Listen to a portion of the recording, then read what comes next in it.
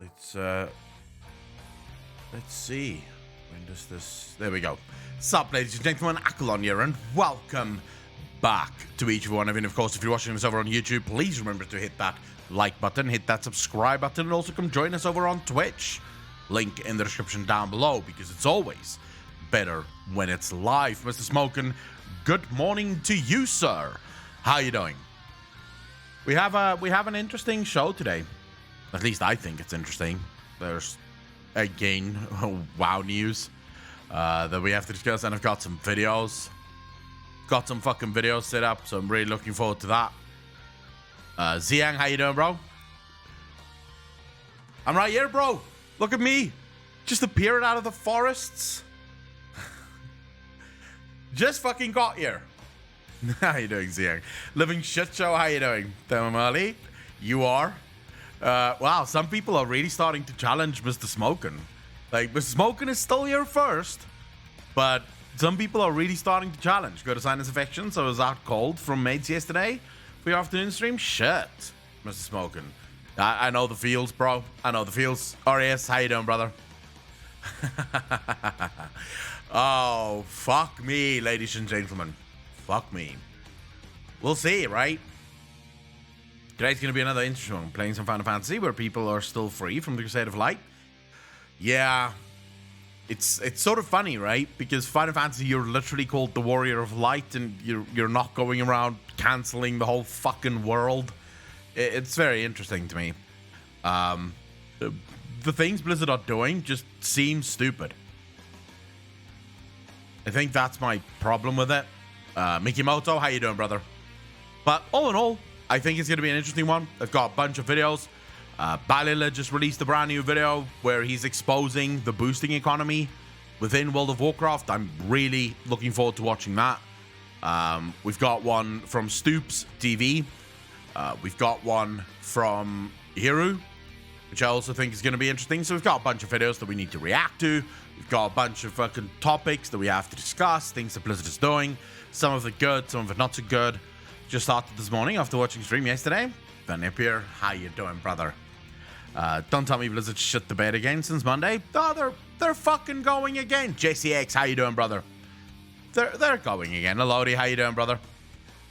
Yeah, I sadly, I watched the ballet video about the RNG and drops, and it makes me wonder what the fuck I'm doing with my life. Oh, yeah, I think that's most of us, Jury Cover.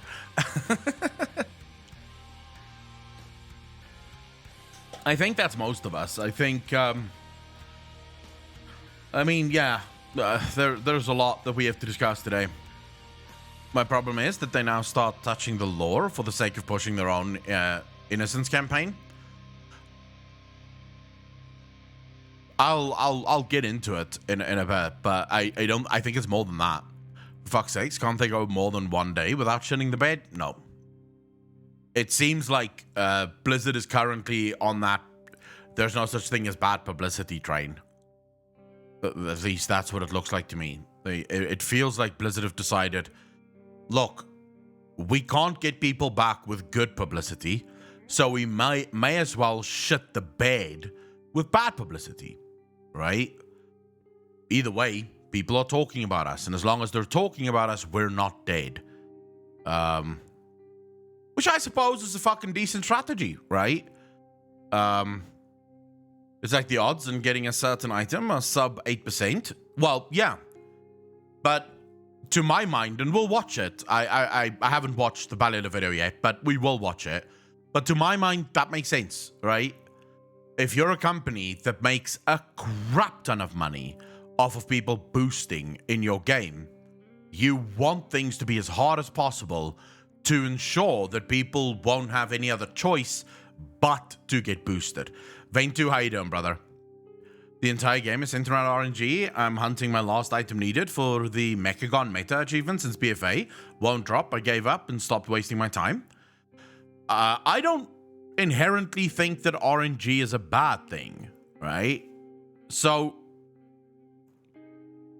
the argument for or against RNG, you can make a good argument for RNG And you can make a good argument against RNG, right? It really, like, you can do both. In almost every RNG, if RNG, listen to me. In almost every RPG, there is a manner of RNG involved, right? It's what makes the game what it's supposed to be. If you play old school games like Baldur's Gate, Neverwinter Nights, Icewind Dale, even Pathfinder, right? These are games that is inherently built around RNG because that's what it allows immersion to happen, but it also allows for some really interesting and funny things to happen, like you getting a massive sword and then that massive sword hits for one, right, on a particular swing. It's not a fun thing that happens, but it's all within the scope of the game. So RNG has pretty much always been part and parcel of RPGs. The problem, I think, comes in. So that's the good part of RPG. The problem with RNG, fuck me. The problem with RNG is if you go too deep into it. If everything in your game effectively becomes an RNG mess, right? So there's nothing in the game that's certain anymore. Everything is RNG. At this point, the only thing in WoW that is certain is that when you fill the XP bar to 100%, it will tick over and you will level up. This is the only thing that is guaranteed certain within World of Warcraft. Everything else have been relegated to an RNG system, which, you know, that's not inherently a good thing, right? You don't want a game where your effort is almost always rewarded relevant or pending conditions. So it doesn't matter how much effort you're putting into something, there's always conditions that will decide, are you getting the thing, or did you just waste your time? And one of the biggest problems I have with RNG is that time is an extremely valuable resource for almost every human being, right? We all value our time, or at least we should. And the issue is when you waste someone's time, especially in a game where the things that you're doing to actually obtain the things that you're after isn't actually fun. Because I think this is what we should probably highlight first and foremost. If you had an incredible amount of fun, right, hunting something like Invincible, right? So you were after Invincible and you were having just boatloads of fun doing it. It was a very fun experience doing it. You would probably not complain about the fact that you have to do that once a week. Yeah? You would see far less complaints because you're having fun. And since games are ultimately meant to be fun and rewards are meant to be the cherry on top after doing something fun, there would be very little, if any, complaints within almost all players, or from all players. The problem is that a lot of people who love collecting stuff go through mindless content in order to collect all of this stuff. So they're running ICC every single week on 11 fucking characters, all in the hopes of getting that drop to finally happen at the final boss. So here's an example of how Blizzard could fix that almost immediately. You bring ICC back as a max level raid, right? Or even a dungeon, 5-man dungeon, if you don't want to do it as a 10-man, even though I believe that 10-man raids should come back. And this would, as far as I'm concerned, be the perfect way to reintroduce 10-man raids to the game. You bring back all old raids as 10-man raids. So they're literally balanced around 10 people in the raid. You go in with your 10 friends or your 9 other friends, and you have a proper ICC experience, by the end of which you have a chance higher than normal for Invincible to drop. Suddenly, you've turned something as mindless as just farming something old school into something actually fun. That doesn't mean that you shouldn't have the option to still go to ICC and smash things if you want to. Yes, that should still be there, but then the drop chance is lower. So let's imagine, for example, you do ICC with 9 of your friends, right? And it's scaled up, so it's actually pretty fucking hard. The drop chance for Invincible is 5%. But if you decide to do the old school ICC, where you can basically pull the whole raid and kill everything with one shot, then the drop chance is 0.01%.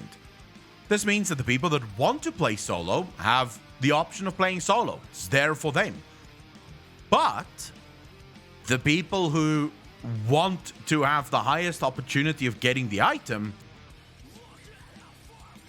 will go with groups. This also plays into our conversation that we had yesterday, where MMOs are supposed to be social games. They're supposed to be played with friends. That doesn't mean that there shouldn't also be the option to play an MMO solo, because solo, like the lone hero or the lone ranger, the loner is a hero archetype, right? So you should be able to play games alone, but you should be that should be an option. It shouldn't be the meta. Whereas currently in World of Warcraft, the meta is playing solo, and the optional content is that which you do with your friends. That just there would make it so that it's almost always more beneficial to have friends than it is to go solo. Doesn't mean you can't go solo, but it's more fun with friends. I hope that makes sense. But that's before I've even watched the Balila video. That's just sort of my thoughts on RNG. Blizzard have taken RNG way too far in their game by sometimes making certain drops like less than 1% chance of it dropping, right? So it is a stupidly low chance of actually getting a drop there. But then add on to that the fact that the thing that you're doing to get the drop is incredibly boring and really not engaging gameplay, and suddenly what's the point, right? Now you're just basically doing chores for the hope of something dropping for you, right? Or getting rewarded. And what's even worse is these are chores that you're not even certain you're gonna get rewarded for, right? There's no certainty. At least with most chores in life, you know if you do the chore, you're gonna get rewarded for the chore that you just did. Be it, as a kid, you would get rewarded with a gold star or something, then you grow a little bit up and your parents will pay you $5 or $5 or whatever the fuck, for cleaning the kitchen or whatever. And then as an adult, your reward is a clean kitchen, because all of you have felt walking into a messy room or a messy kitchen and just feeling very fucking horrible, right? So at the end of the day, not even knowing if you're gonna get rewarded for the chore that you just did, it makes it even worse, right? And it's not that it breaks the game. Let's be fair, right? People who collect stuff are still gonna collect stuff even if the drop chance is low, because they're addicted to the game. So it doesn't matter. It's not gonna break the game. What I'm talking about here is what is fun versus what isn't fun, right? And the current design of having to run ICC 4,000 times in the hopes of getting a mount isn't fun. There's nothing fun or engaging in that content. It's content for the sake of being content, right? And I think that things should exist in video games to always increase fun. You should always try to make things as fun as possible. And Aureus, I don't know what your problem is with this. I genuinely don't know why you have a problem with what I'm saying, because the literal fix that I introduced to this doesn't remove the ability for someone to do it solo and basically smash through it and get a very low drop chance at the end of the fucking run for ICC Invincible. But you also have the option of doing it with 9 of your friends for a challenge for a higher chance of the Invincible drop. So I don't see how I'm hurting anyone. Oh, I thought when you said fun is objective, you're disagreeing with me. And I just thought, I agree with you that fun is objective, but that's why I'm thinking about ways to fix it, where you don't destroy it for the guy that just wants to do a chore, right? But you're also you're also adding something more fun on the other side. So I do apologize. I didn't see your previous post. I literally just saw you go fun is subjective, and I thought, but how am I, how is it that what I'm saying is destroying that? I mean, I'm not taking anything away from the game. I'm just adding something to the game. So yeah, I agree with you. Fun is very subjective, which is why you need to have as many different ways of people doing things so that everyone gets to do the thing that they want, if that makes sense. Walking to a mess of a kitchen after I freak out. I'm turning around and walking right out. My inner OCD clean freak will be spazzing out. I hate that so many people have Invincible now, though. It takes the prestige out of the item. I don't think it takes the prestige out of the item, because the fact of the matter is, there was never really any prestige attached to the item to begin with. I mean, yes, you managed to clear ICC, but the fact that that item was never removed at the end of the expansion or at the end of the raid means that it was never going to be a prestigious item, right? Eleanor, how you doing? These mounts were dropped to ridiculous low percentage chance. They were okay during relevant content. Or yes, I do agree with that. They 100% agree with that. They were... I think mountain stuff is something that you can't really have on 100% drop chance, right? At least most of these special mounts. I think if you raise the drop chance to 100% or even 50%, then it really becomes quite useless, you know? Now, if you have a retired mount that still has more prestige, I mean, I don't like the idea of anything ever being retired from a persistent world.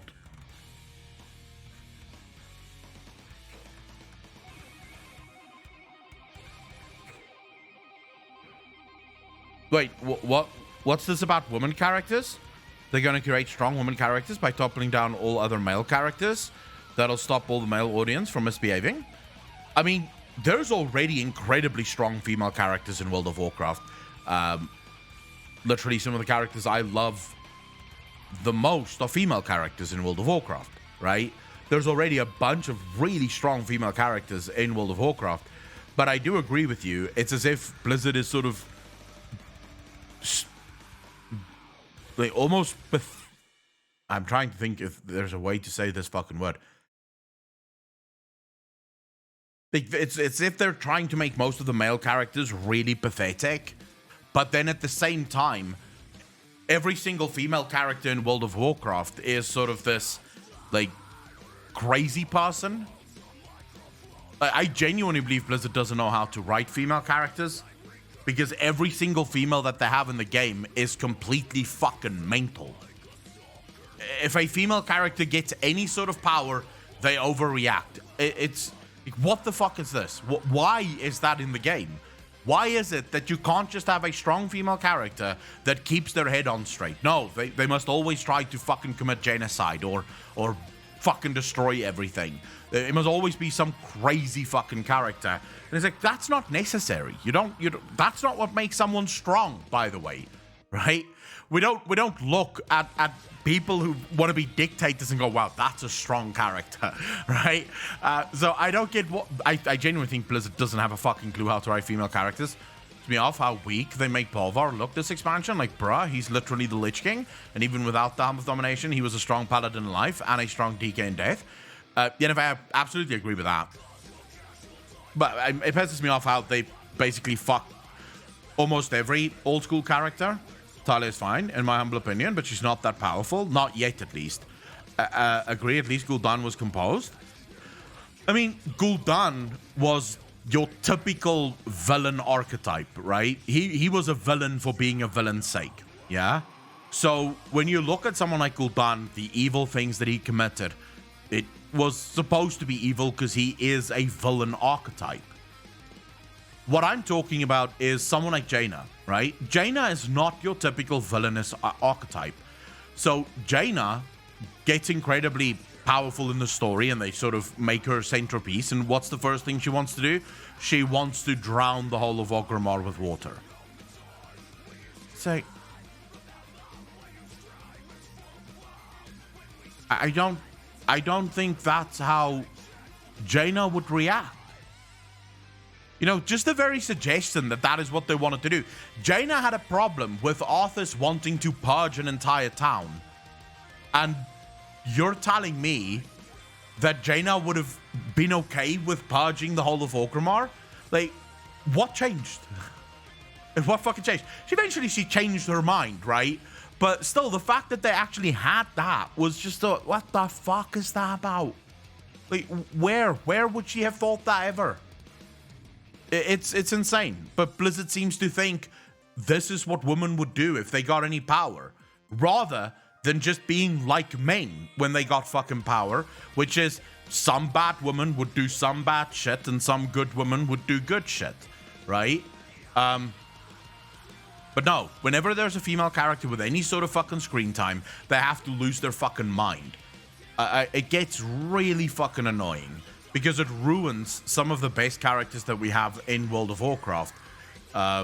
Or they have these women that they want to make them important, but the women never actually become important, which is another thing that really pisses me off. You have male characters as well. You have these characters that you can clearly see Blizzard wants us to care about them, but the characters just never really do anything that makes us care. I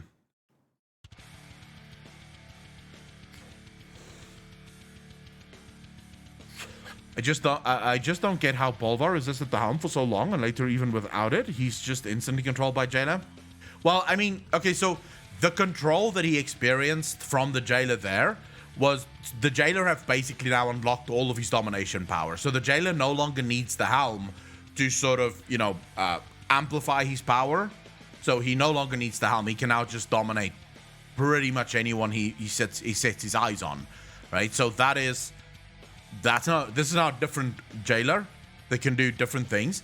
But I do agree with you. The fact that he could resist for so long, they need to explain that. Like, why could he resist for so long, but Arthas, for example, couldn't? Arthas couldn't resist the Jailer. Ner'zhul also resisted. So it makes no sense. We would need explanations for that. Ormi, how you doing, bro?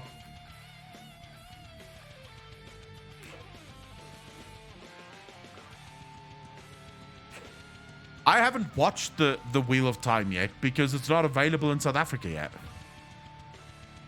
X not needing Cerebro. I think currently the Jailer storyline is extremely confusing. Like there's so much in the Jailer storyline that makes very little sense.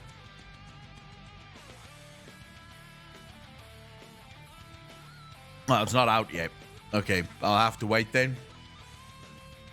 I'm so scared it won't be true to the box in big important ways. I haven't read the box, so I don't really give a shit. It doesn't really bother me. Rumors are that the Wheel of Time series is a clusterfuck. Why though? I don't know. The Jailer had a cool premise at the beginning of the expansion, but they refused to tell his story for whatever reason. I mean, the Shadowlands has a cool premise.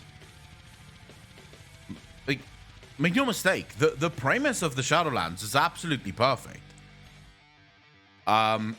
If we go back to when we all first saw the moment that Sylvanas ripped open the helm, right?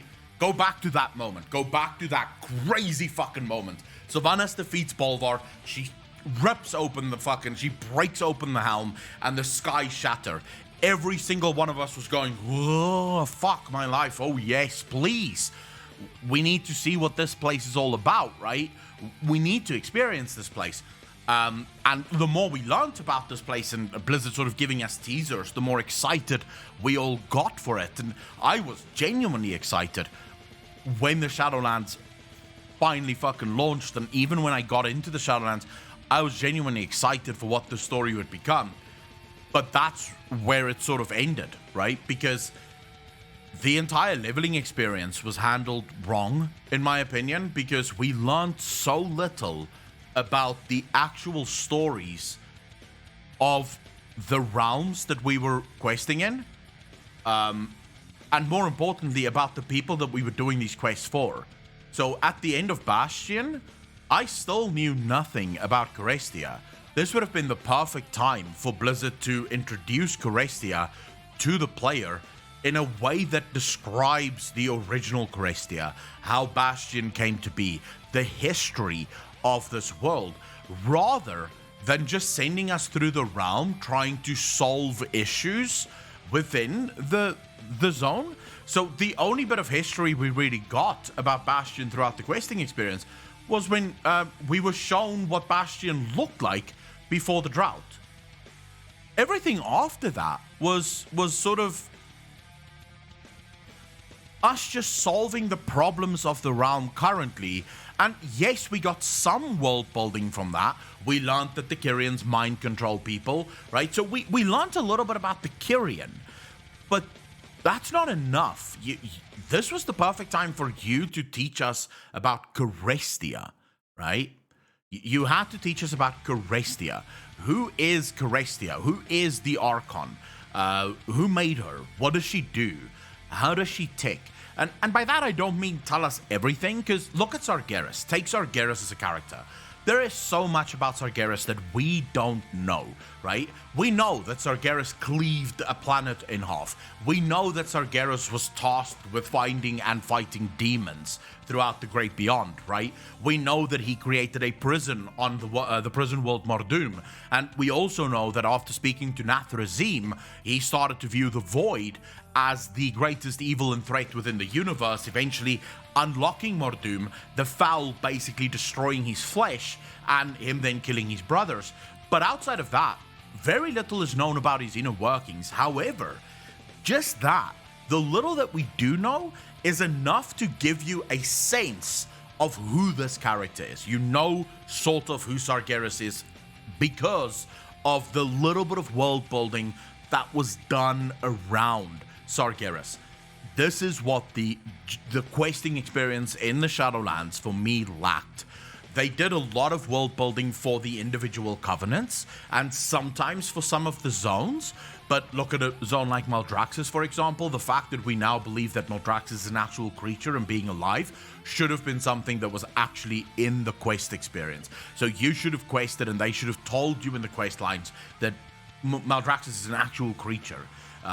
This is how the Primus made his realm, on the back of an actual creature, which would have been cool, right? Because all of a sudden everyone's going, oh, are we going to see the creature?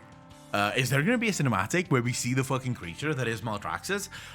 You don't know what Maldraxxus the creature would look like, but just that is enough to whet your appetite. Now you're enthralled in the story.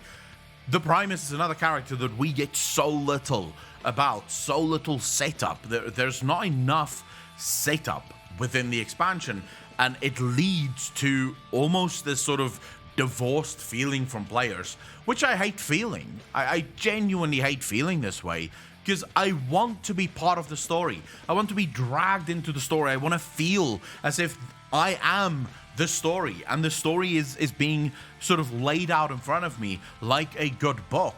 The problem in Shadowlands is we arrived at chapter 10 and no one even did us the courtesy of at least giving us a synopsis of chapter 1 to 9, right?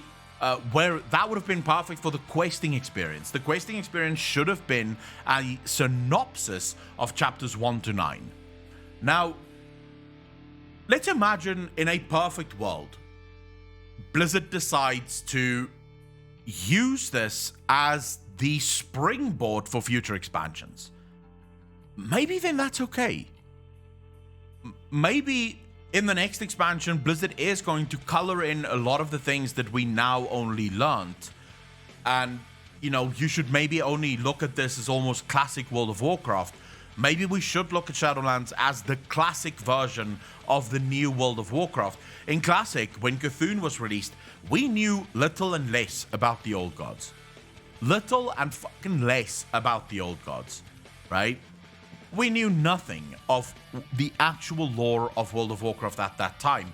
We knew some of the lore through Warcraft 2 and Warcraft 3. Warcraft 1 had lore, but not as much as Warcraft 2 or Warcraft 3. So we knew some things. We knew basic things. The problem in Shadowlands is that we didn't have a Warcraft 2 and a Warcraft 3 that taught us some things. We had no things. So maybe in future expansions, we will look back at Shadowlands and go, man, I never realized the amount of world building that was taking place in Shadowlands. there is an absolute chance that that could happen, right? There is a chance that we sit here within the next 4 years and I'm going, remember when we shat on Shadowlands? How good is that expansion now? The lore of that expansion now, right? There's a chance that that could happen, right? That Blizzard maybe wants to keep that suspense, that secrecy, because they have plans for it in the future. But I think it could have been handled better. You look like you've lost some weight. Either by slowing things down. As someone that did play WC3, but not WoW, in which point did Sylvanas' character start going off the rails? Or was it just Fat and Shadowlands? Mighty Randon, Sylvanas' character sort of went off the rails, then stopped going off the rails, then went off the rails again. It makes fucking little to no sense about Sylvanas. So, Sylvanas' character went off the rails just after she broke free from Arthas, right? She went into a frenzy. All she wanted to do was kill Arthas, and she actually instructed her Forsaken to kill everyone so that she could kill Arthas. Then after Arthas was dead, she jumped off the top of Icecrown Citadel. She went to the jailer and she had a change of heart. Suddenly she saw her people differently. She was no longer as evil. She no longer wanted revenge above all else. And then Sylvanas became actually pretty cool, pretty nice, pretty okay. And then in Legion, she gets voted as the new war chief of the Horde, and suddenly she goes fucking mental again. Like suddenly she decides everything needs to die again. So I would say I would pinpoint the exact moment that Sylvanas' character went off the rails was the moment that Vol'jin told her, you must step out of the shadows and lead. That was the moment that Sylvanas' character went off the rails again. So yeah, I'm not including the stuff that happened in Kata, Shay, because it was still part of Sylvanas' sort of early things, but she changed after Kata again. That's why I'm saying Sylvanas went through a whole bunch of ups and downs, right? But after Kata, Sylvanas absolutely changed again. She's always she seems like a character that has always struggled with her place in the world, right? She's always had this two sides of herself fighting. One wants to destroy everything and the other wants to just be normal. And it seems like it's sort of like constantly fighting each other and trying to figure out which one is best. But that would be the exact moment, I think.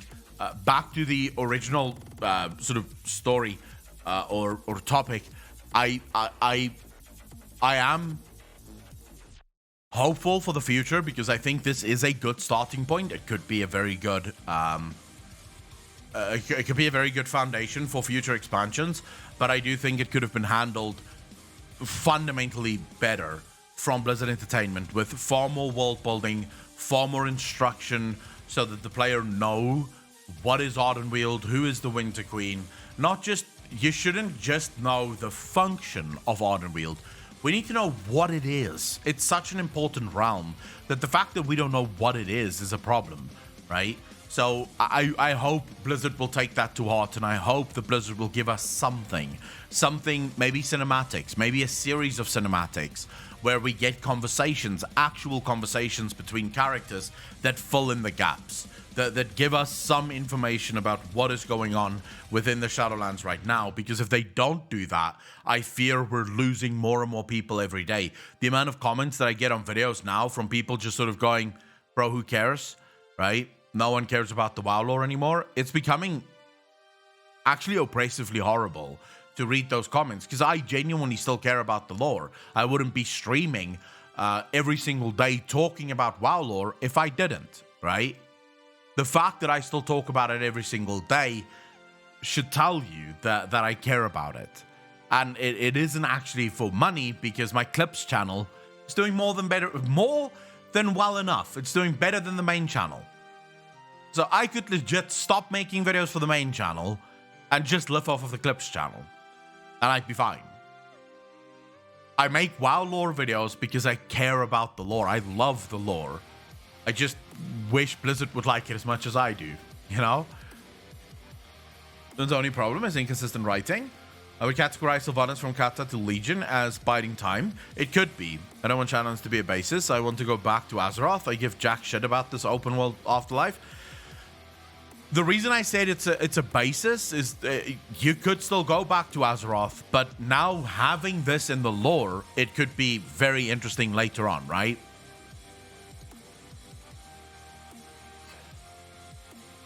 We are running low on copium, Akko. Be careful. Jinxie, thank you very much for the follow. Really appreciate that. Welcome to the channel. Up that copium levels, bro. Just up it. Don't even fucking worry about it. If you feel sad, just take more copium. I realize that people are gonna basically accuse me of having copium, but I would hate to lose World of Warcraft. I wouldn't want World of Warcraft out of my life. That's the problem. None of the current writers at Blizzard seem to care about the story and lore as much as we do. Yeah, they seem to care about how can we write books about the lore as well as make games about the lore, and maybe we're going to get a movie about the lore again. Who knows? Jamie Rush, how you doing, brother?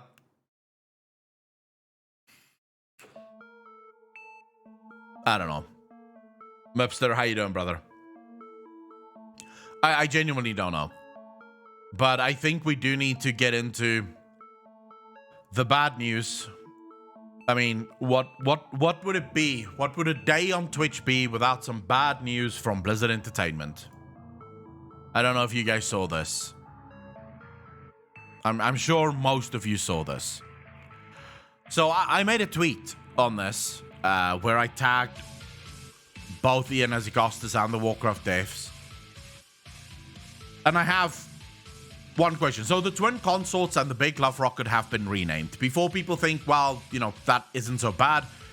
They're definitely coming for the Black Temple next, and probably very soon you will start to see your transmogs change as well. You'll start to see Alexstrasza be dressed up. You'll start to see basically everyone dressed up. Oh, we can't talk about that, Elodie. You can't talk about like male characters being consorts. Doesn't matter. It's the female characters that's being consorts that apparently matter to a whole bunch of people. Even though I can't actually find the people that it matter for. I can find them on Twitter. Don't get me wrong. There's a bunch of mentally ill people on Twitter that love these changes. Do not get me wrong. But real people, like the normal people in the world, I'm trying very fucking hard to find the people who actually give a shit about all of this, right? Who actually care about any of this. And I've asked a lot of the female females that I know in real life, as well as some of the female viewers. And I have yet to meet someone who follows my content who looks at this and thinks to themselves, oh my god, I'm so glad that they changed this. Now, first and foremost, right, the twin consorts were held by the Mogu. The Mogu were incredibly evil. It's almost as if a very evil kingdom and people would have things like female slaves and consorts and sex dungeon workers and shit like that, because that's their culture. It's incredibly evil. We fought them, right? Because we didn't agree with the things that they were doing. Now, I'm sure when most of us went to fight the Mogu, we weren't fighting to free the twin consorts or the women of the Mogu Empire, but we were in general not in agreement, right? With sort of, the way the Mogu do things. And Shay, I realized that concubine and consort is not the same thing, but I'm sort of using a bit of the Twitter lingo here, right? From all of the mentally sane people on Twitter. So follow along. Is all I can say. I'm sort of trying to steelman their argument while also explaining to them that they're completely and utterly fucking wrong. Okay? Then you have the name, the big love rocket is now called the X-45 Heartbreaker. Any goals in chat? Any goals in chat? Did it make you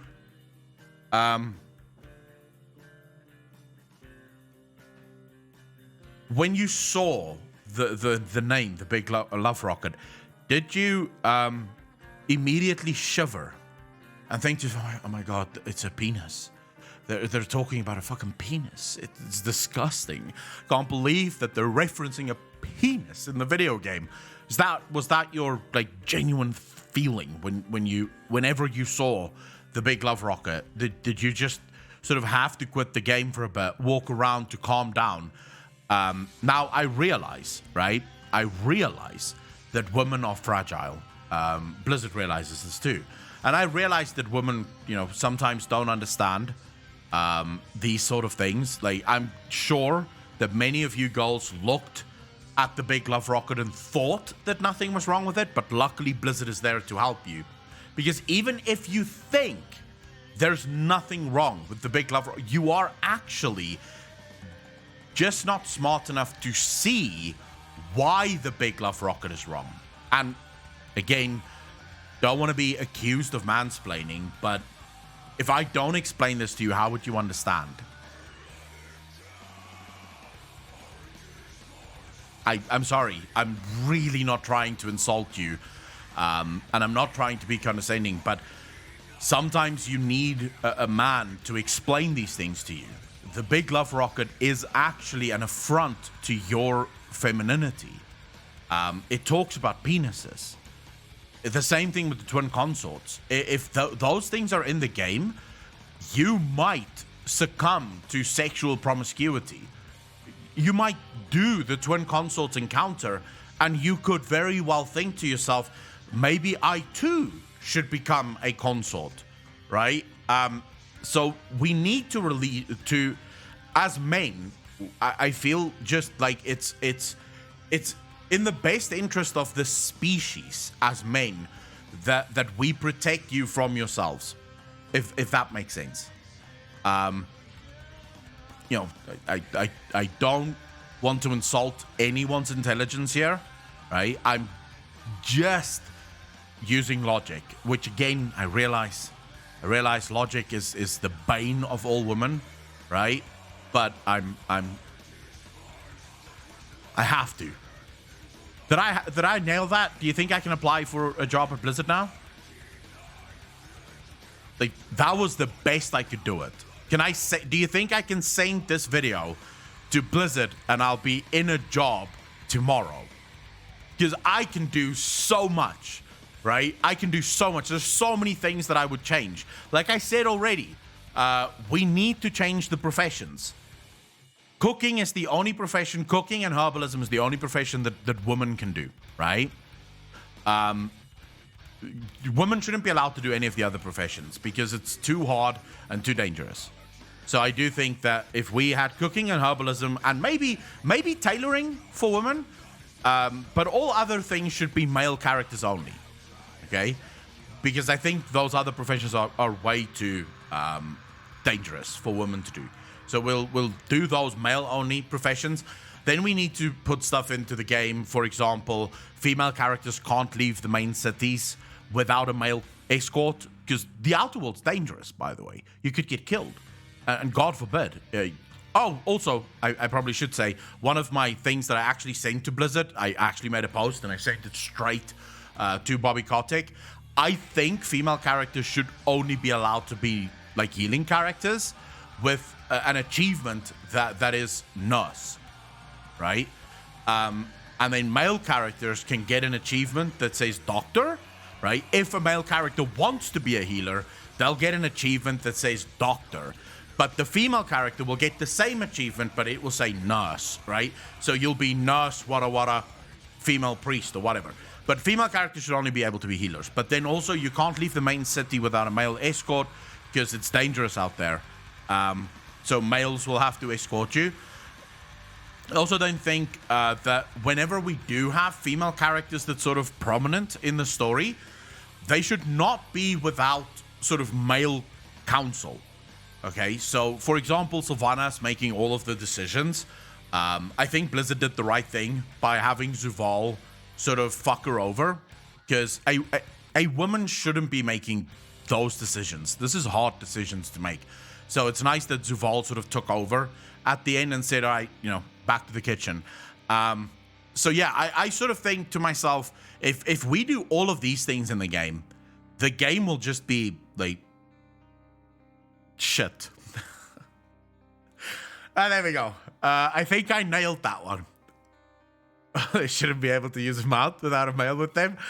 I go pitching wild to the Taliban. So the Taliban runs Blizz now, or what? Yeah, probably. Obviously, that was trolling. For anyone that sort of sat there and went, oh my fucking god, this misogynistic piece of shit. I genuinely had to dig like fucking deep, dude, to find like every single thing that you could insult women with. New class design, housewife. Yeah. Yes, the next expansion, we make it where women can only wear armor that covers everything but their eyes. Can't wait for the out-of-context clip on YouTube. I'm putting this on YouTube. There's no such thing as sarcasm on the internet. Everything is 100% honest. True. But I hope, well, actually, I know that most of my viewers are intelligent enough to know that this is just a joke. Potspoon, there's nothing wrong with housewives. But can you imagine the outrage? Because the sort of the problem that I have with housewives is the fact that for some reason a woman can choose to be a businesswoman, but she's not allowed to choose to be a housewife. Which never made sense to me, because the whole point of feminism was for women to be able to choose whatever the fuck they want to do. And yet whenever I see a woman wanting to be a housewife, she gets attacked by feminists. And it's like, I didn't think that took a turn for the worse. Dude, for a second there I thought this guy has lost his fucking mind. Jinxie, no, luckily not. My personal stance, like my genuine stance, is do whatever the fuck you want. I couldn't care less, right? That's my personal stance on everything in this world. Whereas if can't be a housewife if the game doesn't have housing. Oh shit, yeah, that's true. Well, it's concubines for you then. You can all congregate within one of the like main buildings. I agree with that, Potspoon. Till they get to the trolls, you know a revamp of them is coming. Bro, I fear for all of the NPCs that we love in this game.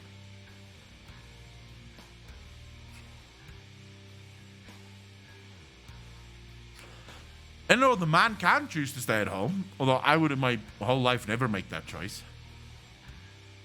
Working full-time and at college, a man could never. Yeah, I would not be doing all of those things. There's no fucking way. That's too much work. But no, I would never want to be a house husband or whatever the fuck it's called. I sadly still grew up in that old school fucking era. My mum was a housewife. And I can tell you now, judging by the amount of shit that she did, I would never want to be a fucking house husband. Jesus, it's a lot of work. Anyone who believes that a housewife doesn't work is fucking nuts. Raising kids is like a full-time fucking job, bro. It's not easy. At no point should anyone ever go, well, you're just raising kids. Who gives a fuck, right? Raising kids is fucking hard. I'm a traditional man and loves me some traditional woman. Yeah, I don't really give a shit. Like, again, my viewpoint on it is pretty much do whatever the fuck you want. If I did get married, it would be up to her. She wants to be a businesswoman, then yeah, all right. If she wants to be a housewife, yeah, all right. I couldn't give two fucks. It's not my life, right? My husband is a stay-at-home. He is better at it than me. I can never do it. Wife works, not you. I don't think it matters, right? Just for me personally, I wouldn't be able to do it. So I could personally never do the house husband thing. I grew up in a house where my dad worked, my mum was a stay-at-home mum, and she was happy with that. My dad was happy with that. So I feel like if I'm not contributing, like by working and financially contributing, I would not be happy. It would be an issue for me. They tell me since I stay at home, well, fuck them. Fuck anyone who wants. Look, I never understand why people want to waste their time looking at other people and judging them. Like, genuinely speaking, I don't get it. If it does not affect your life, like personally fucking affect you, why do you have an opinion on it? Why do you waste your time forming opinions on things that don't matter? It's like people that have problems with gay people. It's like, bro, no one is saying that you should suck cock. Like, no one is forcing you to go on your knees and suck a cock. So why does it matter to you what someone else does in the privacy of their own fucking home? Like, how does that affect you whatsoever? I don't understand it. So I have this fundamental rule in my life. I look at every single thing that happens in the world, yeah? And then I go, does this affect me? If the answer is no, I move on with my life. I just couldn't give a fuck. But values, well, they probably wanted to suck cock. I mean, values, the problem with values is an individual thing. I hate people who go and sort of want to make values a universal thing. Like, oh my God, the values of the society. Society doesn't have values. Individual people have values. And I'll tell you what, I've met gay people with more values than some straight people that I've met. So at the end of the day, values is a very inherently personal thing. So I don't give a fuck about society's values. No one is forcing you to get on your knees and suck cock, but if you did, you might like it. I would throw up. That would be the worst experience for both of us if that happened. Not my barn, not my turkeys, not my circus, not my monkeys. Yeah. I mean, I don't know. It would be a weird experience. I'm gonna say that. Values are useless as fuck. Look at Blizzard. They used to have values, and yet they never had any. I mean, they do have values. They keep telling us they have values. What are you talking about? Work from home, I have done since March 2020. There are no plans for me to return to the office. My partner works in an office. If when we have children, I'll likely be caring for them while I work from home. Say a prayer for me. Ollie, yeah, good luck, bro. Raising kids is not fucking easy.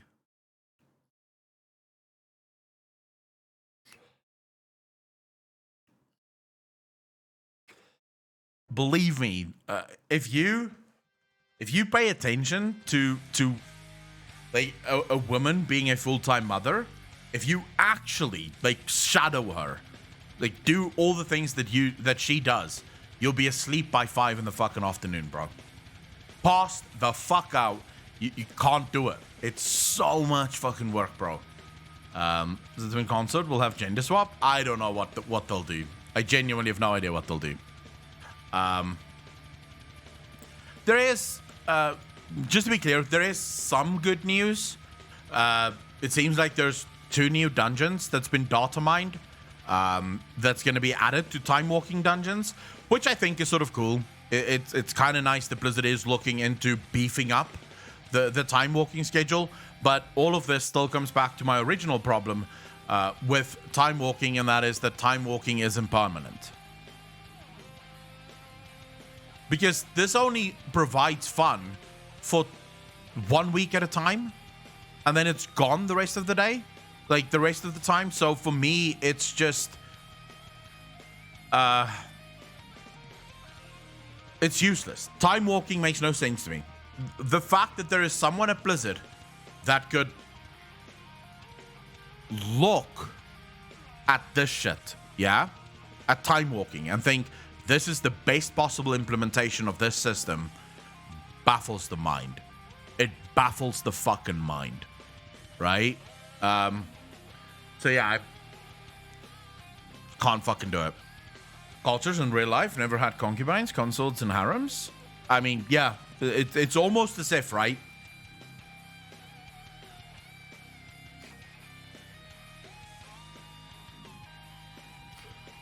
I don't understand it either, Nico. I mean, can I ask anyone in chat right now? What would go missing? Like, what would you lose if time walking was always on? Have this T next to my name? Because you subbed, Pikarku.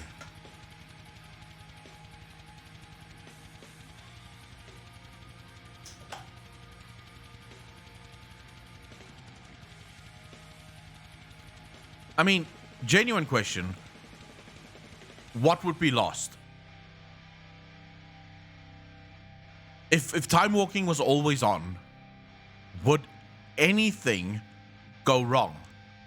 Other, of course, than the fact that people would have shit to do in the game. Like, people would have actual things to do in the game.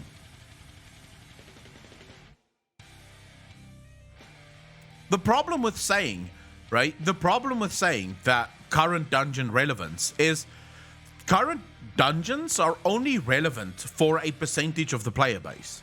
There is I think it's 15% of the player base that does Mythic Plus anyways, so for them, current dungeon content is relevant. For the rest of the people, it's not relevant, and it's never going to be relevant. Even if there's nothing else to do, they'll most likely still not do Mythic Plus, right? So, and if time walking was always on, the people that is doing Mythic Plus wouldn't then suddenly start running time walking. They'll still be doing their Mythic Plus because they like Mythic Plus. So I find it very weird that time walking is still a restrictive activity. But the fact of the matter is, it's what Blizzard does with everything, right? Whenever Blizzard brings out anything fun, it always has to be some kind of restrictive bullshit. Like, they always have to put some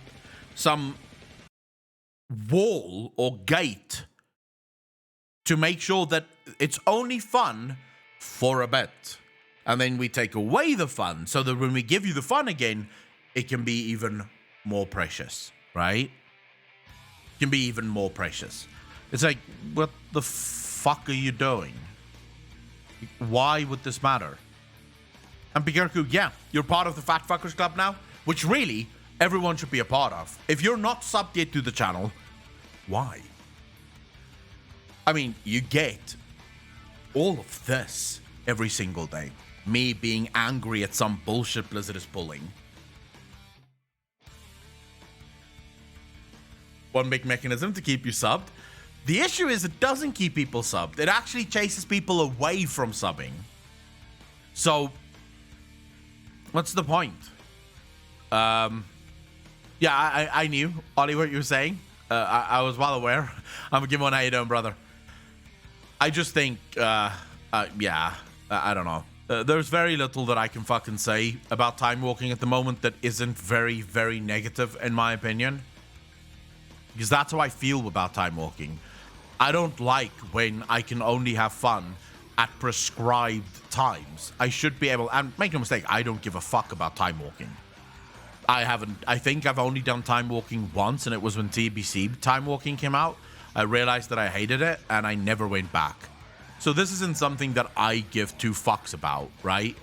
But I know people that love this. They should be able to do it whenever the fuck they choose. Keep gymming, and one day we'll have to kick you out of the Fat Fuckers Club. I mean, the Fat Fuckers Club will always be the Fat Fuckers Club because every single person has a fat fucker inside of them.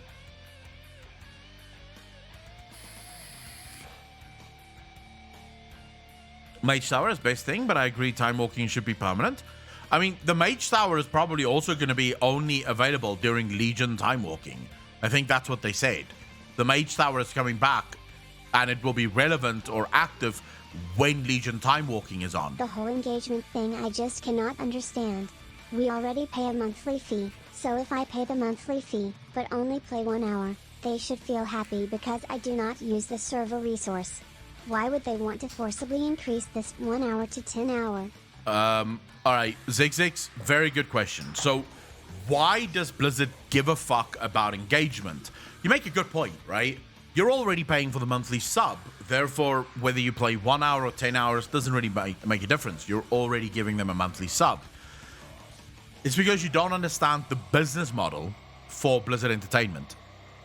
Blizzard have given up on subscription being their business model a long time ago. The problem with subscription models is that if the subscription model is your business model, right, so that's how you make your money, you have to make an impeccable game to entice as many millions of players as possible into your game to actually make money, right? So let's say you want to make $150 million a month. In order to make $150 million a month, you have to have 10 million subscribers, right? If you want to make 300 million, you need 20 million subscribers. This means you have to make an incredible amount of content that 20 million players will find enjoyable to consume. An easier and far better way of designing a game is to design a game where you'll have, say, a steady 3 to 5 million subs, right? But out of that, you'll have at least a million, 500,000 to a million people who actively buy items from your cash shop. This is Blizzard's business model. The business model that Blizzard cares about right now is the one that gets people to buy things from the cash shop, be it the WoW token, be it the mounts, pets, armors, whatever the fuck they can put onto the cash shop to get people to spend. Now, this is where things get really messy.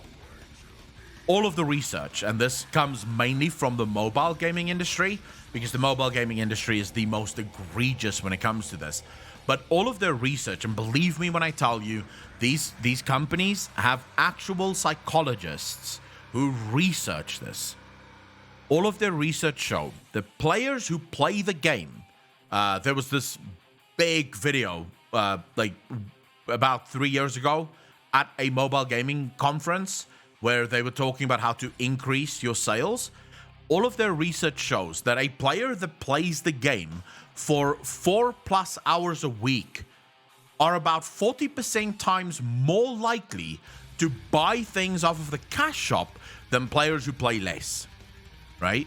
But we're talking about mobile games. Many people play mobile games for 10 minutes at a time in between meetings, right? So very few people put 12, 16 hours a week into a mobile game. So if you blow that up to PC gaming, those numbers become bigger. The average gamer right now, according to research, plays anywhere from 4 to 8 hours of games a week. The average gamer. Because most people don't have time, right? They maybe have 3 hours a week somewhere where they can play, right? When their kids are asleep already, they just got home from work, they finished all of their after-hour chores and stuff, and now they have a quick hour or two to slave away in the game. So what you want is to increase the amount of hours that someone puts into the game to increase the chances of that player purchasing things off of the cash shop. Now, this is where you have to start designing your game with as many sort of artificial gates as possible that can be overcome by spending money on the cash shop. So, boosting is probably Blizzard's biggest moneymaker right now. We're about to watch a video on boosting from Balilab, right? They've done a 4-part video series diving into boosting and the economy of boosting. But from just what I've seen from the headline, it's a multi-million-dollar industry at the moment. Boosting in World of Warcraft. So Blizzard is making a crazy amount of money off of boosting. They want people who don't have enough time to play the game, but enough to be engaged in the game, to be willing to spend $20 or $30 or $40 just to buy a boost. That's what they need. They want people to be able to buy boosts so that they can keep their game going. Because the whole game now, the business model for Blizzard have become the WoW token. The WoW token is the biggest driver of currency on World of Warcraft right now. And they love it.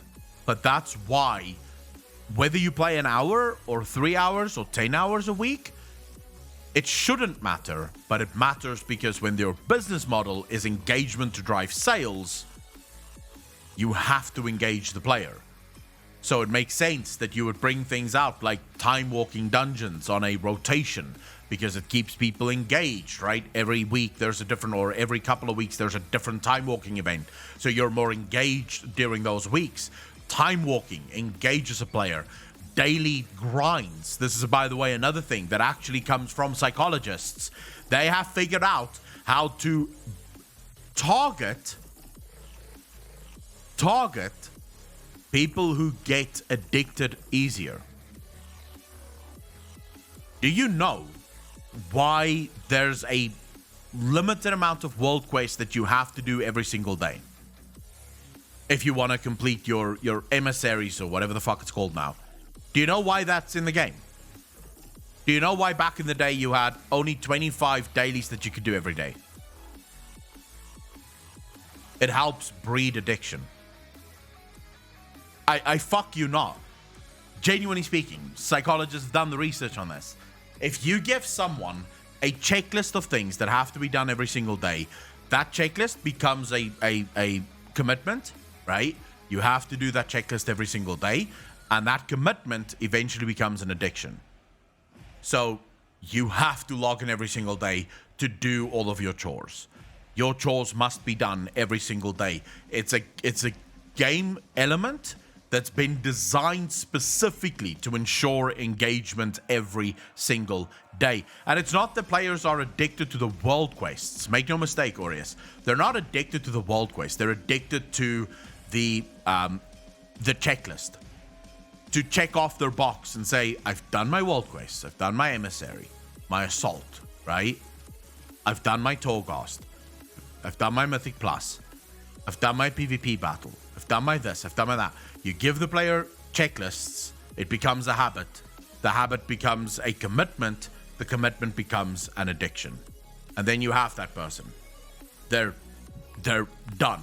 That person will never leave your game. You've got them. And now that person will start spending money.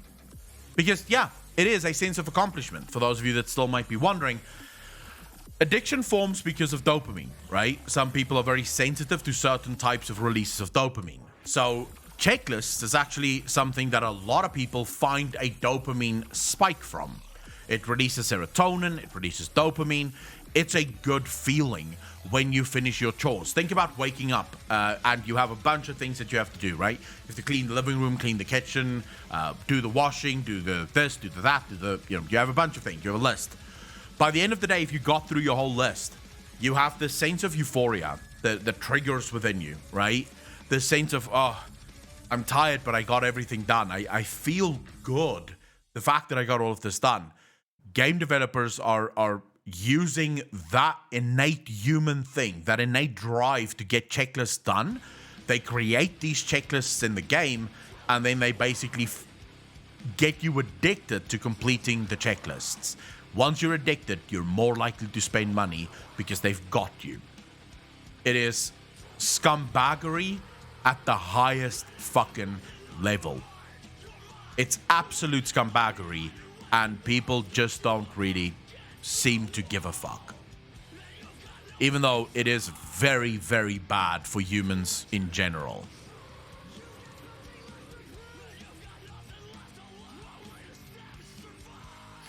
Oh, mate, we're talking about sort of random stuff. Blizzard did do bad stuff, but we've covered that already. They're changing names again.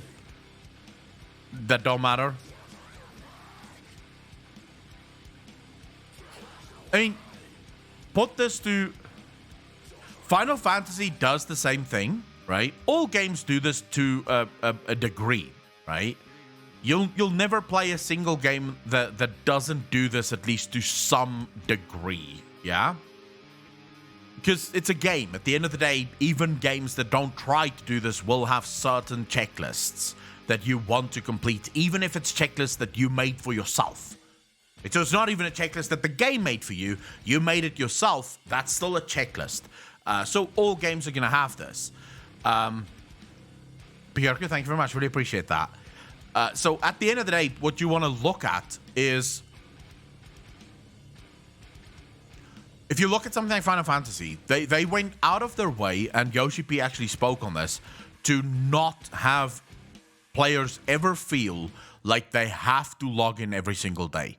Like, Yoshi P literally said this. When they looked at how to design their game, how to make Final Fantasy Endgame, they were very careful to ensure that even if you don't log in every single day, you're not missing anything. You're not going to fall that far behind. You're not going to miss out that much. Basically, you can log in whenever you can, whenever you want to, and you can do a bunch of things in the game. And that's it. That's all they want. Which I think is actually a nice thing to do, but I also think it's more... it will give the game more longevity, because people will eventually get burnt out on the checklists that you do, right? feel I get what you mean due to a couple of things in real life. If I break routine, I get ejected notice. If I did not do the same checklist of WoW stuff one day, I would feel like I would need to hop on even if I'm not free to keep on top of stuff. No, the BFN SL, it's become less of a need to do this, to fuck it. I mean, that's the problem, right? Eventually, when players start to see through your checklists, that's when they move on, right? I think I will return to Warhammer Online, Return of Reckoning, because it's the same Chaos versus Order, like Horde versus Alliance, and I like the lore of Chaos Faction 2. Stacyberry, so you're done with Final Fantasy.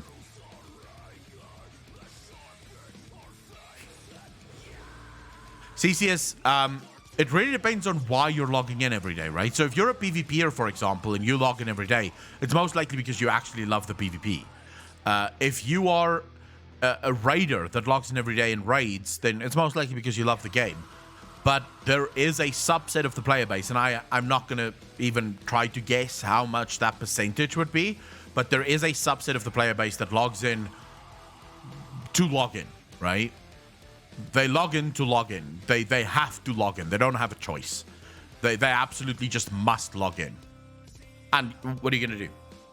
Like, what are you going to do? They can't fucking help themselves. They're addicted to the game. They're addicted to the list.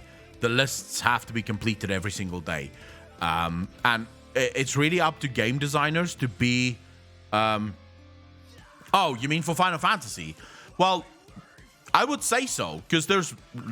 from what I've heard from players who play at max level, in Final Fantasy, there's no real need to log in every single day. Like, there's nothing that you have to log in for every single day. So if you log in every single day in Final Fantasy, it's most likely because you want to log in every single day. Because there's nothing that you're gonna miss, right? Tasty Berries, it gets better later on.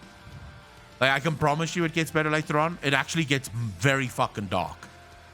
Like, let me just warn you. There are times in the Final Fantasy XIV lore where it's darker than World of Warcraft. Like, there's some fucking dark shit that happen in Final Fantasy. It starts off really cool and sort of cutesy and shit. But believe me, it gets... there are things that happen in Final Fantasy where I'm like... I don't even know if that's legal. Like, how the fuck do you have this in the game? That is horrible shit. So, yeah, I would say keep playing. And don't pay too much attention to the cute stuff. It goes away. You get very used to it.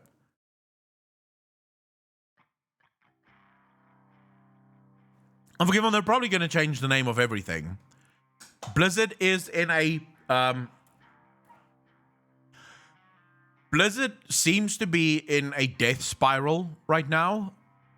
And I think Ballilar is correct. So I'll quickly give you guys what Ballilar wrote to me, because I think this is actually perfect, right? Because Ballilar replied to my tweet, and I think it's probably one of the best replies I've ever read from Ballilar. But I'll give you guys what he said here. At this rate, so this is my tweet.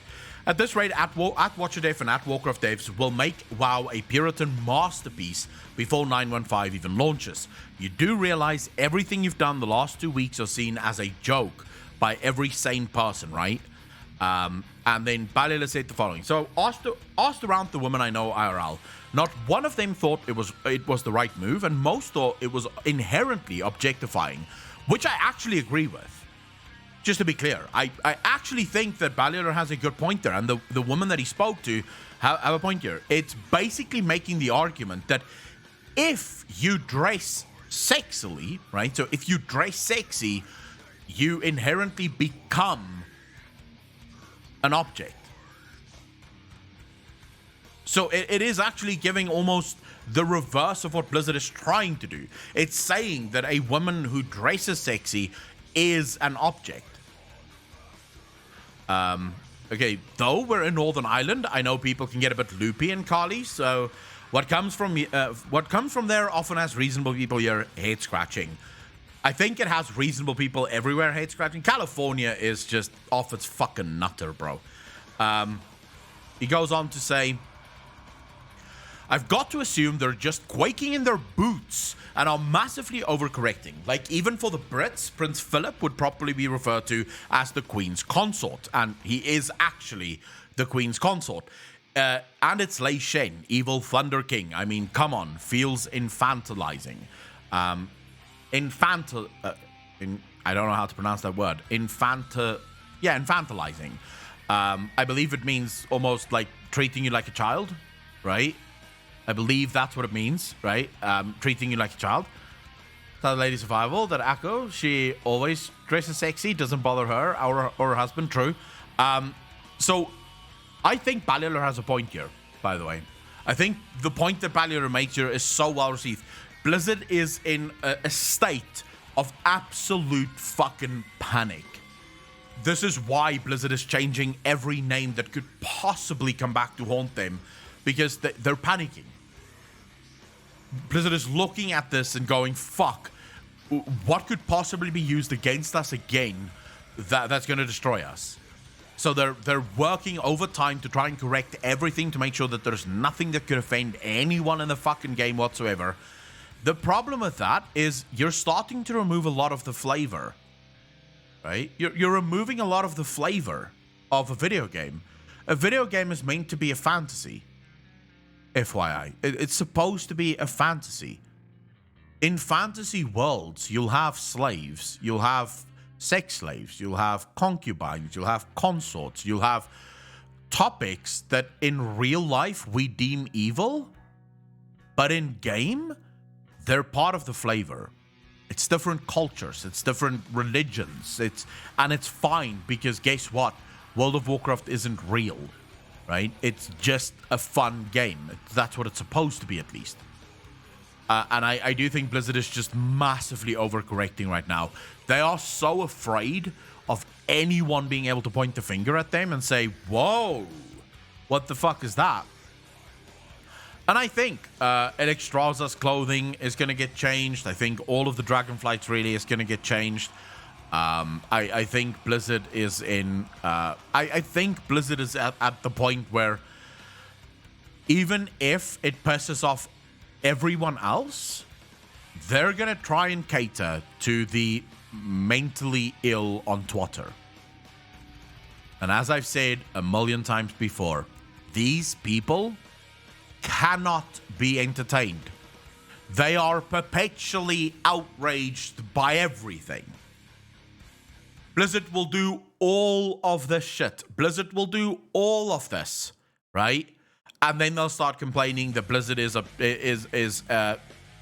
making or slut shaming women. Mark my fucking words. After Blizzard have covered up all of the characters, they'll start saying that Blizzard is slut shaming women. So if a woman wants to dress cute and sexy, she's a slut, and how dare you? Because these people make a living off of being outraged by video games. That's all they fucking do. I have always disagreed fault with the fact that a lot of children in games, like in WoW, cannot be harmed. I think this is stupid. If a child is completely fake, it can be killed by another character that is also fake. I think that's sort of I don't know. Because that is sort of, it just plays into, I think, a level of cruelty that most of us don't want in games, right? The idea that you're going to kill a child in a game, it plays into the sort of thing that most, and there are games that do it, by the way. There are games that kill children as part of their storylines to get a lot of emotional reaction from people. But I think it's that emotional reaction. You'll get far more people that get very pissed off that you're allowed to kill people in the game than you would get people who are actually okay with it. I wouldn't mind it inherently, like personally, I wouldn't freak out if Blizzard made that a possibility, but I wouldn't, like, yeah. One of my boy characters is very cute and sexy. I think the correct way for Blizzard to have gone with this is to make just as many male sex objects in the game as well. And I don't want to hear a single fucking woman in this chat go, yeah, why do men objectify women? You do it too. Don't even pretend that you don't. I have sat in and I've listened to women discuss men. You objectify the fuck out of men. When you see a sexy guy, that guy is abs and a dick to you. That's it. But You it look already at the happened sexy in guy the and you say, war. oh, felines and a famous. fucking Thanos, cock. Yes. Diablo, Obviously, you or won't say it that children. way, right? You won't say it exactly that way. But you do it too. You might do it in a more nice and sweet way, but you objectify men all the fucking same. Guess what? We're a sexual species. When you see someone that's cute or pretty or beautiful, of course, you're going to objectify them because you don't fucking know them, right? You don't even know their name. They're just beautiful. And yes, you're going to think to yourself, man, I'd like to have sex with that person, right? My grandma, right? My grandma, who is like fucking, she was in her 60s when she said this, but she was looking at a guy here. He's a celebrity in South Africa. His name's Steve Hofmeyer. He's like a singer. She would look at him and she would always, whenever he came onto the television, and she annoyed my grandfather to no fucking end. But she would say, I wouldn't mind if his shoes was under my bed in the morning, right? Every single time he came on television, she would say that. How is that not objectifying that guy? Of course she's objectifying him. All she wants from him is to have sex, right? That's it. That's all she fucking wants from him. My granddad used to just sit there, look at her, and just go, just fucking, what can he say, right? So at the end of the day, there's people objectify each other. Women do it as much as men do. Somehow it's men that's the problem, but it's a people thing. I think personally, the only people that have a problem with objectification are people who don't get objectified in the first place because they're too lazy to go to the gym, they're too lazy to get into shape, and then they sort of, because they don't get looked at, because no one fucking looks at them, because no one seems to give a fuck about them, they now want no one to be noticed. Like, people shouldn't fucking do those things. And it's like, well, you do it too. Like, you fucking do it too. If you don't like the way you look, go to the gym and fucking work out so that people can notice you too. Right? But it's just bullshit.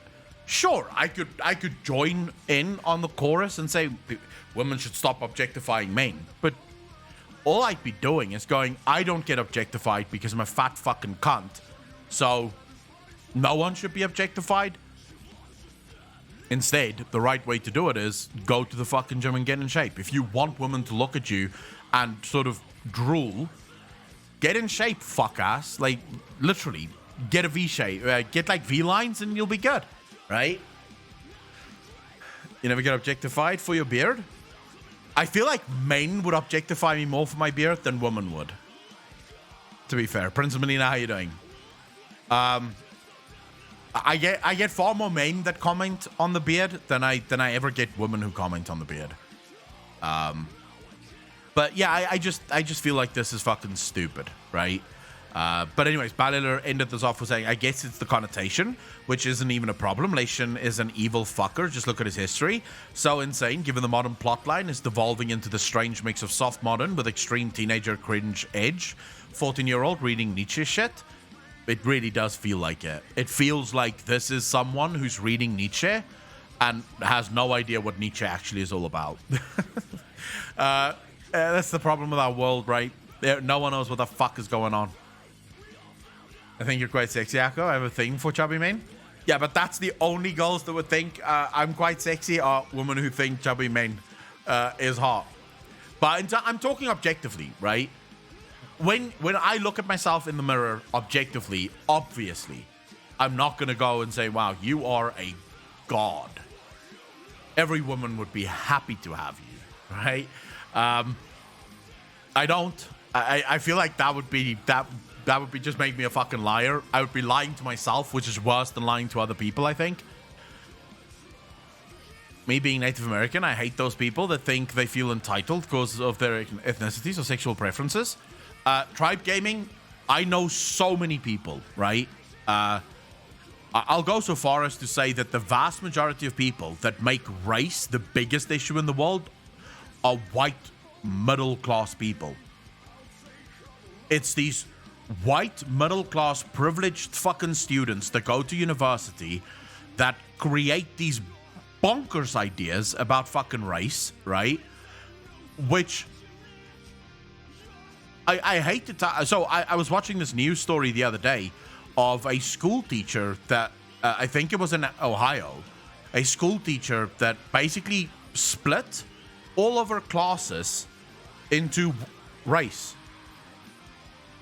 Like, there was white classrooms and black classrooms.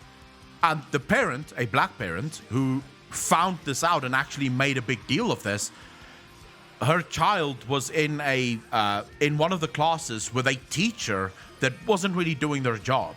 And so the parent went to the headmaster and said, listen, I would like my child to be placed with this teacher because my child isn't learning anything at the moment. And the headmaster went, I'm sorry, I can't do that. She said, why can't you do that? And she said, well, that teacher is a white teacher for the white pupils. And the mother was like, what? And she was, yeah, that teacher is white, so that teacher teaches the white kids. And the mother was like fucking flabbergasted. And when I actually listened to the story, I was like, you know who agrees with this? The KKK. You know who agrees with you that race is the single most important thing in the world and that people should be divided by race? You are doing the Lord's work in the eyes of the KKK. They can sit back and go, yep, America's finally going the way we wanted it to fucking go. Segregation is, look, when you make race the number one thing in your world, you are creating a ticking fucking time bomb. Because basically what you're doing is you're telling people that they are different from one another and that they should never even try to assimilate or integrate or become one people. You are creating a ticking time bomb where eventually you have shit ideas where people start to think, hey, you know what would be a good idea? What if we just killed everyone that doesn't look like us?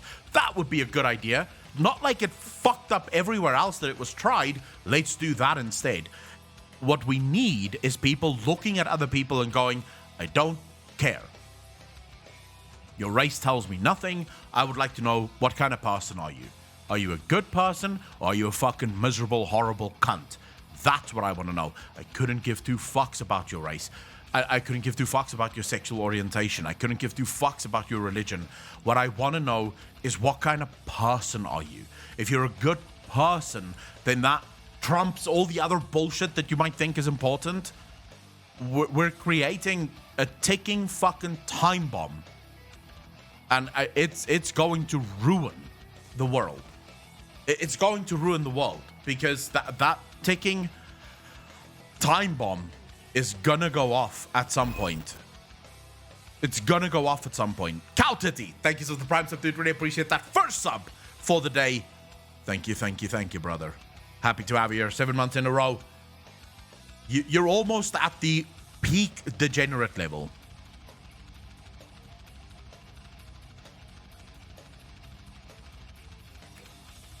Blue Water.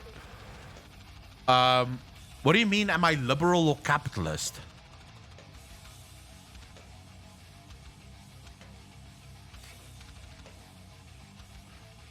Mary, I agree with you. I genuinely couldn't, because I'll tell you what. I have met horrible fucking white people. I have met horrible black people. I have met horrible Asian people. I have met horrible people from everywhere. And I've met good people from everywhere. At the end of the day, in my book, there are only two types of people. There are good people and there are fucking miserable people. And that's all I give a fuck about, right? If you're a miserable cunt, I don't care if you have blonde hair and blue eyes. I don't care if you look the same as me, you speak the same language as me. Get the fuck away from me. You're a miserable little cunt, right? I would rather spend time with people who are nice, right? And whatever fucking race, right? Than I would with someone that looks like me but is an absolute miserable old pig to be with.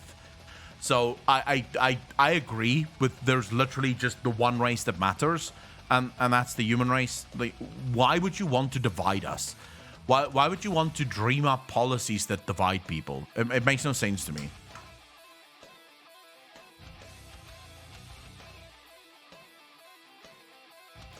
No, the mechanical people can fuck off as well. Drew, thank you for the follow, dude. Really appreciate that. Welcome to the most degenerate channel on the internet. Happy to have you. Both on the right and left. Yeah, I like pissing off everyone. It's what I do. It's what I do fucking best. I piss off everyone.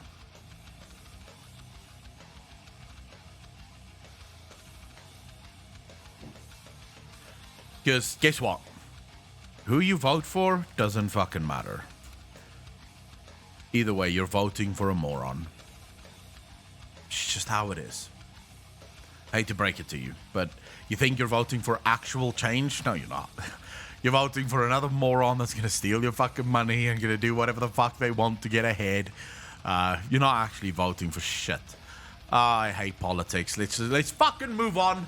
Let's fucking move on. I want to see how big of a boosting problem we have in this world. I'm done. I'm done with politics. It's so much bullshit, bro. And the fact that people think that their vote makes a difference is laughable to me. Luckily, I've never voted. I can't be blamed for any of the shit in this world. I blame the rest of you. Because everyone votes and gets me into trouble. But fuck it. I want to see this WoW boosting economy. That's what I care about. Like, let's see how shit the WoW boosting economy actually is. Boosting. It's the multi-million-dollar industry that sometimes verges into grey market that we all see but few understand. So, I think everyone knows at this point that boosting is a problem. It's just that most people don't understand why. So this is why I'm really looking forward to this video. Because I really want to know what Ballilar and the team found about this. exactly is boosting? Is it a valuable activity born of natural player interaction in an MMO? Or is it a pay-to-win plague that is ruining WoW's endgame in ways that we cannot even imagine? Well, the answer really is a bit of both. But how does it actually happen and why? To find this out, I do want to say, though, what I definitely agree with Ballilar is that it is a bit of both. I think when Blizzard came out and sort of when they first dreamt up boosting, right? I do think that Blizzard was sort of thinking to themselves, hey, you know, we just want to make it easier for people to get there, right? I don't think Blizzard dreamt up boosting and thought we're going to make shit tons of money off of this, right? I think they genuinely just wanted to make it easier for people to get into the end game. But of course, once you start seeing the money coming in, that's when you start realizing, hey, this is actually a good business move. So I do think it's a bit of both. we spoke to figures in the boosting community, some for, some against, even including pretty high up members. Today, we bring boosting to light. We're starting by talking about how it works and the actual business behind it, as well as Blizzard's frankly shocking management of issues such as RMT. Wait, so Ballilar and them actually spoke to the proper boosting community? Interesting. This is going to be interesting to hear what these guys have to say. Because we're finally getting sort of a peek behind the curtain of just how big of a thing this is. The point where even boosters are quite frustrated at them. This video is only part 1. Soon, we will have part 2, focused on the design problems that have caused boosting to be a big problem, and the in-game implications that we are all seeing. In many cases, we were, quite frankly, astounded by the professionalism and the incredible setup of these boosting communities. And if you want others to feel like that about you, you're going to need a great website with today's sponsor, squarespace.com/Bellular Gaming. Yeah. started. So start your free trial at squarespace.com/ValueGaming and use that code. I'm sure most of them use Squarespace off your first to set up their purchase. websites. Thanks to Squarespace for supporting this big old fun investigation. And let's get into it. So, why would people boost? They are. World of Warcraft has, for years, been built around extrinsic rewards and material goals first. Rewards carry prestige among the community, which was always a testament to how World of Warcraft worked excellently as a virtual world. But once the desire for reward outweighs the desire to do the content, there will be a market for those who want the reward without the work. You see, again, we get back to what I spoke about earlier in the stream. When the content isn't fun, when there's no fun to be had in actually doing the content, and the rewards become the main driver of said content, it makes sense that even people who genuinely, normally, would play a game in order to play the game would actually turn to boosting because they don't have time, nor do they want to trog through boring fucking content. They just want the rewards at the end of the day, right? And so they'll buy a boost just so that they can get that reward. There are always a few stories to tell in a market. The buyer, in this case, is perhaps somebody who wants Keystone Master, who wants Curve, or a stack of loot without as much effort. Then there's the seller, someone who will put that effort in on the buyer's behalf, but they, of course, need their own reward. Yep. That will be the buyer's gold. Gold for raid consumables, for legendaries, for gold sinks like the Black Market Auction House, and maybe even some gold to sell on the side for a bit of real money. Yeah. There's more to the motives and the market. A lot more. And that's how we get to the multi-million-dollar situation. But to understand that, you'll first need to actually understand what it's like on the inside. The quickest way to explain it is like this. This is where it gets interesting. I want to know what goes on the inside of this. You've got buyers and sellers, they need to be matched up with each other. So this has made boosting communities like Hukan, Starlight, and Oblivion crop up to do just that. Think about how Uber works. All you have to do is tell the app where you want to go, give them some money, and they will handle the rest using the available drivers in their pool. That essentially is what boosting is like now. You send a request through to the community via an advertiser on Discord or in-game. That advertiser then logs your request, and a call is put out for boosters. Boosters respond to that call, and before long, there you go. You have a group set up. You can hop onto a Discord channel to talk about the specifics, and at the end, you can actually review your boosters based on your experience. You pay the gold to the advertiser, who hands it. Moylan?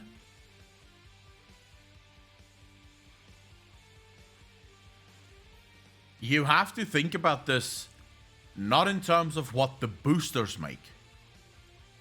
First of all, multi-million is a big fucking number. But you have to think about this in terms of how much money does Blizzard make? If the boosters end up making, a couple of bucks on the side, that doesn't matter. But Blizzard ends up making millions of dollars off of boosting.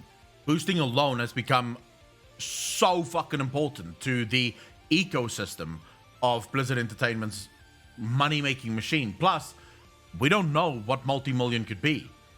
It could be anywhere up to $1 billion. If it's not $1 billion, it would still be multi-million.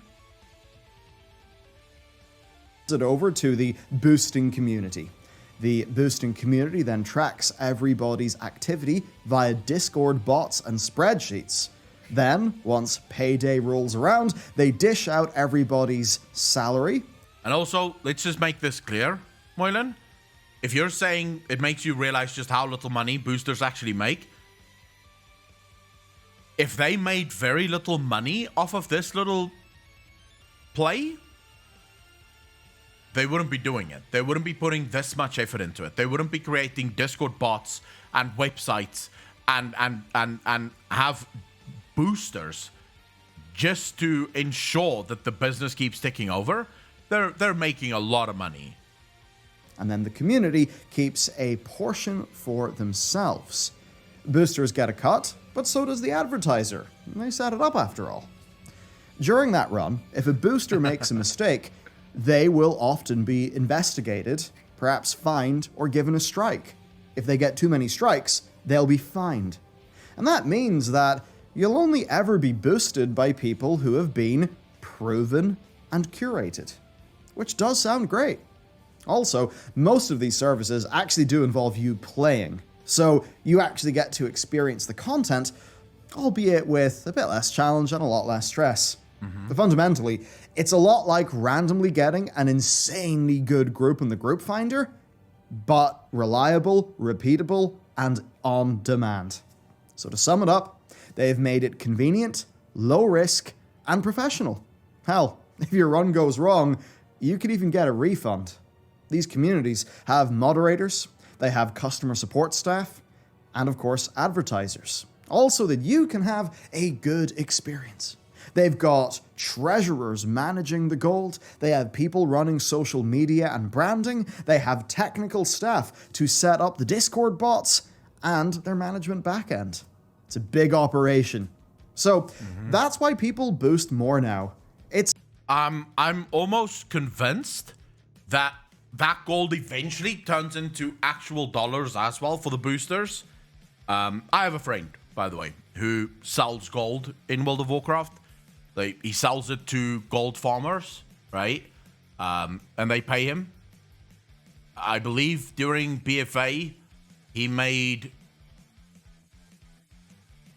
about $2,500 to $3,000 a month by selling to gold farmers. He was literally living good, like decent. He lived outside the US, so he didn't give a fuck. Yeah. It's pretty easy, pretty simple. Just farm and sell. He's on the auction house all fucking day. That's all he does. He watches movies and he sits there selling and buying stuff, sells the gold to gold farmers, and bam, you make your money. And they keep the numbers low. He's got like a shit ton of alts that he just spreads the money through so that there's never big amounts that's transferred to the gold farmers. It's small amounts that no one would even give a fuck about. So I can almost guarantee you that many of these massive boosting communities sell their gold for actual real life fucking gold. It's not like doing something on a dodgy website back in 2008. Now, it is a very well-designed user experience. Now, to be clear, there is no doubt that boosting, in a way, perverts the very idea of aspects of World of Warcraft as a video game, and it is undeniably pay to win. But it's also a consequence of WoW being an MMO, with player-driven services and rewards that people want, but can't necessarily attain. You see, the thing is, it is a double-edged sword, right? Because what you are doing, right, is this is the purest form of what would happen in an MMO, right? Because this is exactly what would happen in real life. It is what happens in real life, right? Not all of us can make our own refrigerators or our own washing machines or our own food, even, for that matter. So we outsource those things, and there are people who can do those things, and they start doing it so that we can buy it. So in many ways, this is the purest form of a free market system, right?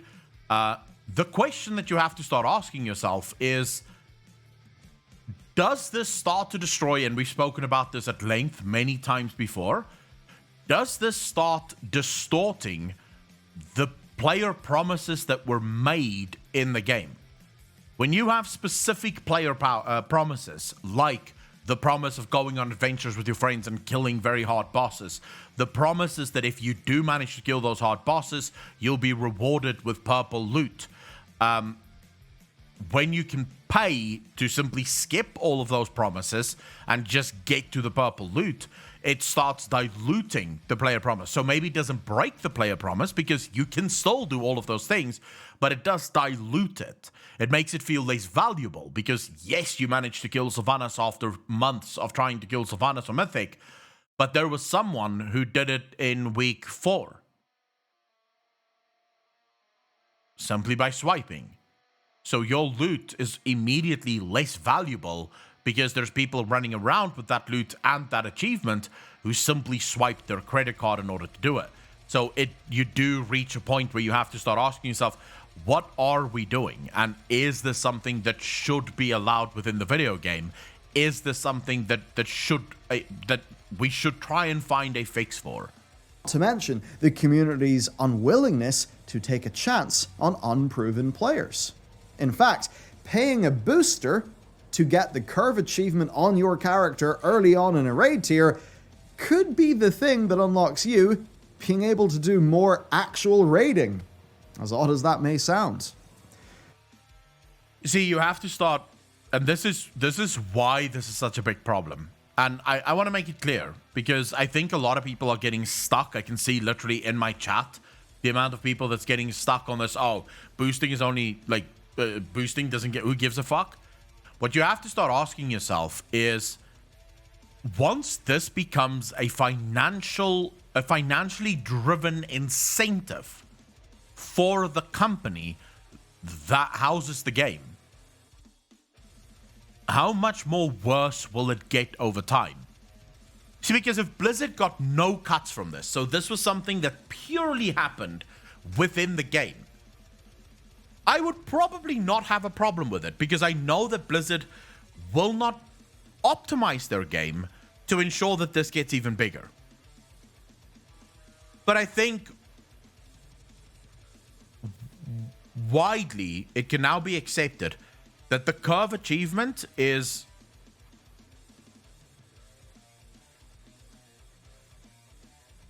worse than, like, it does more harm than what it does good.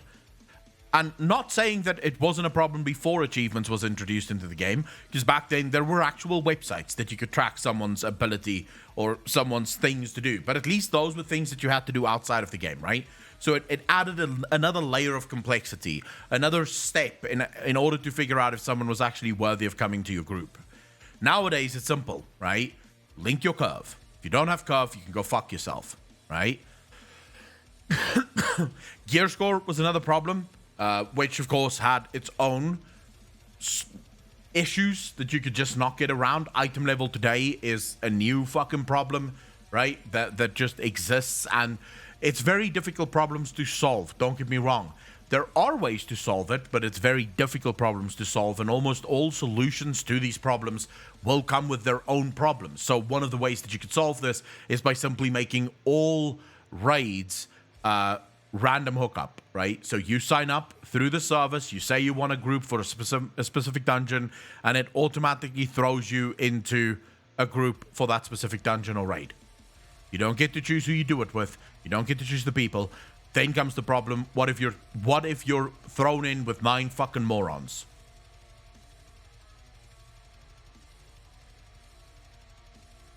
Right? It would fix the problem of item levels and curve achievements, but it would create a shit ton more problems, right? Because now you probably have to go through 5 or 6 queues just to get a group that's nearly competent in order to actually get shit done. So at the end of the day, it's a very hard problem to solve, but I do believe that if you put a bunch of smart people, smarter than me, onto the problem, they could find a solution that doesn't harm the game as much, but sort of fixes the problem that we have right now. That is, however, a topic for another day, because right now we need to discuss the actual boosting business itself, its many quirks, and its many warts. Yeah. Alright, let's be frank. We've been talking to a variety of people, including boosters, management, and even the owner of Hukan. And they all had a lot to say. To clear up some misconceptions, though, let's define RMT. real money transaction, which usually applies to two things: paying directly for service. Gallywix was banned because they sold gold. Like, they were actually making real life money off of their gold. That's why they were banned, right? Because at that point, that becomes a problem for Blizzard, because you're now costing them money. If I remember correctly, the Gallywix controversy was because they were profiting off of this gold. Like, they were making profits. So Blizzard taking an issue with that is the same as it's literally the same as the Mafia would do. Like, we won't say that the Mafia is a good thing, but if you sold cocaine in the Mafia's territory, they would cut your dick off. They would fucking shoot you. No one's going to go around and say, well, the Mafia is actually a good thing because they are taking care of the cocaine people, right? The second someone cuts Blizzard out of the profit loop, Blizzard acts like a Mafia and bans you, right? These new ones they haven't been caught by Blizzard yet, Aureus. That's the thing, right? Blizzard haven't been able to catch them yet. That's why they're still being able to operate within the current system, because Blizzard haven't gotten wind yet that these guys are cutting them out of the profits. So it is basically like a big fucking Mafia, and Blizzard is the Mafia boss, and they decide who gets to play and who doesn't. Services, or paying directly for gold with real life money. As we understand it, most of this is paying for gold, and that's where some gold-only claims become a smokescreen. Because boosters can 100% officially deal in gold. But buyers can buy gold with money, trade the gold for a boost, and then the boosters can sell that gold later for money via any number of services. It's dirty gold, but it is still just gold. Yeah. Let's talk about the value of boosting. One source's estimate for the size of the boosting market is over 10 million euro per year. Yeah, so literally millions. This is split across a lot of people globally, but there are, reportedly, a select few making six-figure sums from running the show. That's an estimate. And I imagine that estimate is based on their business, right? So how much they're making and sort of extrapolating that to the other businesses, how much they would be making, putting it all together, going, yeah, about 10 million euro probably per year on this. It's most likely much bigger than that, because you would have to go to every single fucking boosting community and get their official numbers for what it is. And you'd probably come to a much higher number than just the 10 million euro. So Gallywix, for example, was apparently a huge payday for those at the top. Of course, until Blizzard banned them. Make no mistake, this is a serious industry with serious players. For some, it is in fact how they make a living, especially those in less well-off countries. The Westerners paying for services at Western rates translates to a lot of money in some places. As an example, the Nova boosting community offers a Mythic Plus 15 run for 270,000 gold. Assuming a player's cut is 20% of that 270k, they would earn about 54k gold. On our server, Ravencrest, buying gold usually seems to average out to about €1.35 per 10k gold. That is 54k gold, equating to €7.29. for a Now, single let's run. be conservative and assume that selling gold only earns you 50% of the money and that the selling service perhaps pockets the rest. Well, that still is about €3.65 per dungeon. Now, if we actually look at Serbia as an example, €3.65 is worth around 420 Serbian dinars. The minimum wage is 175 per hour. The gold selling, Elodie, the gold selling services have oftentimes different rates that they actually sort of propose. Like, sometimes they'll pay a little bit more than what the gold token is. Sometimes they'll pay less than what the gold token is. It all depends on their own estimates. I know this because I have a friend that sells to gold sellers. Like, they work on estimates. So they don't actually... there's been times where, say, the gold token is $20 for 75,000 gold, right? But they estimate that it's going to be much higher. And so what they end up doing is they actually buy it for higher than what the current token is.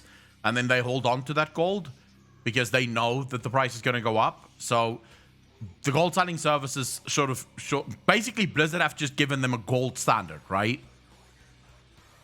The WoW token is the new gold standard for gold sellers. Like, they just have to make sure that they always stick to it. But it's usually also not that much less. Considering what I've seen from at least my friend's business model and how much he gets paid and how much it would be to buy gold from them, they don't have to be that much less than in-game gold selling. Like the WoW token, they can sometimes be a couple of dollars less and people will still support them because it's still fucking less, right?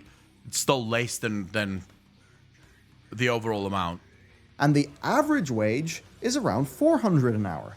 So using some rough math, a Serbian player could do 1 Mythic Plus per hour, 40 hours a week, and make above the country's average wage.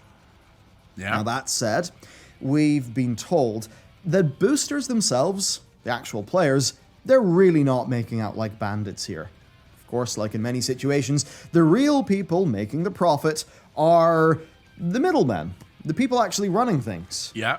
The advertiser for Nova, in our example, would get a 10% to 20% cut of the gold for actually setting up the boost. Okay. They could then, if they're doing really well, set up nothing. multiple boosting runs per hour, and that, of course, would entail a lot less effort than actually running those dungeons as a part of the boosting labor force, meaning they would earn more per hour.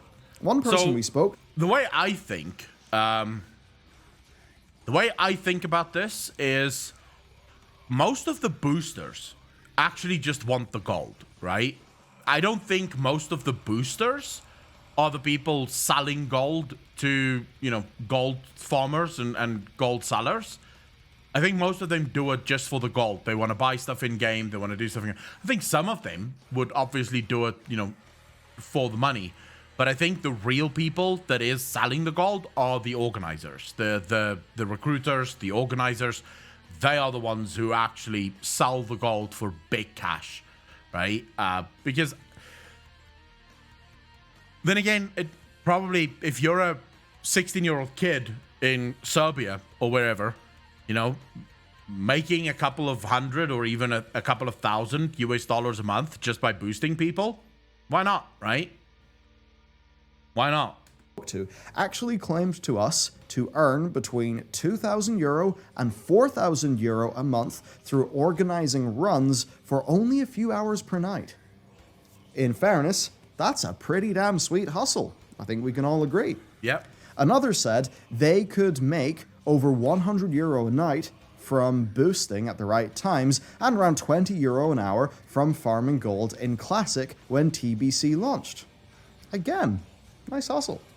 Having skin in the game like this can also cause some spicy situations. We heard one tale of a boosting guild actually taking revenge for missed payouts by, from what we heard, some doxing and threatening going on. But back to RMT, the real money transactions. Its prevalence in boosting is interesting. Ex-boosters told us that while nobody ever says anything publicly, a lot was obvious. Like known boosters showing up to raid, being unable to afford consumables, despite it being very public knowledge that they were paid a whole bunch of gold from their boosting salary that very week. So the question... This is like the... Oh my god, dude. Yeah. If you're gonna be a known booster...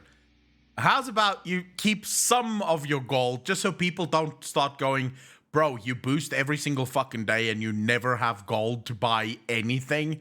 What are you doing? Question then is, if they can't afford their consumables, where did the gold go? Yeah. We've outright been told, quote, there is no clean gold boosting, and that source did sort of indicate most named communities. If you're involved in boosting and not making money, some people would say that you're just making money for somebody else. So, True. How do people actually sell the gold? That's a big question that I had. I'm sure that you have as well. Because you can't just start trading gold. That stuff is all tracked and scrutinized via automated systems. Well, one way is at the payment stage. Advertisers and buyers can privately discuss payment, gold or cash. If the buyer pays the advertiser in cash, and then the advertiser pays the boosting community they work for with their own gold, well, once these advertisers know who can do RMT, then they know they've essentially got a whale. Then, the only two... We never even spoke about that, right? We haven't even looked at that. And of course this still happens. Because how would Blizzard track that? If you're talking to someone that wants a boost and you go, all right, mate, tell me, how do you want to pay? You're not telling them, do you want to pay in money or in gold? If that guy goes, wait, do you want me to pay you with real money? That's illegal. He goes, no. Do you want to send me it in the mail? Do you want me to meet you in Orgrimmar or in Stormwind? Right? So basically you just sort of prod, right? Not going in straight away. You just sort of prod. You go, mate, how do you want to pay for this? The guy goes, well, if you give me your bank account, I can send you the money. Send them to a website. Quick, easy, done. Right? You get paid for your boost, and they make clean cash. Two people who have knowledge of the money, the real money changing hands, is the advertiser and the payer. Everything else goes on normally, and you never have to deal with an outside seller. It's really smart, and in a way where, for some of the boosting communities, it's extremely hard for them to actually track and fix. And from a lot of the people we talk to, they genuinely do want to track and fix those problems because they don't seem to like it. Another way is one that shocked us. We've been told that Blizzard do not track guild transfers. So, put a lot of gold in a guild bank, give somebody withdrawal permissions, or the guild themselves, and that's that done. Apparently, this is invisible to Blizzard's automated auditing. So, this is actually, reportedly, how most large gold transfers are done. Then, there is gold laundering via WoW Token. Buy WoW Token, turn them into Blizzard balance, then buy gift copies of Battle.net games, and then sell those on reselling websites. Technically, that is not RMT. It's just against the spirit of the system. And in a way, it does. You can make... There's so many ways. You see, this is the problem, that you can very easily go, bro, there's no way for Blizzard to fix this. You can't fix it, so why even try? Well, if you want to make a game, then that's your job, to keep trying, right? It's your fucking job. It's literally, it's what you should be doing. You should find every single hole that you can possibly plug, and you should plug the hole. That's just how it is. Whenever people come up with a new way of scamming the system, you have to come up with a way to close that hole, that gap for them to do it. And that's just how you keep doing it.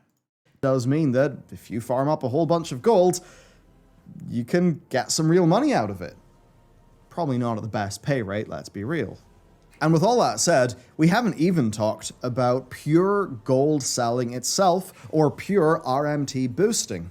But those are nothing new. There are a ton of websites that you can just go and, buy from or sell to. Yep. The fact they still operate after all of these years proves that they're doing at least something. Oh, and as for WoW Token, well, apparently it is only a small portion of how gold is moved. An extremely rough estimate that we were given was around 30%, with the rest being RMT. Now, I wouldn't put a massive amount of stock in this, though, as nobody knows for sure, but it is a multi... The reason I would say I wouldn't put stock in this is because the services that Balila and them were speaking to, right? They're only talking about the gold that they themselves are moving. They're not talking about how the players who buy the boosts are moving money from money to gold. And I can tell you there, I would estimate that the vast majority of people who buy boosts in the game buy a WoW token or a couple of WoW tokens, transfer that to gold, pay the gold to the boosters, and bam, they get the gold. So Blizzard is definitely in this cut, probably in a very large way. Blizzard is the one profiting mega bucks off of this. So yeah, it is huge, I think. million market, 30% of that is still quite a lot. I mean, imagine this, right? If those people say that they estimate that the service is about 10 million euro, right? And let's imagine that selling your gold to a gold farmer or a gold selling website, gold buying and selling website, nets you only 50% profit, right? So you get 50% on the dollar, so to speak, for every gold piece that you give them. Then Blizzard is making double that. So Blizzard is making about 20 million euro off of this boosting service. Now, we could probably pull that back a little and say, well, some people would just farm a bunch of gold, right? Not everyone would buy the WoW token, but considering how successful the WoW token is, I think the majority buy from the WoW token, and I know that you get more than 50% on the dollar. Last thing, and it's more of an aside in terms of scope, there are also streamers who will boost people in return for subs and donations. Which essentially, I mean, yes, it's a donation, but come on, let's think. Boosting is everywhere. Wasn't that something that Blizzard actually did crack down on a while ago? Like, technically, I think Twitch has this as well. You're not allowed to boost people purely for subs or donations. If I'm not mistaken, that's something that even Twitch doesn't allow anymore. I mean, I'm not saying that they wouldn't find a way around it. They most likely would. So what it would be is me going, all right, guys, let's go do some Final Fantasy stuff. And then I only take the people that subscribe to the channel, right? Very quickly, many of you, like Block or Celero or Pringles, you guys will realize that, hey, he's only ever taking the fucking subs. And then you go, well, I want to play too, so I guess I should sub as well. Yeah? Or you start realizing that the only people I take are the ones who's gifting subs in the channel. And very soon you start to realize, well, if I want to play with Akko, I have to gift subs. Because he's only ever going off of the list of people that gift subs. And those things are trackable. I can absolutely see who is gifting subs in my channel. Right? So I can imagine that there's a bunch of streamers that make crazy fucking money off of that exact system. Basically, you just need to look for it. As horrible as this all sounds, remember, this is one side of the argument. We do not claim to be serious investigative journalists, and no one has offered us extremely hard evidence on a platter. So this is primarily us talking with people involved in the scene to varying degrees and trying to work out what's going on. We have spoken to community leaders for their side of the story, though, so I think we should cover that next, because it's also very interesting. Defensive boosting. For boosting communities, their survival depends on how far they can be removed from RMT. Blizzard are actually given access to spreadsheets and internal tracking tools that these communities use in order to audit them when necessary, so as to ensure that no gold is missing. Hukan, in particular, who we talked to, said that by bringing boosting into the light, they can actually help players avoid RMT and remove bad actors like scammers from the picture.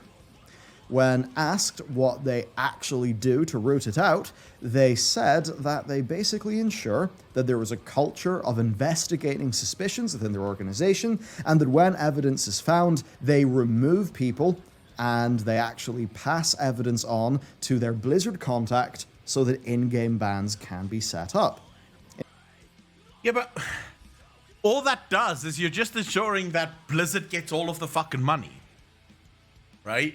Plus, oh, I have to hand over all of my spreadsheets. But I have two spreadsheets. I have my spreadsheet, and then I have Blizzard's spreadsheet. And Blizzard's spreadsheet happens to never miss any fucking gold. It doesn't track all of the gold that isn't on, in the banks anymore. It only tracks the gold that we want Blizzard to see. So Blizzard doesn't actually get any sort of weird notions of what is going on here. I personally think that, bollocks. Fucking bollocks. Bollocks that these people are trying to help Blizzard keep the community clean. You wouldn't go through all of this work and put all of that effort into a boosting service if you're not going to make something off of it, right? In a community of somewhere around 56,000 players, 56,000, they have actually removed 700 RM tiers in total, so not bad.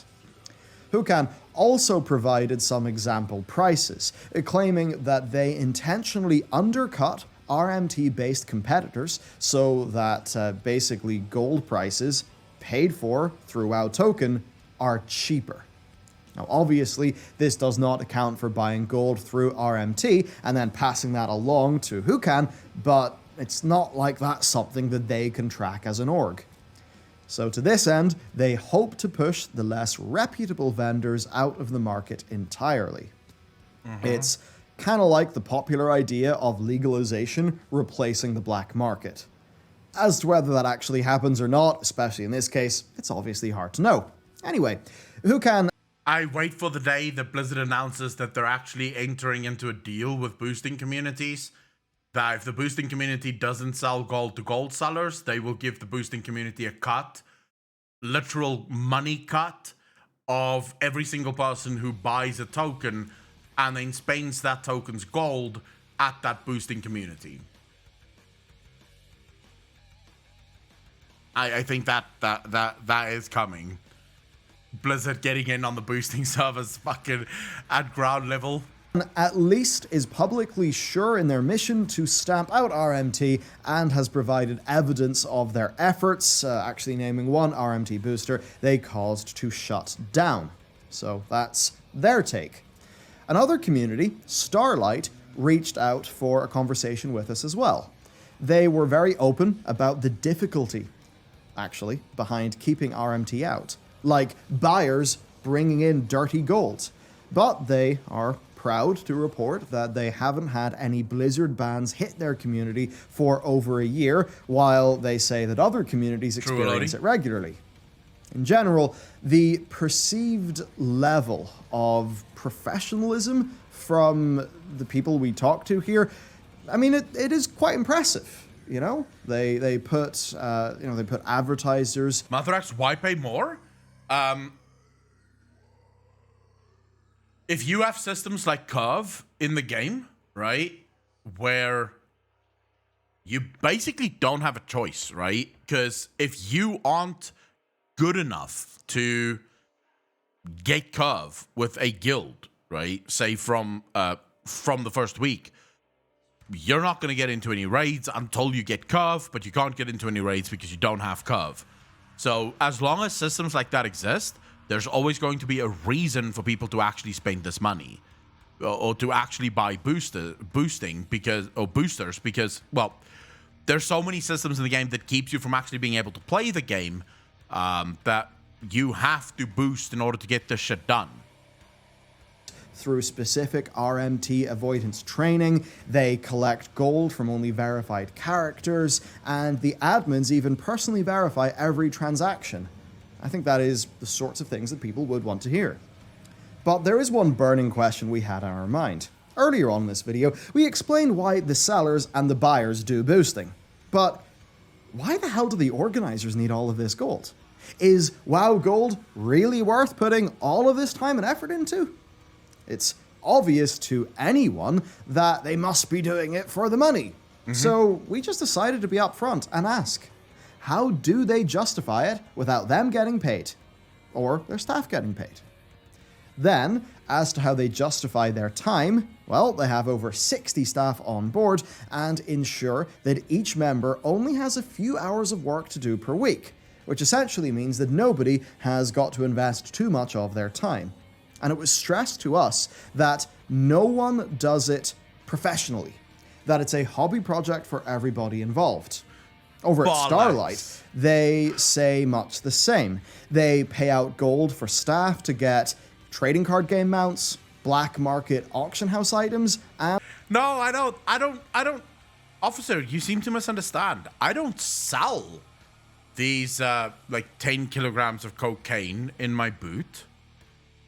I don't sell that. I just hold it. I'm just keeping it safe so that other people don't get it. Can you imagine if I didn't have the 10 kgs of cocaine in my boot? Other people would have it and then they would sell it. So, Officer, no, really, I'm not. It was self-use, yeah. I'm just self-medicating. I don't know what you're talking about. It's just a hobby. I have a full-time job. Look, I work at this pharmaceutical company. That's my full-time job. This is just like a pet project. Fucking bullshit, bro.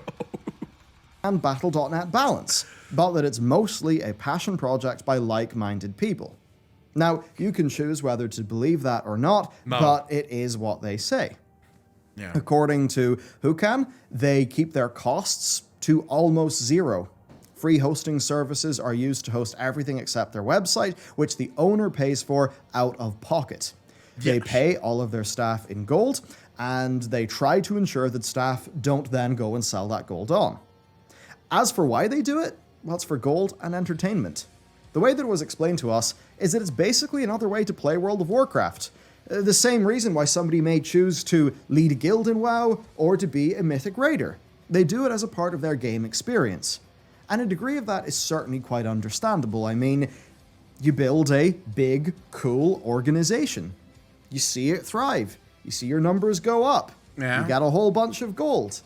In much the same way that there are people who just enjoy gold farming and playing the auction house, even though they're really earning more gold than they can realistically spend in the game. One of the overall things we've heard is that these communities are just that, communities. Like a guild formed around a specific goal, they work together and ended up becoming friends. And that means that to many staff, boosters, and boostees, they are places to hang out, to meet people, and to play the game together. I mean, if you're doing a bunch of boosted raids with a bunch of other incredible raids... But if that's all you want, then just fucking raid together. If all you want was a group of friends to do shit with, then you'll just raid together, right? You can't tell me that there are people who love doing this shit because, for what, every single day, boosting people every single fucking day, every single week? Bollocks. Bollocks, you're doing it because it's just fun. We're just doing it for funsies. Because I love seeing the inside of the raid 5 million fucking trillion times before the new patch comes out. They must have had a whale of a time during 9.0. Subs for me, how you doing, bro? Thanks for the follow. Raiders, and you've got good camaraderie, you could certainly see that being a fun experience. Hell, people on both sides of the fence have told us that they believe that boosting is actually helping to keep World of Warcraft alive for what... It's really not, though. It's really fucking not. Shivers, how you doing? They see as being a massive portion of the players. Boosters find competition and camaraderie, and as for the boostees, well, they can finally get groups to do content and a lot more. We'll cover these impacts in a good bit more depth in part 2, but it's worth saying that boosting does have a few positives. Sadly, we cannot ignore the fact that the act itself introduces the concept of pay to win in a way that hurts the integrity of World of Warcraft's gameplay in a few aspects, that bad actors can profit from it, that token is a way for Blizzard to profit from the pay to win side, and that it's nigh impossible to distinguish a community that is feigning innocence from one that is genuinely trying to be clean. Indiomara, the reason I don't think... so you're paying someone to play with you in Arena. The reason PvP is very different to PvE is in a 3v3 arena, you can't have one person that isn't doing their job, right? There's 3 people in that arena, so you still actively have to play. Whereas I've seen boosting groups where they go into, say, Mythic plus 15. There's 4 of them. That one guy that they're boosting right now can basically just fucking stay at the entrance. Those 4 people have made sure that they're well over-geared for the plus 15 content, and they know the mechanics off by heart. They know every single way to cheese it, so they can go through it. So I can want to see how it would be fun for someone, even if they're paying someone in a PvP for boosts, how they would still have fun doing it, because you still actively have to play. You don't have to do that. I have a friend who paid for a boost. Well, not a friend. It's a viewer who paid for a boost. He told me he paid for a boost, and they literally told him, stay here. Like, they literally told him, stay here. Whenever they pulled bosses, they told him to die. So they'd actually send him to pull the boss, get fucking destroyed by the boss, and then they would fight the boss. Because they didn't want him fucking up mechanics and sort of doing things that he wasn't supposed to do. So that was his entire experience for, I think, an hour and a half. He was in there, he would run in, get sloshed, and then just sort of look at them, pull the boss and do shit. It's a bit of a he said, she said, without any significant evidence, so in a way, feel free to come to your own conclusions. As it stands, boosting communities aren't doing anything wrong by the letter, unless they're involved in RMT. They are all obviously fucking involved in RMT. Obviously. The one boost I did higher DPS than some of the boosters. So when they decide to enter another Mythic Plus raid, they have no idea what they're doing. Yeah, well, why would they? They just wanted the boost. And in an ideal world, Blizzard would be able to snuff out the RMT. Sadly, Blizzard can't, or maybe won't. As it stands, boosting communities are a symptom. They're not really a disease. One of the bigger issues here is that Blizzard does not have a real policy on boosting or on pay to win. That is quite obviously a major point of contention. A few things surprised me here, so let's talk about Blizzard Entertainment's role in this entire situation. I do want to say though, Balilla hits on a very interesting point there. The boosting communities really isn't the disease. It is just a symptom of the disease. The disease itself is the existence of the token in World of Warcraft. The fact that it's now legally allowed to buy gold within the game is one of the problems. The fact that gold have, for the most part, become pretty much useless outside of buying boosts. If you think about gold as a general rule in World of Warcraft, there used to be a time where gold was actually very important and you actually needed gold, right? You needed gold for certain things because things were expensive. Nowadays, the vast majority of your gold will simply sit in your bank and really not be used for anything. Unless you're a very hardcore raider, then it can be costly. You can go through thousands upon thousands of gold just to get your raid evening done. But for the most part, right, gold has become fairly useless in the game. Most things now have a special currency that you can't buy with gold or with real money. So gold really is just a boosting currency at this point. That's a disease. That's the disease in a nutshell. All of these other things, people who is boosting communities, boosting organizations, they're a symptom of that disease. If you fix the disease, you'll automatically remove the system. Blizzard are barely involved, and that essentially is the problem. Before the time of the banning of the Gallywix boosting community, Blizzard was highly active and would engage with communities directly, auditing their transfers and informing them of any major bans coming their way and why those bans were taking place. After the banning of Gallywix, though, they've apparently cut contact and now just ban RMT whenever they can prove it internally. Obviously, this could coincide with Blizzard cutting non-development staff. Communities seem keen. Look, if you're supposed to have one community manager for, say, every 100 players in your game, right? It would be higher than that, right? You might need one community manager for every 1,000 players in your game or every 5,000 players in your game. But if you require one for that, because vast majority of people don't do anything wrong, they just play the game, they just have fun. When you start firing the people that's actually supposed to be doing those jobs, what you're doing is you now have one person that has to basically, say, look over 100,000 people. They can't do that. There's too many things that needs to be tracked for them to keep any sort of record or any sort of paper trail of what is actually going on. You need a healthy level of support staff with actually almost too much time on their hands. These people should not be bogged down with just player tickets. They should actually have the ability to say, right, I have nothing to do today. Let me go join a couple of random Discord boosting communities and start seeing what the fuck is going on there, right? Let me start prodding and trying to find out who's doing what. Because these people aren't secretive about it. You can't tell me that Blizzard doesn't know about all these boosting services.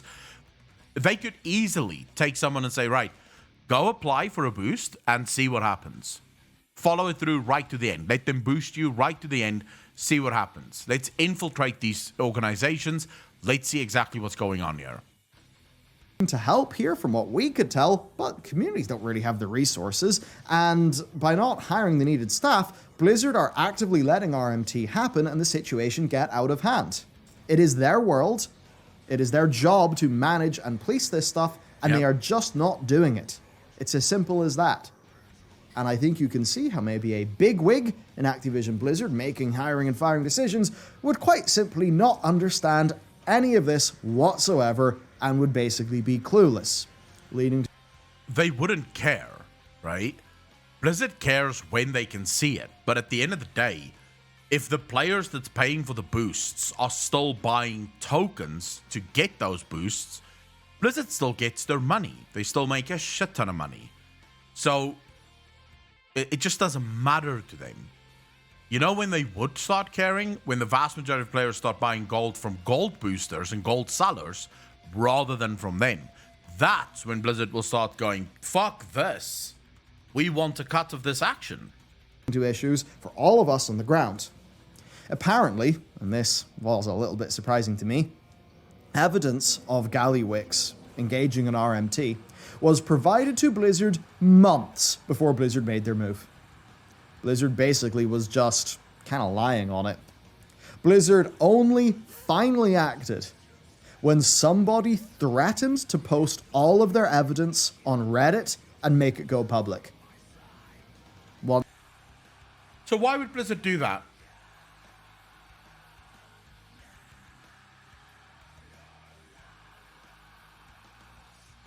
Quick question to anyone and everyone in chat. Gorgie, no. The fact that Blizzard sat on the evidence, they knew that the evidence existed, the evidence was provided to them of RMT happening, and yet Blizzard did nothing. It tells you that Blizzard was making an incredible amount of money off of Gallywix. Like, Blizzard could probably track the amount of money that they were making off of Gallywix alone. The amount of people that were spending money on a WoW token and spending that gold at Gallywix. So Blizzard were like, yeah, we don't want to lose this money, so let's just sit on it.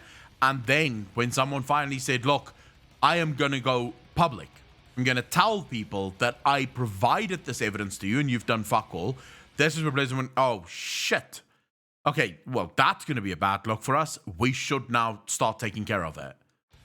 It proves to you that not only does Blizzard not care about this, they have a vested interest in the boosting community staying alive because it makes them crazy, crazy amounts of money. Once that threat was made, somehow Blizzard decided to start actually taking action.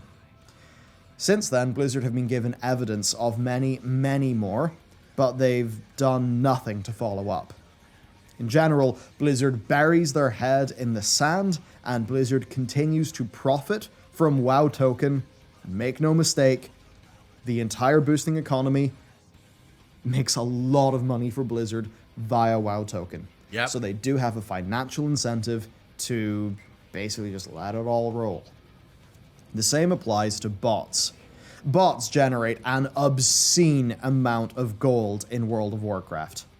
For every group of bots just farming mobs for raw gold, your gold on your character right now becomes less valuable because of inflation. Hundreds of thousands per hour, 20... I want to say this. We live in a world, right, where AI exists. You can write AI to pick certain things up, right? You can write AI to track certain movements, track how things are moving, for the AI to make an estimated guess and say, this is probably not a player. The way that this thing is moving isn't a player. Blizzard has the resources to actually lean into this and create the AI that can track all of these things. The bank transfers, the transfers between players, the bot issue in World of Warcraft. The fact that those things don't exist tells you that Blizzard profits even from this. 24/7. Ever feel poor in WoW? Ever feel more poor over time? That's why. Because Blizzard let bots infest their game. I would say, Aureus, you can use AI to create bots as well. But considering the nature of AI and how expensive it is to actually design proper AI, a company like Blizzard will almost always have far more resources than the people who is actually trying to develop the AI for the bots to stay one step ahead, right? They will have more resources to figure out exactly what is going on, exactly how things are going on. They'll almost always be able to stay one step ahead. I mean, AI is very difficult. I know because my brother is working in AI. Like he's building AI models or trying to build an AI that could do financial models, and they're very finicky. Very finicky. To get it actually to work is quite fucking hard, especially when you're trying to start do a lot of things. Like, for example, make it act exactly like a player would act in almost every single scenario. It would become, at some point, you would make it just not worth it, right? At some point, those botters will start looking at it and going, it's not worth it. It's just too much effort to try and stay ahead. What has this got to do with boosting, then? Well, if you need a ton of gold to match bot inflation, you can either buy it or make it. Not everyone can afford to buy gold. Not everybody would actually enjoy farming gold or playing the auction house, but maybe they're really good at the game, so they join a boosting community to earn some gold. There are some more insidious ways that Blizzard are enabling it as well. Gold requirements, effective gold requirements to do things, Yeah. the game's reward design, interface, community, etc. Those things are out of scope today, so look forward to our follow-up video diving into the design aspects that basically allow for all of this to happen. Finally then, WoW token. This certainly tipped the scales. Now, This is the single biggest egregious actor in all of World of Warcraft. This little thing is the bane of World of Warcraft, bro.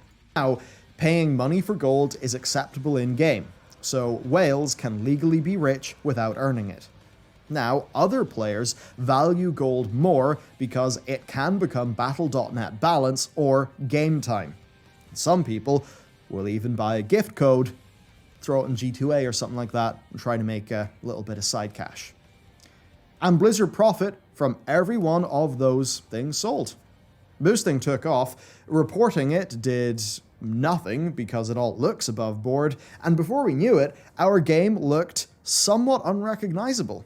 Hell, even if RMT magically ceased to exist, there would still be a conversation about boosting in the game, because it still would be, in a way, undeniably pay to win because of WoW Token. We'll examine the impacts of gold generation and G2A doesn't sell the tokens, but what you do is you take your Blizzard balance winning, you take your Blizzard balance, and then you buy, say, Shadowlands as a gift token, right? But you don't buy it for someone specific, you just buy the gift token. The gift token then gets delivered as a key.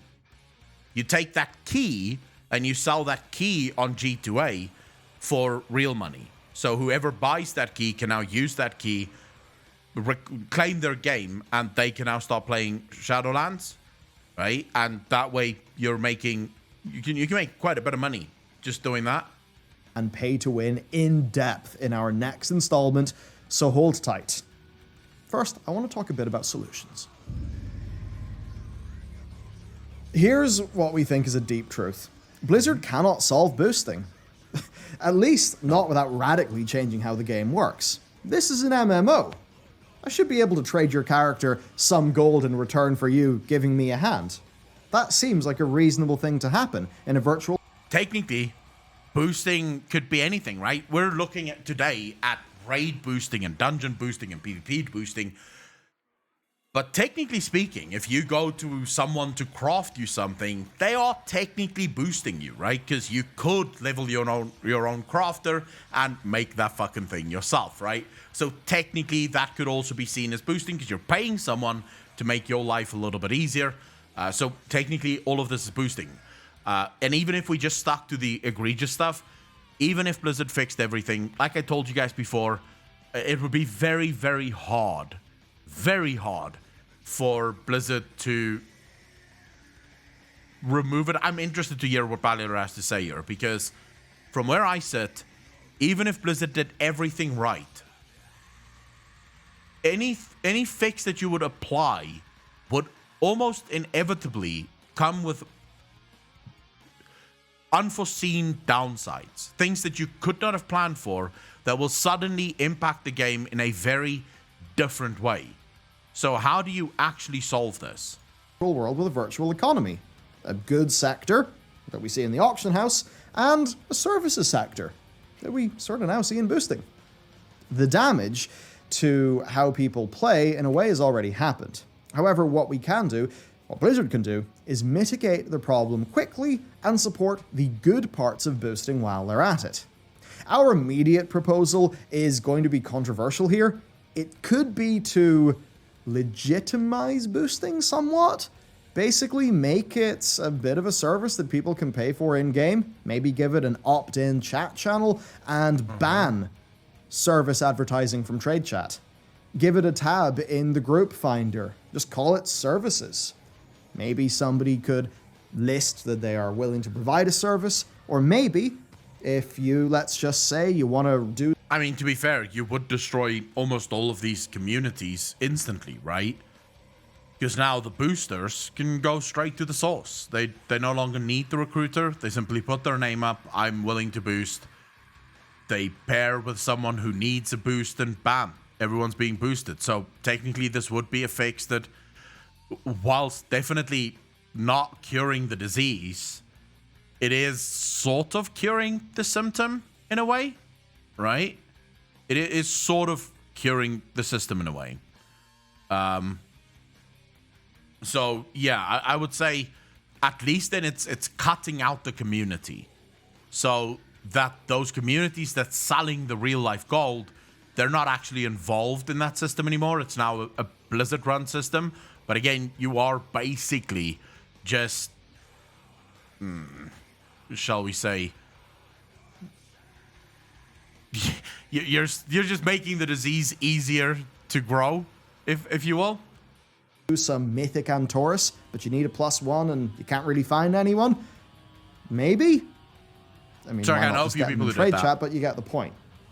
In a way, that would help to solve the usability problem that the game has right now, because there's advertisements sort of flooding everywhere, without stepping on anybody's toes.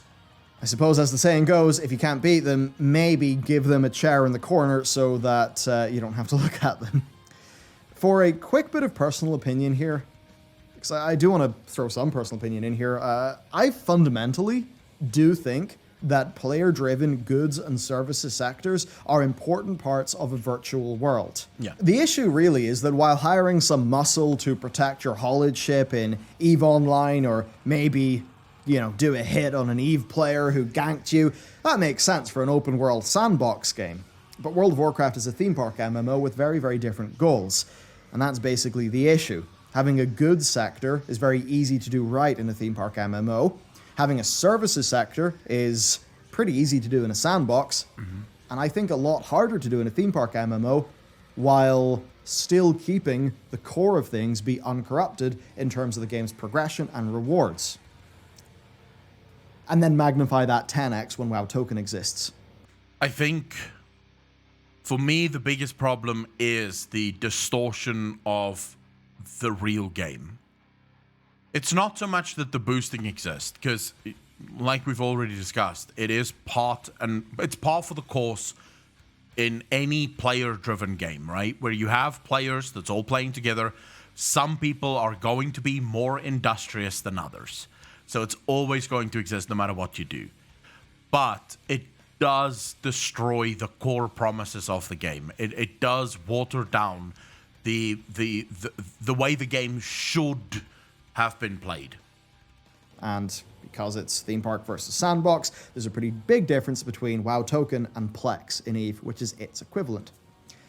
Now, the next part is going to be difficult and costly, but it needs to happen. A complaint that we heard from a community owner is that Blizzard quite simply does not have enough support staff, and that the staff that they do have are not trained. So Blizzard needs to staff up on game masters. That sounds familiar. So Blizzard is basically just hiring any nubbin to be a support staff, give them a computer, and say, yeah, we've got support staff. We've hired them for $8 an hour rather than $15 an hour because they're not trained. That means we get away with far less issues, right? They can't really do anything because they're not trained. Of course, they also mean fuck all because they're not trained.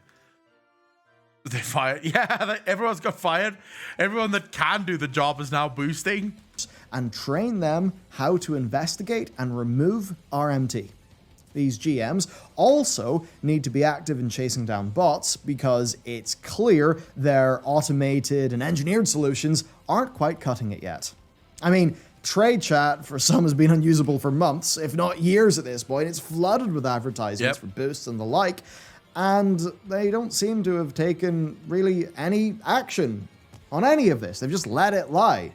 It's perhaps as if those designing the game are just not particularly concerned, or maybe are being told to not budge in too much because WoW Token's doing well, though that latter point is perhaps me just being a cynic. No, We I agree with also that. know that bans are essentially pointless right now. This is an important thing. Hardware IDs can be spoofed, and new accounts are extremely cheap compared to how much money can be made. Right? I think some people see this even within the boosting that exists for World of Warcraft: The Burning Crusade Classic. Blizzard needs to up their game on all levels to target bots, target RMT, and continually nuke them. That's essentially that. Otherwise, the players of their game will continue to suffer, and the integrity of aspects of their gameplay will erode. Honestly, that is most of it. At least on the RMT and dark side.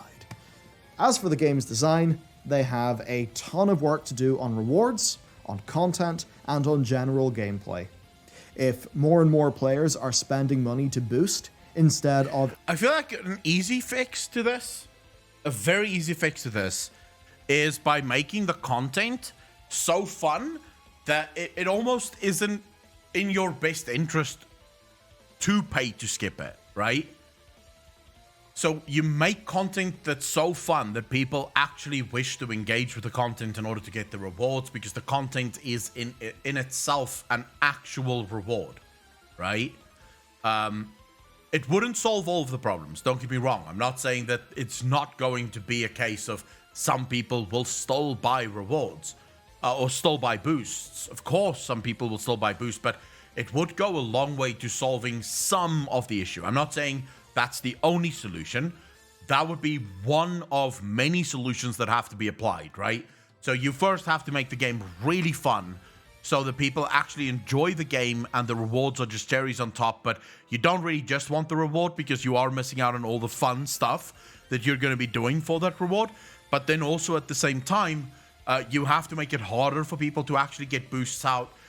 One of the things that they could absolutely do immediately is just disable any add-on that can spam automatically in trade chat or in any chat. Because that's one of the reasons why trade chat is so flooded.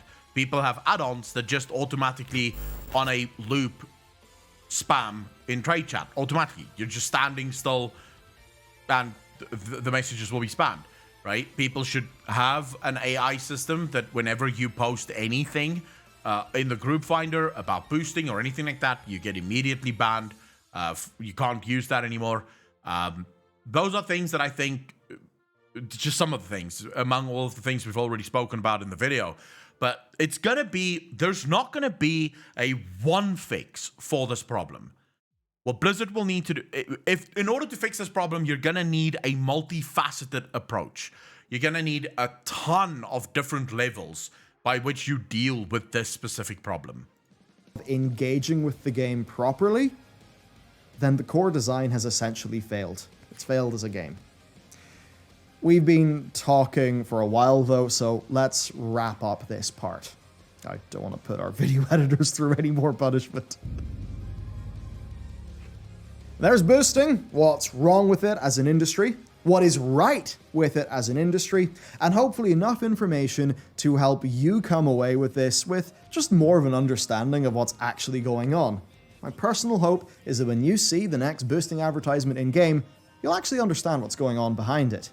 There is a multi-million-dollar market in your game. It's a market that makes the game worse for some, fun for others, with many making gold, plenty of people getting achievements they didn't really earn that much, and a few people making a big fat stack of cash. Although boosting does have its advantages to some, There's another option, which I realize is going to be extremely unpopular. Just add a real money auction house to the game. Make everything real money. So you embrace the entire fucking system. You allow for people to build multi-million-dollar in. You effectively turn World of Warcraft into Second Life. People can have fucking full-fledged businesses in World of Warcraft if they want, right? And yeah, you just embrace it.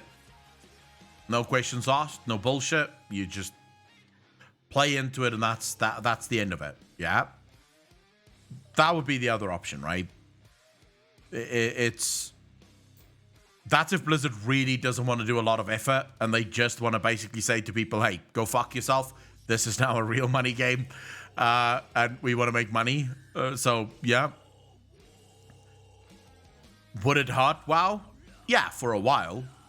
Right? It would hurt WoW, but it would also bring a whole new level of player base to World of Warcraft. People who just want to make money. Most of my friends would come back to WoW immediately if they did that, because most of my friends quit Diablo 3 when they removed the real money auction house, because they were making bank on the real money auction house. I told you guys before, one of my friends' skills was making anywhere from $4,000 to $6,000 a month on the real money auction house in Diablo 3.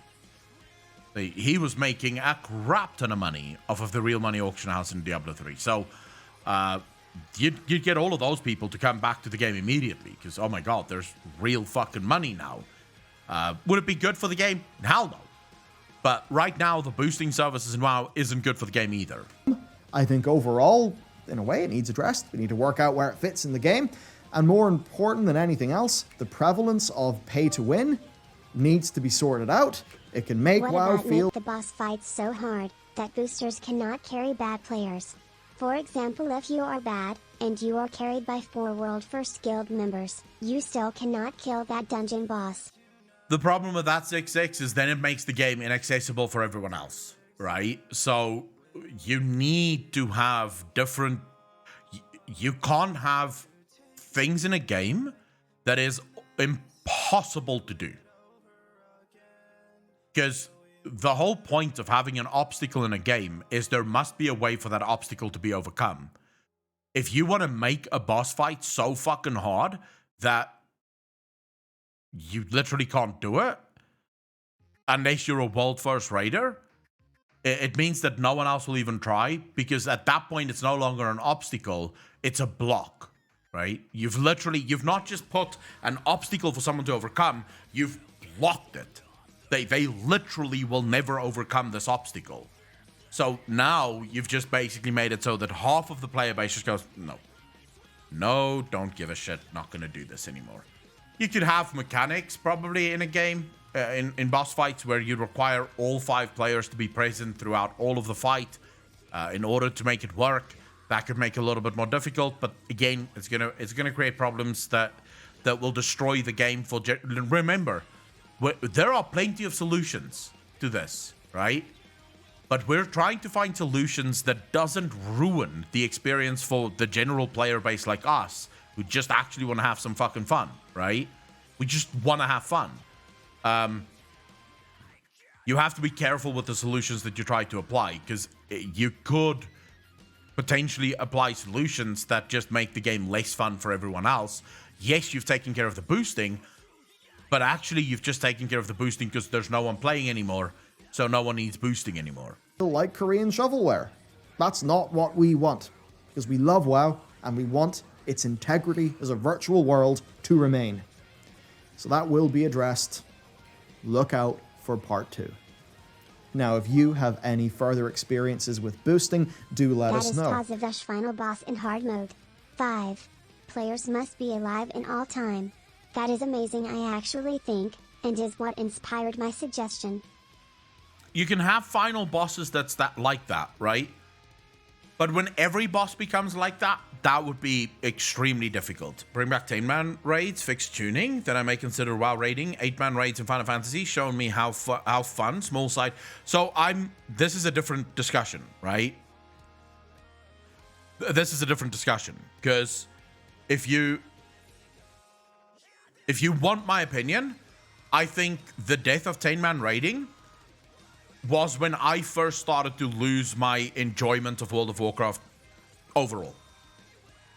But I don't even want to be nasty about this, but 10-man raiding was so much fucking fun. It was so much fun to go into a room with 9 of your friends and be able to beat a boss at the highest level at the time. So Uber, what you're talking about is normal, heroic. Those are brain dead content. I'm talking about mythic, right? I'm talking about during the Days of Wrath. You could do 10-man ICC normal, 10-man ICC heroic. So you could defeat the boss at the highest difficulty as a 10-man group. Yeah, there was no mythic at that time. Now, granted, some of the bosses were easier on 25-man because of this, and some of the bosses were fucking almost impossible as 10-man. In ICC, I remember doing 10-man Arthas, so the Lich King fight. With 10-man on Lich King, it was, oh my god, it was almost fucking impossible to do. Like, people had to play perfectly, because you had almost all of the same mechanics, but you had less people that could actually deal with said mechanics. So people had to switch instantly when the Valkyrs came, and you had to nuke those Valkyrs as hard as humanly possible. And even then, you would sometimes lose people to the Valkyrs coming in because you had fewer. But it was fun, right? It was fun, right? And 10-man also allowed for smaller guilds, more intimate guilds, to feel like they have the ability to really enjoy the game. I would actually make the argument that I would not mind if all mythic raiding became 10-man instead of 20-man. I know a lot of people will immediately think, oh my god, Ackland, what are you saying? We need 40-man raids back? No, we don't. The more people you have in a raiding group, it's more potential problems, it's more people that you have to deal with, it's more guild issues and drama that you have to deal with. It's far easier to get 9 people together and have everyone work towards the same goal than what it is to get 19 people together and have all of them work towards the same goals. I miss the days of 10-man raiding, and I don't want anyone... I don't believe the bullshit that it was just impossible to balance. I can't believe that. If you can balance it at 20-man, you sure as fuck should be able to balance it at 10.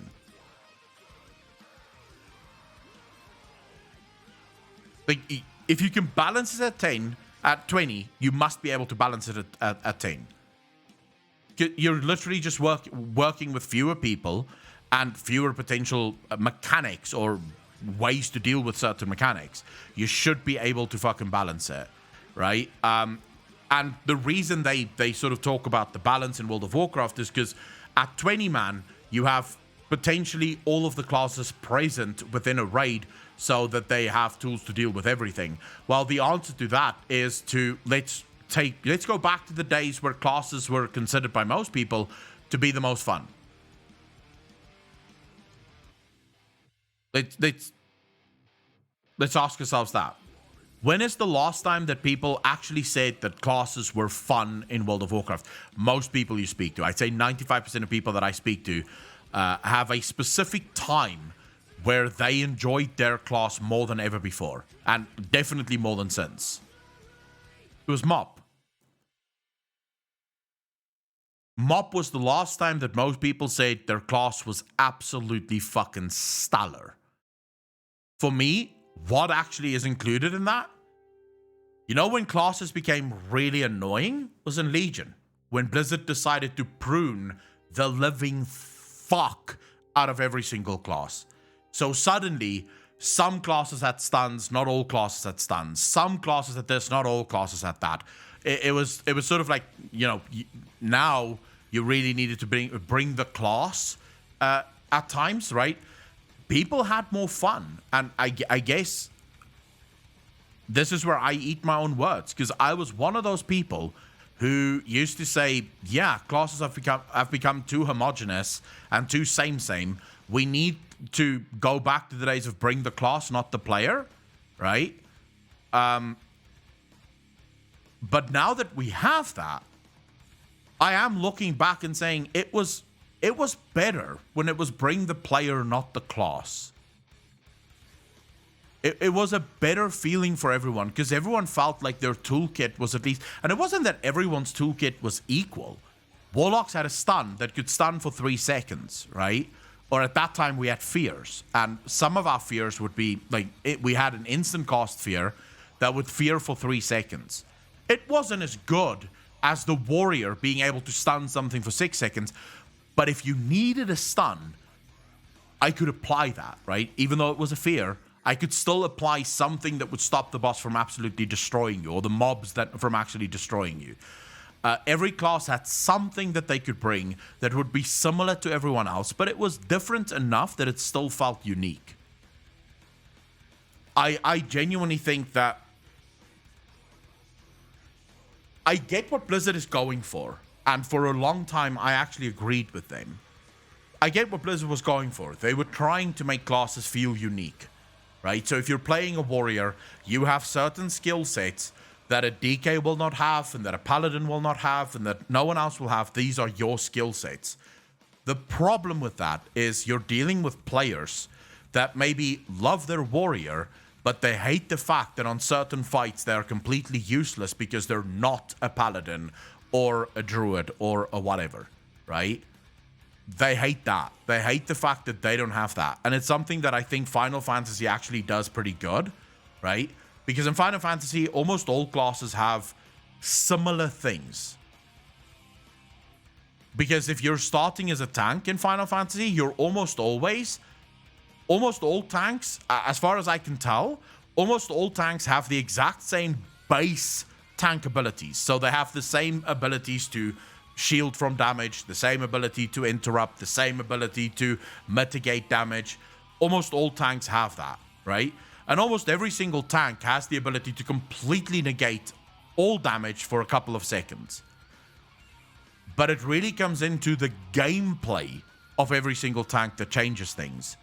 So some tanks are absolutely incredible at negating almost all damage, right? Whereas other tanks are decent at mitigating almost all damage, but they're incredible in other ways, right? But almost everyone have the same kind of tool set. And I see two people going, that's boring. Considering the last time people actually loved their classes, stats would disagree with you. Because everyone says they love Mist of Pandaria. In Mist of Pandaria, every class could do everything that every other class could do. It's very rare to find something that only one class could do and no one else could do this. This is one of the reasons Blizzard eventually invented the Great Pruning, was to cut back on their homogenization of the class system. So the evidence would say that you're wrong. People didn't find that boring. People fucking loved that. So it's not boring. Muppets some rather shitty specs. What the fuck is boring about all tanks having damage mitigation? That's what a tank is supposed to have. I would say the only time it would become boring is if every single class played exactly the same as every other class. But that's, again, one of the things that Final Fantasy does that makes it unique. Whilst every single class has the ability, every single tank has the ability to mitigate a shit ton of damage, they all arrive at that mitigation very differently, right? So for some classes, their damage mitigation comes from actively using different types of damaging abilities in order to gain that mitigation. For other classes, it's physically a button that they press and they gain shit tons of mitigation. They've made the play style varied enough that even though technically you can do all the things that everyone else can do, the way you do those things are very different. World of Warcraft could do that as well, right? It wouldn't be too hard to do that. At least I don't think it would.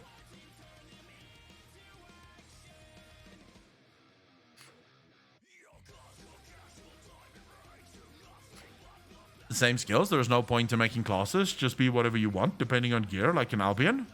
Shavras, that's definitely not the right way to look at it. Because no one ever said that every single class has the same skills. They have the same skill sets, not the same skills.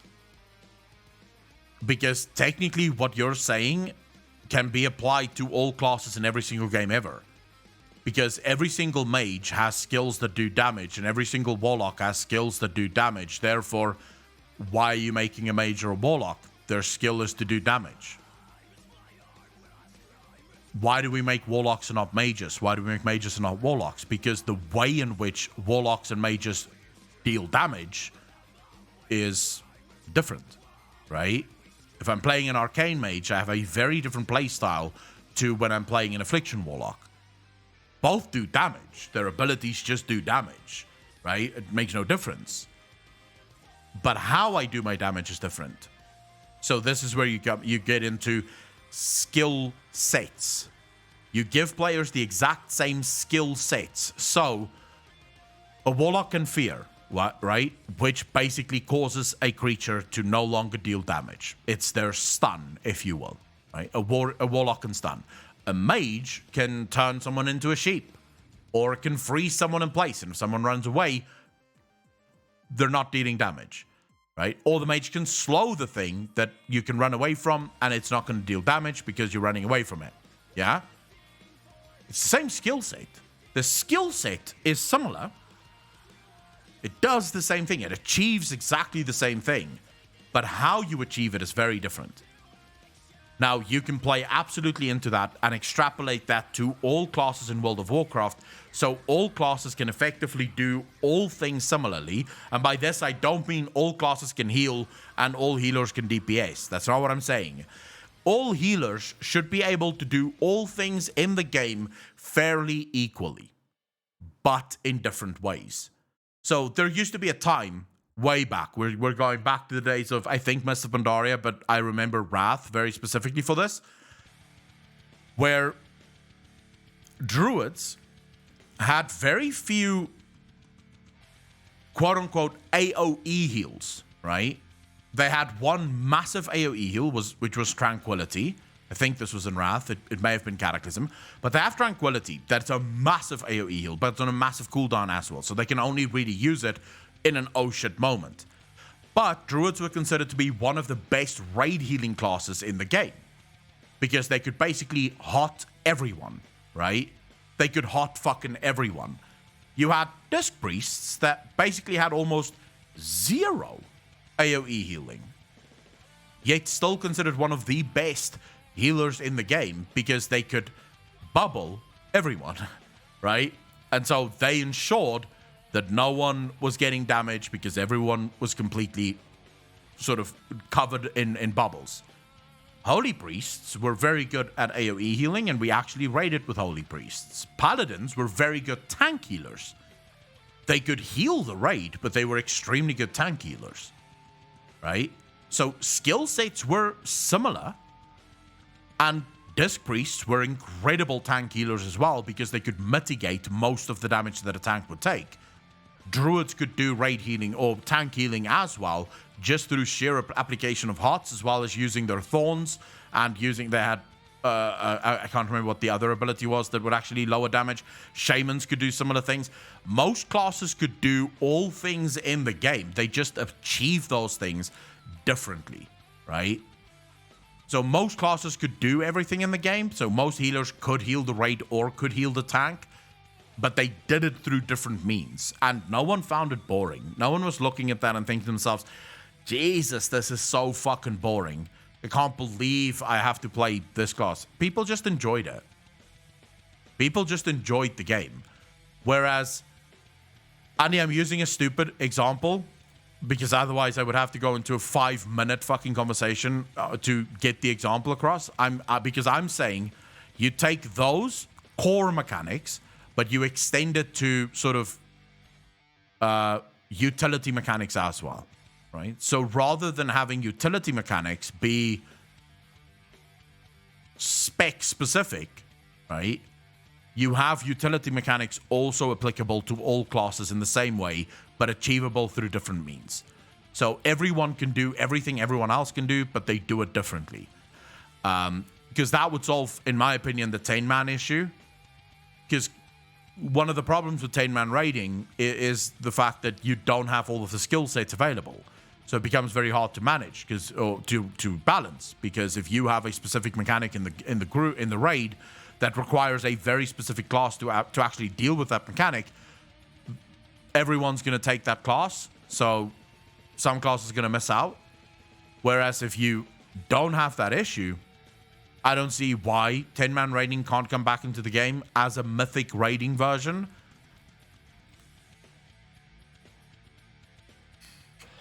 I miss 10-man.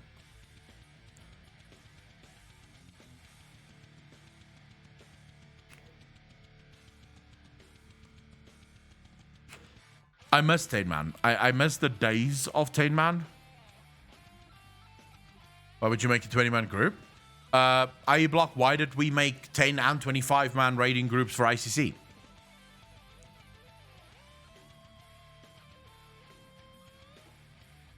We did it every week, by the way.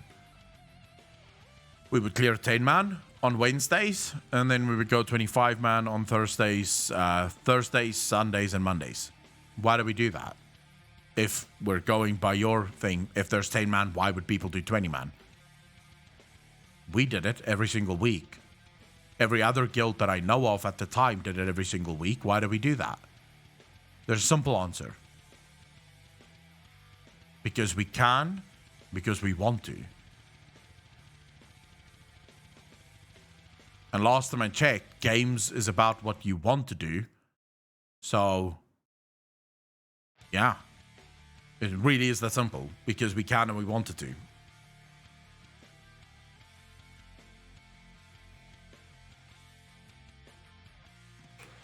No one said you have to. You didn't have to farm 10 and 25 man. You didn't have to. You could, but you didn't have to. In fact, there were very specific guilds back in the day who only did 10 man and very specific guilds who only did 25 man. No one said you had to. There's no reason to.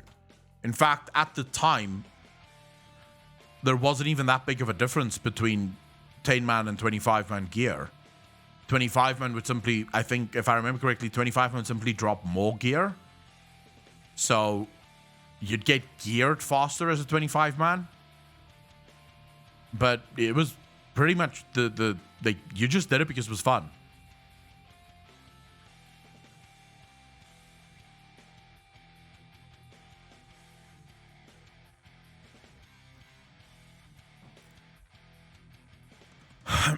I know, Gorgie, that there were some items that wasn't available on 10 man, but it was usually like 1 or 2 items that you can only get if you're doing 25 man and that you couldn't get if you're doing 10 man, which in my opinion shouldn't be the case, right? There should be 20 man mythic and 10 man mythic. And it should be exactly the same gear across the board. Shouldn't matter. Because there are people just in this chat, you've heard it. Andy made it very clear. He prefers 20 man. So someone like Andy and his guild would still go for 20 man mythic. They don't want to do 10 man mythic, right? But then you would get new guilds that form that go, well, since there's no difference in difficulty, like it literally is the exact same difficulty, we want to do 10. Because I have 9 friends, I don't have 19. I don't want 19 friends. I just want my 9 friends and we just want to have fun in 10 man. Again, it always comes down to me. I want to make this clear so that everyone understands. To me, it always comes down to want. You should only ever cater to what players want to do. You should never enforce anything on the player base. You should never have something that forces players to do silly shit. Right? Because that's not how it works. You implement both and you allow people to do whatever they want to do. You don't force them to, like, do 20 man because that's where the base gear is. 10 man is just sort of lower level gear. No. 10 man and 20 man offer the exact same gear and players get to choose what they want to do. Because after all, you are making a fucking video game. Right?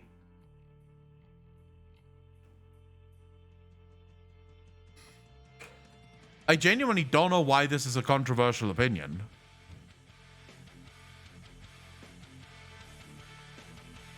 Is it actually controversial? Is there actually people in chat that goes, no, it shouldn't be that way?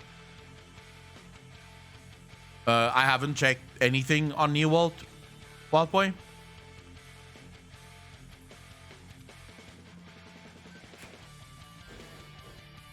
Do you think they should split the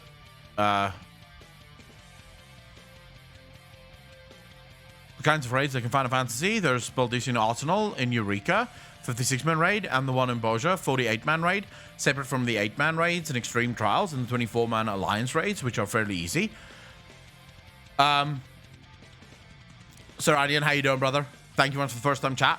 Mighty Ranadin, I think it works currently in Final Fantasy because that's how Final Fantasy was designed to be, right? That's how raiding was supposed to be, yeah? In Final Fantasy, they have very specific raids with very specific raid sizes. So when they introduce things like, I think Alliance raids are the biggest ones, right? They're made for a very specific number of people, and that's all they're made to be. So it's different in Final Fantasy, I would say, than what World of Warcraft is, if you will. 10 man are harder because there are less people, and if someone dies, it puts more weight on the others. For some fights, Cormoon, there are fights where 10 man actually becomes a little bit easier, exactly because there are fewer people. But I remember doing the vampire bitch in Wrath. I can't remember her name now. But I remember she was, oh my fuck, on Tin Man, she was a nightmare. Especially if you had like a DPS die. Because eventually everyone would be bitten. And then you're just fucked. You just watch yourself lose. Right?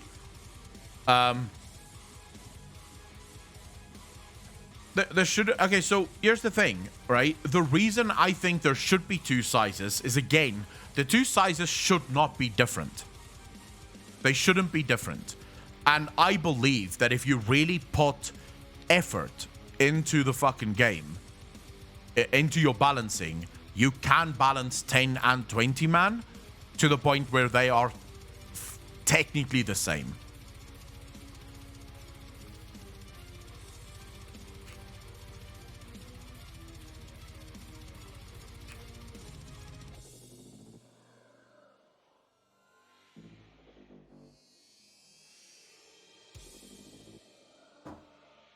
And I don't think, I don't want to take things away from people, right?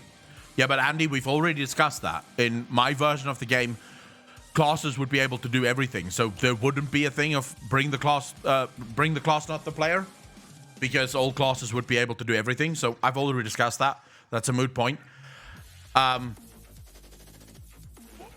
the end of the day, what I want is more choice for more people to do whatever they feel more happy with. So you should have Mythic on a 10-man. You should have Mythic on a 20-man. The raid is exclusive to both. So if you do 10-man Mythic on a week, you can't do 20-man Mythic on the same week. There will be no gear for you. Because the gear is exactly the same on 10 and 20-man. It really just depends on which guilds want to do what. And then you allow people to just play their game. That's it. You allow people to just enjoy their game. No questions asked. At the end of the day, you are making a game for people to enjoy. People should be allowed to enjoy the game in as many ways as possible without putting restrictions on them. They should remove restrictions about Alliance and Horde. Let me be a Void Elf and play with my Orc friend. Technically there, Blue Water, I would say I agree with the factions, but I don't agree with the race restrictions on factions. I do think we need Horde v Alliance, but I do think that you should be able to play a human and join the Horde. If you want to. You should be allowed to do that. I think the factions are important in World of Warcraft, but I do think that people should be allowed to choose which one of the factions they want to play, regardless of the race that they decide to be.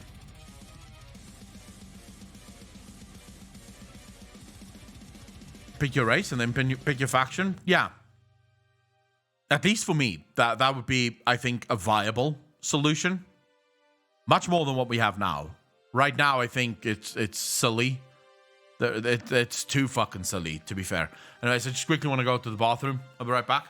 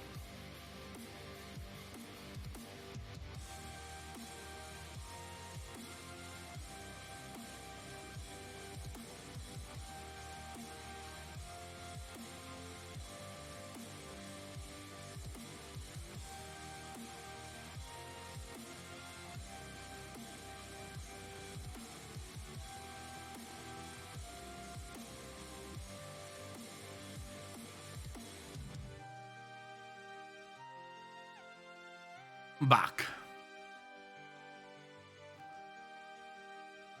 Story side, I just want to be forced to only play one part of the player base just because they choose a different race than I did. I don't think you'll, like, I mean, I still want the factions. Why would I want subpar players, Alliance, in my Horde raid team? Because not all of them are subpar.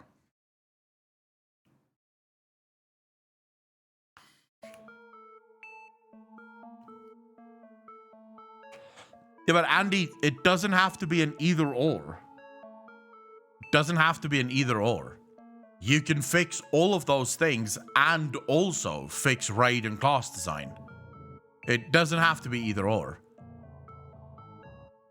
There will always be ill blood from some holdouts of the faction wars, but at the very least, the enemy of my enemy is a very well-respected concept among the races. Class design, personally, you might not, but I do.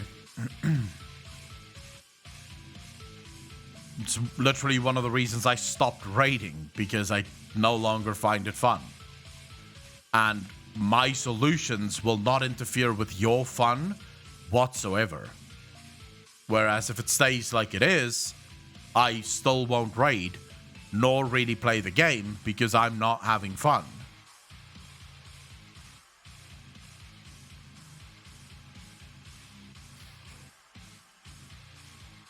Are people really that anti-alliance in chat? Like, seriously? There's really so many anti-alliance people in my chat. Why? What's your problem with the alliance people? Why do you hate them so much?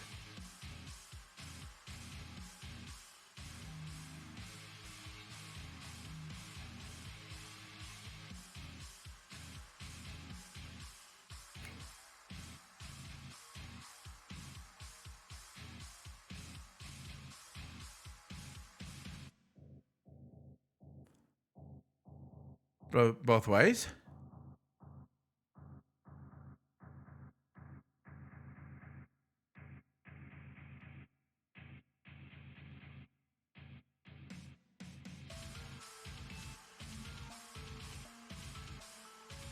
Alliance can't even fucking fill the Hall of Fame, man. They're a bunch of brainless. It's only because the Alliance is dying.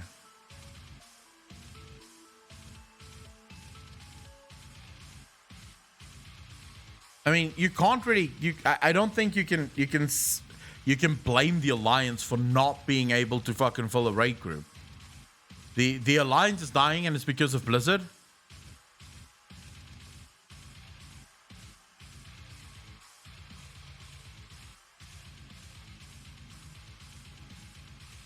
Alright, surely Blizzard's going to give us a decent Alliance storyline next expansion. I fucking hope so. We need a good Alliance storyline in World of Warcraft.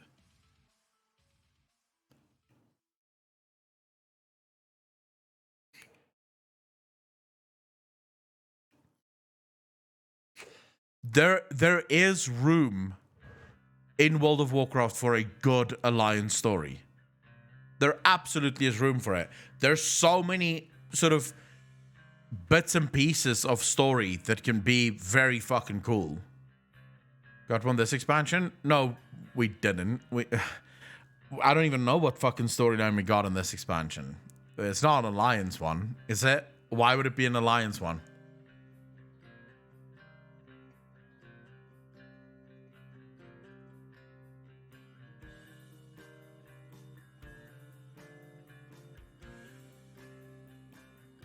Some serious plot armor.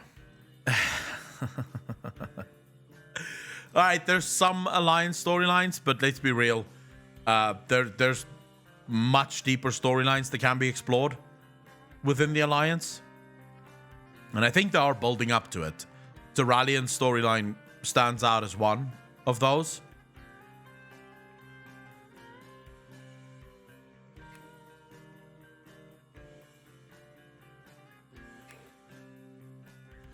Tyrallion is going to be a huge part of the next story. I almost guarantee you. I have another clip here from Ballilar that I've been very interested in watching. Will players quit WoW? Will players return to WoW or quit entirely? Huh. Before we watch the video, let me hear some opinions on this, just based on the title. What do you guys think? Mr. Nine, thank you for the follow. Really appreciate that. Welcome to the channel. Thank you, thank you, thank you. Macmillan, how you doing, brother? There's no Tyrannian story. I have zero expectations with the Tyrannian one. Honestly, I'm done with WoW. I'd rather play New World or something else. As I said, keep the faction for PvP and get rid of it for PvE. Not based on anything, based on everything that's happened. So put everything together: the state of Shadowlands, the state of the lawsuits, the everything that's happening. Will players return eventually, or will they quit entirely? This is Bally's video, so I don't know what he's gonna say in here. But if PC Train will continue and they will focus on sexual content in game rather than handling their dicks in office space, I think I'll quit retail. There's a track record. They don't know how to fix the game. Quite obviously, the game is getting less new players, and the old players will eventually quit. All right, so most people seem to think that people will quit. Let's hear what Balila has to say about it. Right, let's get onto the video game playing bit. Oh, that's what we're here for. Right, okay. Yeah. Yeah, pretty crazy. Crazy. This is, in fact, about playing a video game. I forgot it was a game. I mean, not that I'm going to be playing the damn thing until 9.1.5 comes out. Or for a bit of transparency, maybe we should talk about this, because I don't know if we're going to do a, like, my guild quit, wow. You know, one of those dramatic videos. Maybe we could, who knows. But our guild has mostly quit WoW. It would fit with Ballilar, right? A very dramatic video. 30 minutes of him explaining that his entire guild has left the game. And then right at the end going, but we'll be back in 9.15. The intent of coming back, I think, in 9.1.5. Taking a break, I think, is a better way to put it. We all want to get curve this tier, but basically none of us are enjoying the sludge outside the raid. We're just not wanting to do it, and people... What's interesting to me is that Ballilar for the last month and a half actually said that he keeps playing because he wants curve. And his guild kept playing because they wanted curve. And now you're starting to see even the people who wanted curve going, I can't be arsed with this anymore. There's just too much shit that I have to keep track of outside of the raiding. I don't want that. Heblock, I absolutely disagree with your statement there. I don't know if Ballilar sucks at the game, but I refuse to play the game, and it has fuck all to do with rewards. I'm actually one of the only people that couldn't give two fucks about achievements or purple loot, and I refuse to raid. I refuse to fucking raid. I would rather sit and stare at a wall than enter Blizzard's endless maze of bullshit just to do a fucking raid. I'm sorry. If I want to raid, I want to go pew-pew some bosses with my friends. I don't want to go do Torghast, World Quests, and everything else just so that I can go pew-pew things with my friends. At that point, I'm no longer raiding. I'm now playing a whole different game just so that I can spend 10% of my time actually playing the fucking game. It's not what I pay the game. That's not what I pay to play. I pay because I want to fucking raid. Will is not there. So we are replacing Guild Raid Night with Guild Game Night. We're going to work out some other games for us all to play. And what's been really cool, and I think this is what is a testament to a really, really strong guild, is no one's quit. Because sometimes, you know, that will happen in a guild and people will say, hey, well... The problem, though, would be, and I would just like to say, people haven't quit yet. But there's a very real chance that his guild goes on a break for 9.15 and one or two people find something else that they like playing and they don't come back for 9.15 because they found something else that's fun, right? Now, keep in mind, his guild is incredibly incredibly casual, right? I think they raid 1 day a week, and they basically take their raid nights about as serious as a kindergarten, right? They joke around, they fuck around, they don't they want curve, but they're more interested in the fun side of the raid, which is fine, right? I'm not saying that that's the wrong way to play, but his guild is incredibly casual, which to me is almost always the yardstick that I use whenever trying to discern the health of a game. When your casual players, so your super casual players, start quitting, you have a problem. Because usually the people that will quit first are the super hardcore. They'll be the guys who get bored and they'll leave, right? If the game doesn't bring out enough content soon enough, but that's not really the sign of the health of the game. It just means that they're getting through the content quick enough, and then they quit and they take a break and they come back. But when your casual audience, so these are people that genuinely play just for the fun of it, when they start moving on and they start taking breaks, it's usually an indication that something in your game is wrong. There's not enough content to keep even casual players happy in the game. Because hardcore players are very niche, right? Almost every game. You rarely find hardcore players that will do everything in a game. That almost doesn't exist. Most hardcore players have a very specific niche that they are hardcore in.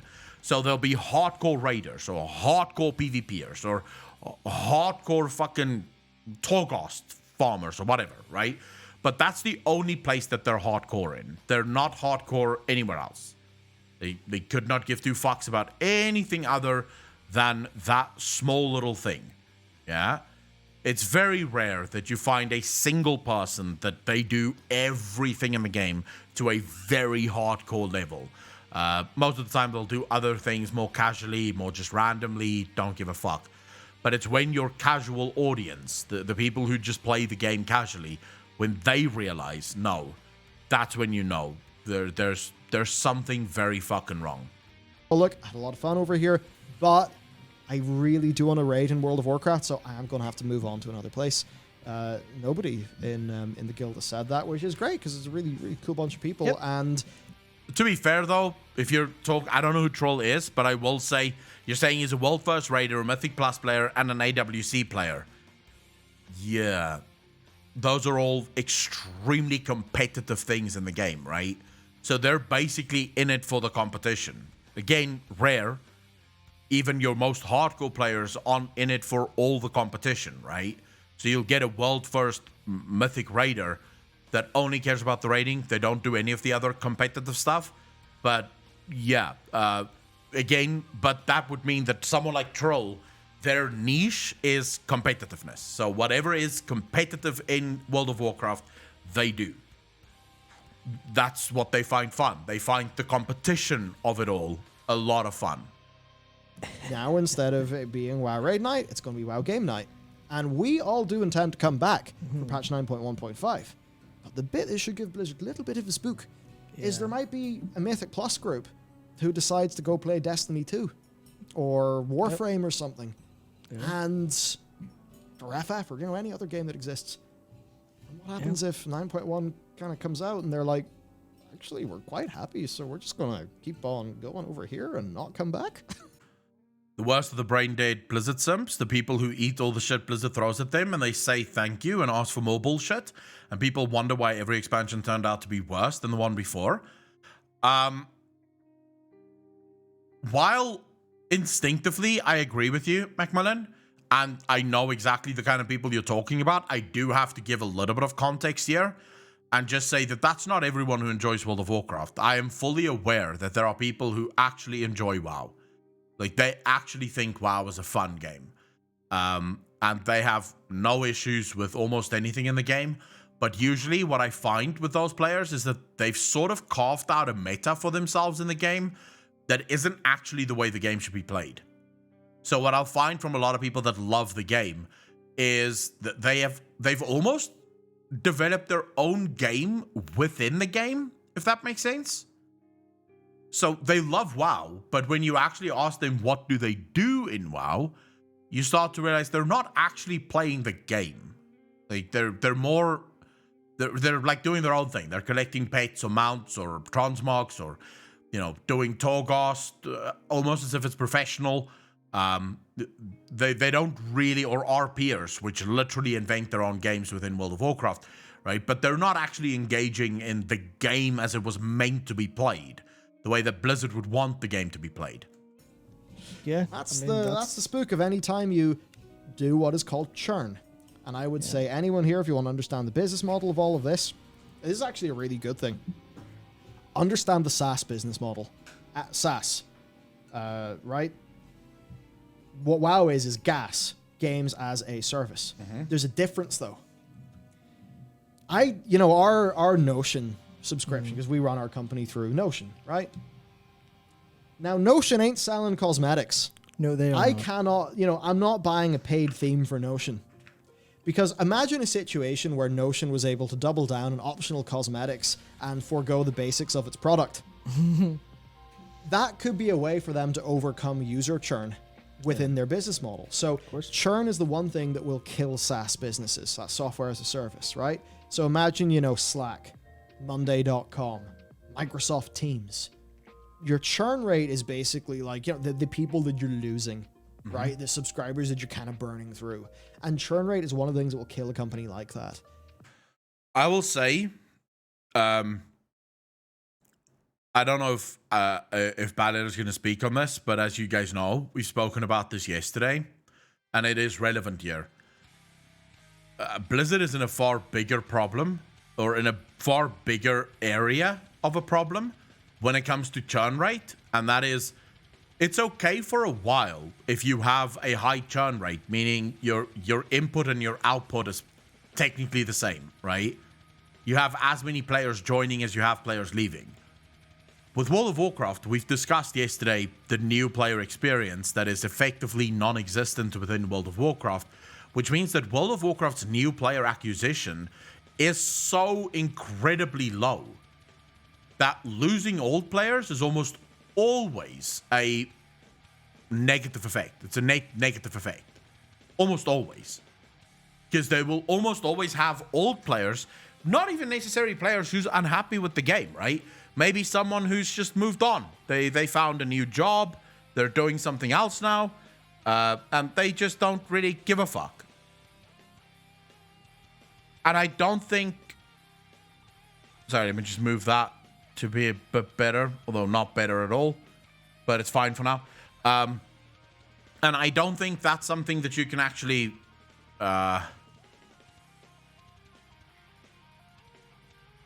I think that would be the death of WoW. And the thing with World of Warcraft is, and actually, I just not WoW. It's actually not fair just to say WoW. The thing with like modern video games is that you can overcome your churn rate by doubling and tripling down on your most high value customers. Now, in a way, you can do that. Like, let's just say Notion decided to completely deprioritize a user like us and completely prioritize an enterprise users. That could be a way where we could lose out. But it doesn't seem like that's happening with most of the SaaS products that we use as a business. But when you look at games, you do see some games that are able to actually experience user decline and a lot of churn. But then through innovations in business model, we just call it that, all nice and slick. Wait, a lot of old WoW players also don't treat new players with the best, which makes them quit fast. Mezzanine, I would say that's not even like, in terms of relevancy, I would say that's not even really a relevant issue, because most new players will not interact with old players in any way, shape, or form. Basically, for the first week or so of their game, probably even more if you're a brand new player and you've never played World of Warcraft. It will take you far longer to get to max level. So you might actually spend the first month not even ever interacting with old players, right? Which is part of the reason I say this is such a huge fucking problem in World of Warcraft. How do you add new types of content to the game while not making it compete with Raiding and Mythic Plus, and also not giving it a reward that you would want to progress your character? because you can't leave the game as it is. But on the side, you have Balila complaining about having to do Torghast 4 times a season. I block by making it fun. And also, what's this thing with things shouldn't compete with raiding and Mythic Plus? This is now the 3rd time in the stream that you've sort of made this reference to it. It must not compete with raiding and Mythic Plus. I don't understand. I don't know what your issue is with stuff competing with Mythic Plus and raiding. If I don't want to do Mythic Plus and raiding, then everything else competes with Mythic Plus and raiding. As in everything else, because I don't want to fucking do Mythic Plus or raiding. You should absolutely have content that competes with Mythic Plus and raiding. It's called content. Who gives a fuck about gear balance? You can make Torghast a very fun experience by rewarding 0 gear. 0. Not a single bit of player power needs to go into Torghast to make it fun. And there's an actual example of that, Palace of the Dead. Yeah, but IE Block, that was a fuck up by Blizzard. That was because Blizzard designed a system that was so bonkers that everyone was telling them during beta, this is bonkers. That's on Blizzard. The systems that we're talking about are systems that will not compete for player power. If you want player power, go do your raid, go do your Mythic Plus, go do your PvP. The systems that we're talking about are fun gameplay systems that people can do for fun. That they do not have to do for any other reason than fun. Right? And then you give rewards to those fun things, right? That is completely cosmetic. It literally it doesn't add any player power, just makes you look cool. That's all you need. Like, Mythic Plus and raiding should not be protected pieces of content within any game, because they only really cater to about 30% of the entire player base. If you look at the numbers of the amount of guilds that actually raid in World of Warcraft and actually do Mythic Plus, it comes out to about 30% of the player base. The rest of the people don't. They don't really give a fuck about raiding and Mythic Plus. So, technically, you don't have to protect those pieces of content. Epon fans, how you doing, bro? You don't have to worry about it containing, because if you IE Block, I imagine you're a raider and a Mythic Pluser, right? I imagine you love those things. Nothing I put into the game will ever compete with your raiding and your Mythic Plus if that's what you love to do. Right? You love doing those things, so you'll still find ways of doing them. Right now, though, Torghast, in a way, does compete with raiding, Mythic Plus, and PvP, because you're forced to do Torghast in order to do Mythic Plus, raiding, and PvP. The things that almost all WoW content creators right now is championing for and campaigning for is don't ask us to do other things in order to do raiding, Mythic Plus, and PvP. Just let us raid Mythic Plus and PvP if we so choose.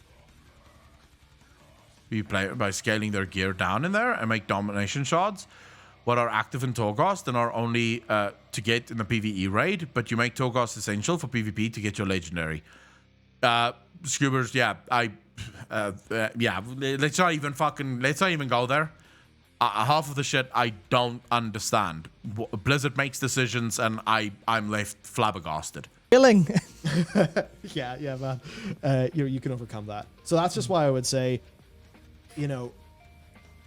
absolutely evaluate the health of World of Warcraft as a business by your total revenue. But evaluate the health of World of Warcraft as a game by your churn rate. Mighty Randon, very good point there. And to Gorgie as well. So for those of you that don't play Final Fantasy have an incredible amount of systems. In many ways, Final Fantasy have more systems than World of Warcraft. And yet no one complains about the systems in Final Fantasy. And the reason for it is you are never forced to do any of those systems. So Final Fantasy has a housing system. The housing system does not impact player power or the economy in any way, shape, or form. The housing system is just a housing system. You can make fun, and people do actually. There's people whose entire end game thing is housing. They collect stuff for their house. That's all they do. And then they throw parties in their house, or they turn things into clubs and shit. That's all they do, right? Then you have Glamour, which is their version of Transmog. There's people who play their entire end game just for Glamour. It doesn't really affect the scene at all. People don't have to do it. Then you have the raids and the dungeons. The raids and the dungeons exist completely on their own. There's no real systems that play into those systems. There's nothing that you have to do in other systems so that you can do the dungeons and the raids and the trials and stuff, right? If you want to do a trial, you just have to do the trial. That's it. You're not forced to do a fuck ton of other things so that you can actually get in to do that. Right? The Palace of the Dead is their version of Torghast. There is no gear in Torghast. Your gear effectively resets to level 1 gear. You get given specific pieces of gear in Final Fantasy Palace of the Dead, and you level that piece of gear up as you go. F effective in the Golden Saucer for cosmetics. It has nothing to do with rating / savage etc. I wasn't forced to do it, but having the option to do it was the sexiest thing I've ever seen. That's it, Babby. Thank you for the 100. Really appreciate that. And yes, absolutely correct. What you want is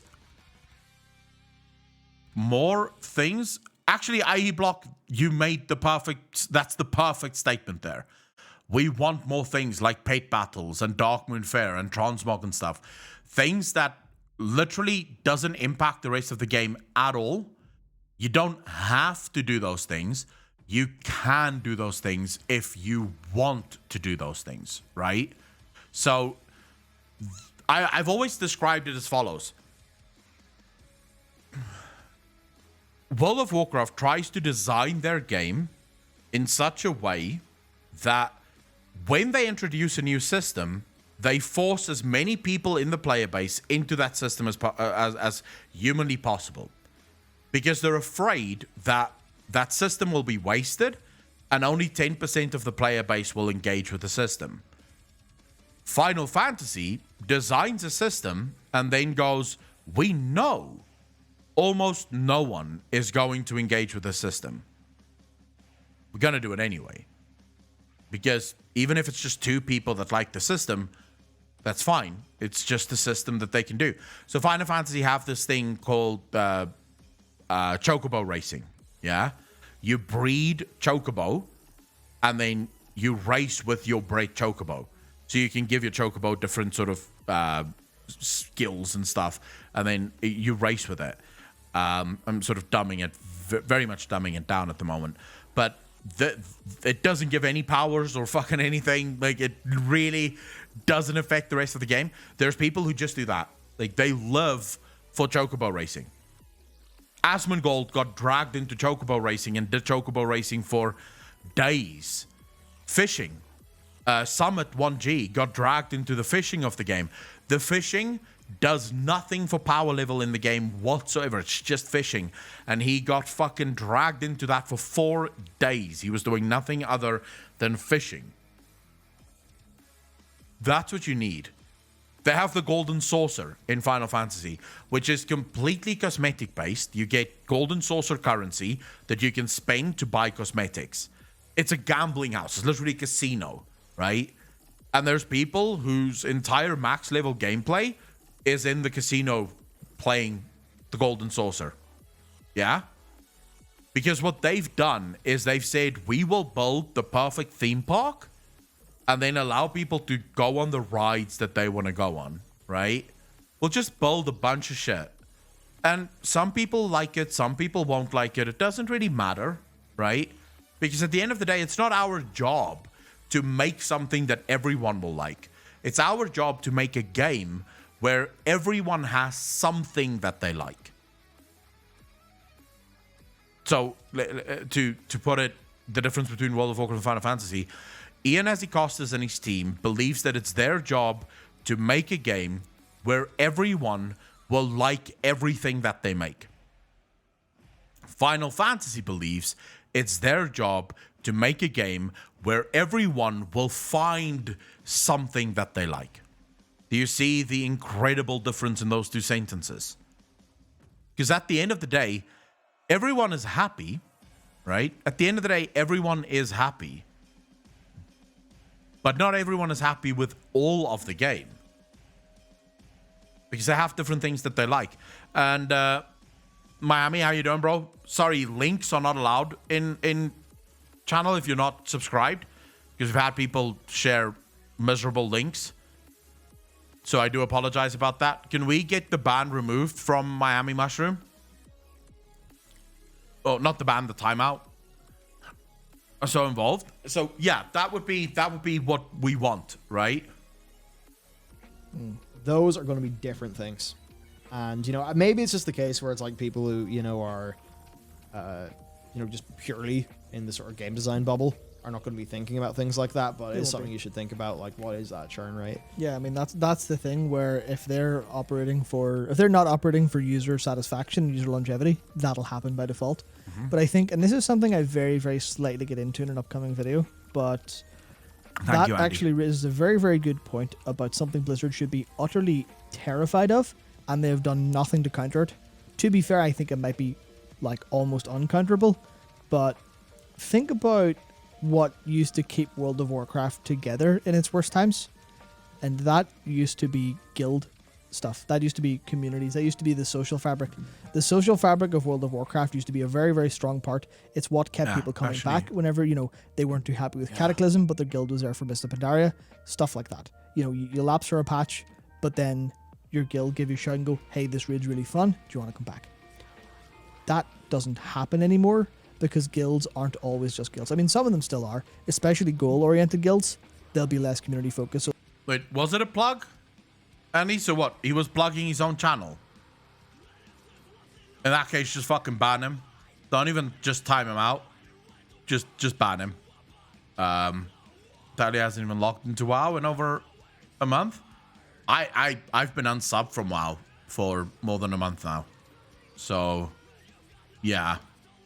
But where's the exploration aspect and like finding secrets and stuff? I think at the end of the day, right? The biggest problem with World of Warcraft right now is those community elements, right? And I think that's where casual content like we just described, the Golden Saucer, the Chocobo Racing, things like that, that is community content, yeah?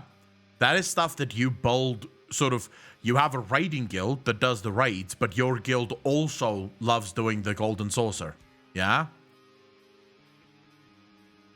Tap during raid to free some unfortunate soul that got unmodded, but nah. Andy, I do appreciate you taking time out of your raid to do that. Really appreciate that, bro. Yeah, I was online 20 days ago because people fucking begged me to, what was it called? Like they wanted that day that everyone was sort of locked out of the game. Like, everyone had to log out of the game to show that they're just displeasure with Blizzard or some shit. That was the last time that I was in World of Warcraft. So like I imagine like a mythic guild, if someone churns, the social fabric's just gone. But now you've got, in like our situation, where we aren't incentivized to play World of Warcraft for social reasons anymore. Because all of those social connections exist in Discord and are now outside of the game. Yeah, we're not a guild. Where did Tally say that? Natural beef. Yeah. We're a Discord server. Yeah. We're a group of friends, not a guild. That's how it works. Sure, we have a name like a guild does, but that's fundamentally like a structure as well to an extent. But, you know, that's the thing that Blizzard have not been aware of and not been countering. IE Block, if they had something like Abomination Crafting, the Vampire Parties, those things, if they weren't locked behind a Covenant, that would have been sort of nice content, you know? Because maybe you and your guild have fun with it. To be fair, though, some of those are horrible. Like, the Abomination Crafting thing is absolutely fucking boring. I did it for a couple of days, and then I was like, oh my Jesus, what's the point of this? But now imagine if you had Abomination Racing. So imagine if you had the Abomination Factory, right? Where you would craft your Abomination, and then you would fucking race your Abomination around Maldraxxus, and it wasn't linked to the Covenant. All players on the server could do that, and they could breed or craft their own abomination to race other players around Maldraxxus. That could all of a sudden make it quite fun, right? Suddenly it is actually quite a fun system. On his stream a few weeks ago, you know, people pester him every day about WoW. I can see that. Because obviously the communities project largely failed as far as I understand. And they kind of didn't do anything about that. They haven't done anything with guilds to make them, you know, want to stay in them, want to be in them. So it just means that if you don't... The communities thing in World of Warcraft is the biggest joke ever. Because it's basically a worse version of the Discord. Like, I had communities. I have a community in EU and a community on NA. And I found that it's just easier to have a Discord where everyone is sort of part of the community anyways, right? Than having a community fucking thing in World of Warcraft that is basically just the worst version of fucking Discord. So, I don't know. That was a wasted piece of content there. If I was Blizzard, what I would actually have done is just, I would have incorporated Discord into World of Warcraft. So you can actually link your Discord to your WoW and you just have Discord, you know?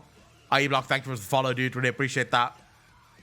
keep those players in your game, you will see the rate of people coming back will be substantially lower than it was in the past because that reason doesn't exist and they've done nothing to stop it. Yeah. As to whether they can or not, that's something for, you know, their best social psychologists to work on, as opposed to, you know, game designers to an extent, because user satisfaction is a way to keep players, not necessarily groups. So that's one thing that they should genuinely be terrified of, and I think it'll be the very sudden end of World of Warcraft in a way that they don't expect. Where suddenly, especially now, I've seen so many guilds fall. He just made a very...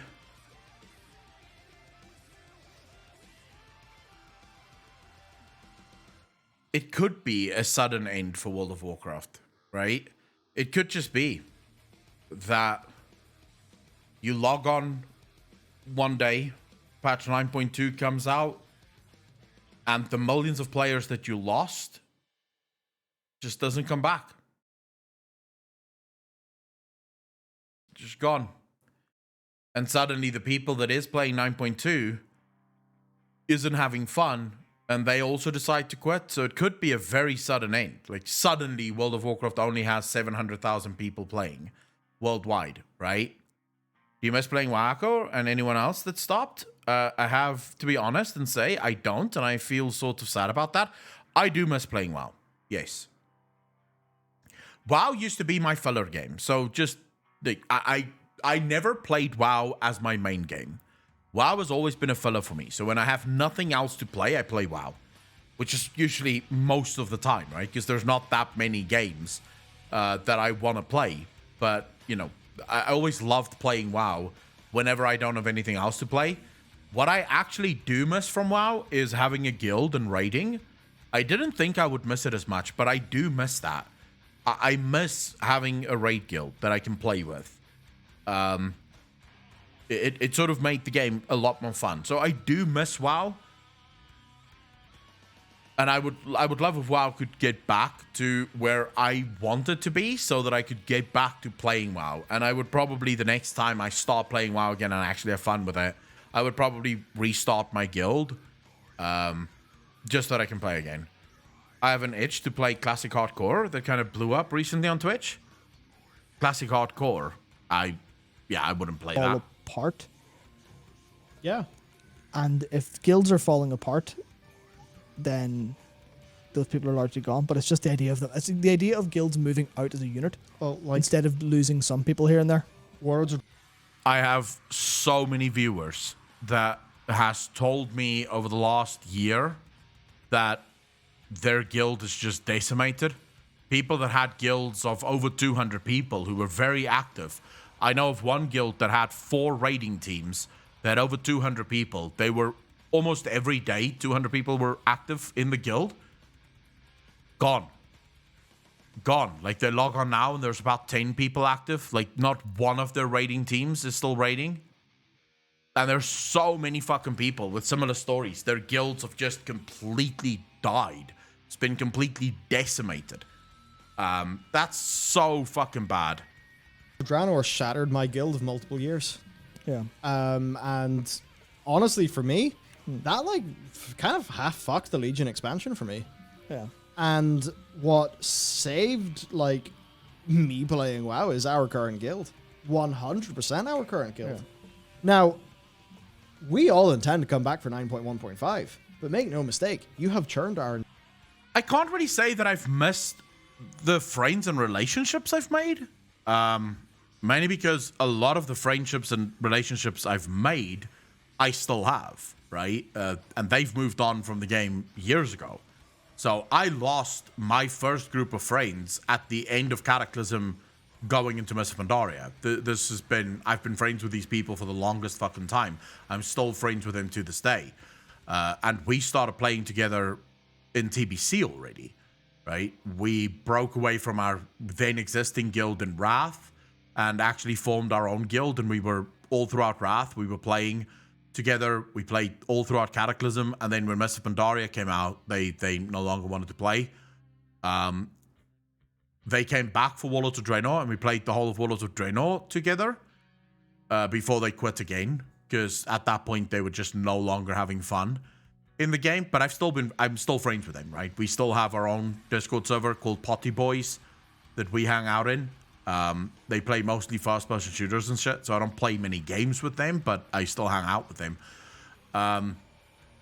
every once in a while.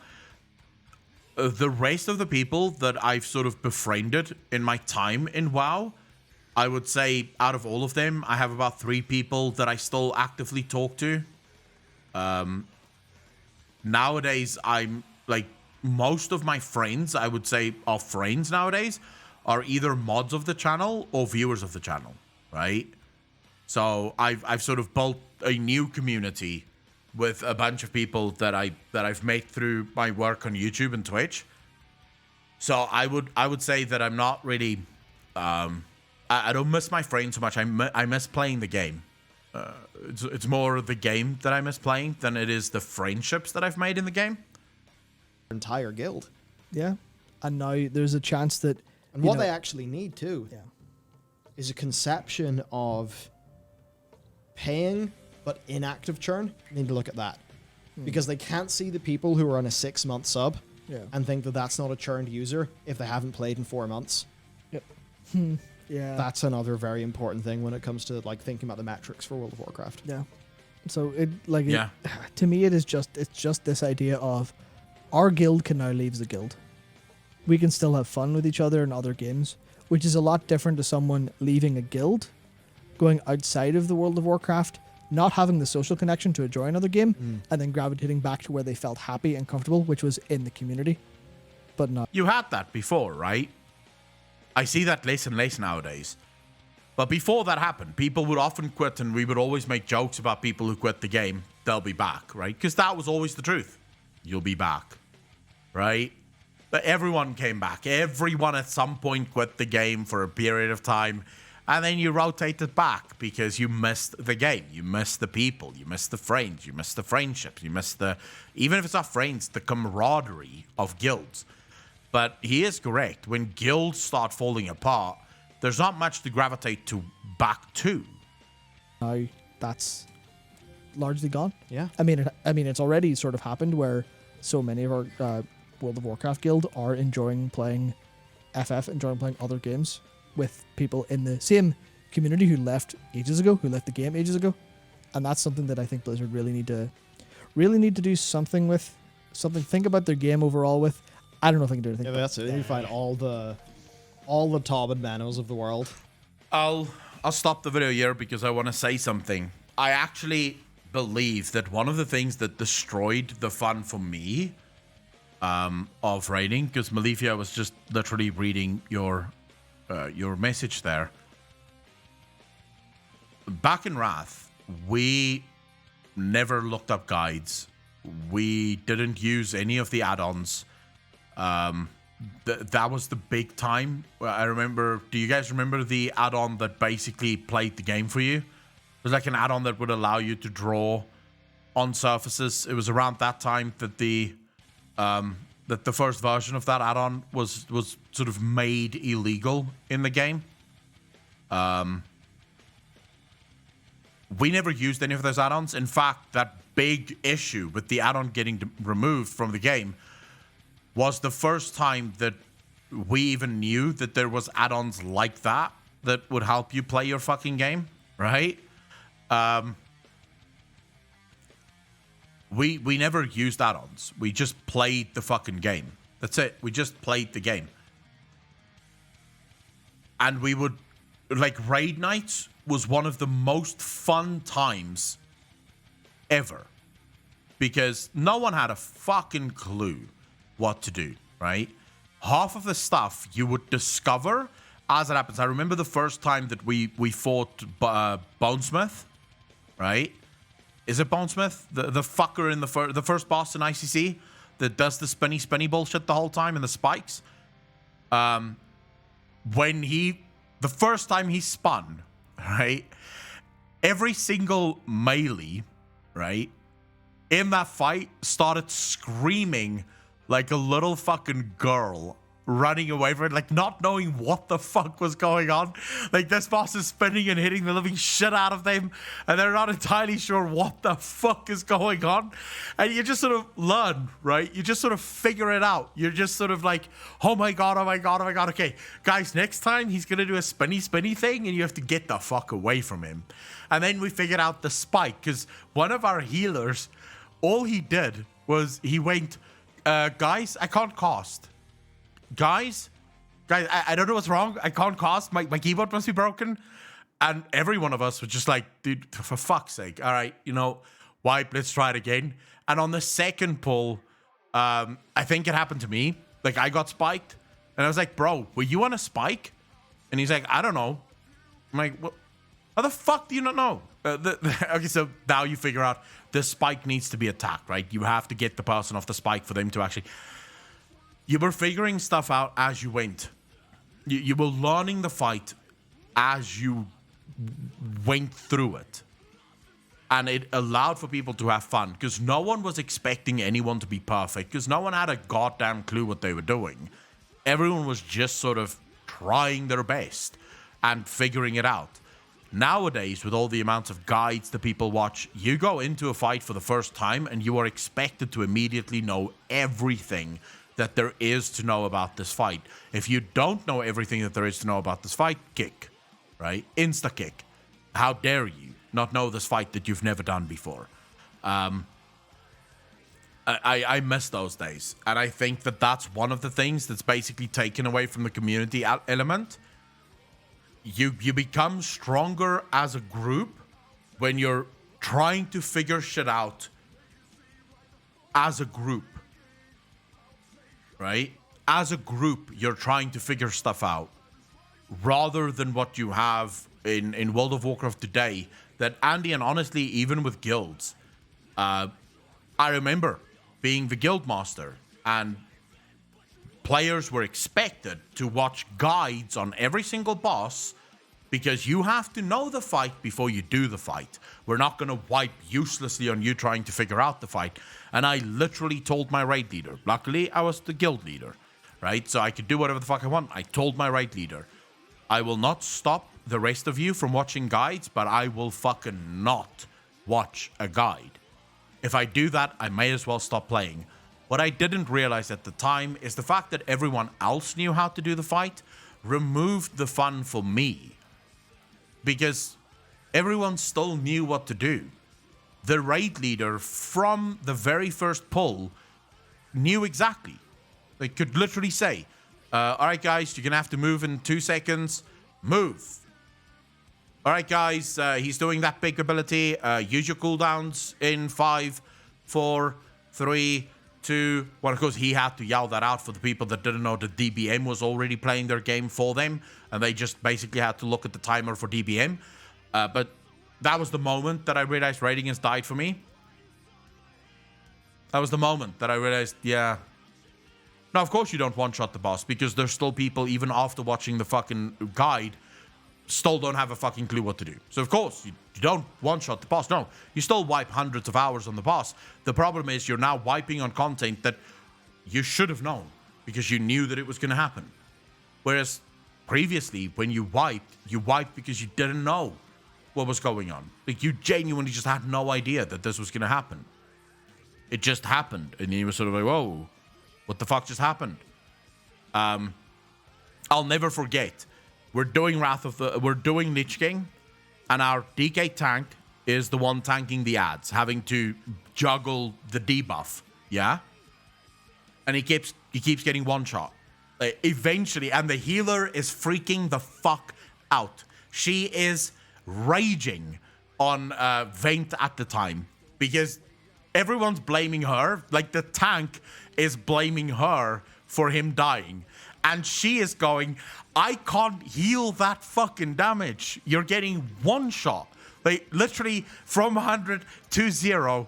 And the tank's going, just fucking shield me. They do some kind of big damage, right? He thinks to himself that they're doing some kind of massive cleave or something that's really he's taking a lot of damage because of that. And then he sort of cycled through the mobs and he noticed this debuff on the mobs. And that's where he went, guys, hold up. There's a fucking debuff on these mobs that keeps ticking up. And see if you can dispel it, right? And that's ultimately what happened. The healer and the tank figured out, eventually, it took a while, but they eventually figured out that when the debuff is on him, it has to be dispelled so that it jumps back to the ads. The healer didn't notice that because no one told them to notice that, right? And no one blamed them. All of the wipes where the tank got one shot, no one was screaming at the tank and the healer because everyone was sitting there going, what the fuck could this be? What is killing the tank? We were theory crafting that shit, trying to figure out what was killing the tank. And it was something as simple as just dispelling the debuff. Nowadays, you would already know about the debuff. So when the healer fails, you blame the healer because they should have known that there was a debuff to be dispelled. I hate that. I hate the fact that that's lost from World of Warcraft. That element of being able to figure stuff out together. Natural evolution of all games. Name one game that doesn't have a guide, and we have to adapt according to our times. Nashidim, I would say that it's actually fairly simple, right? You'll never be able to ban the guides, but you could very easily ban the add-ons. So just by removing DBM and Bigwix, you're already taking care of much of the problem, right?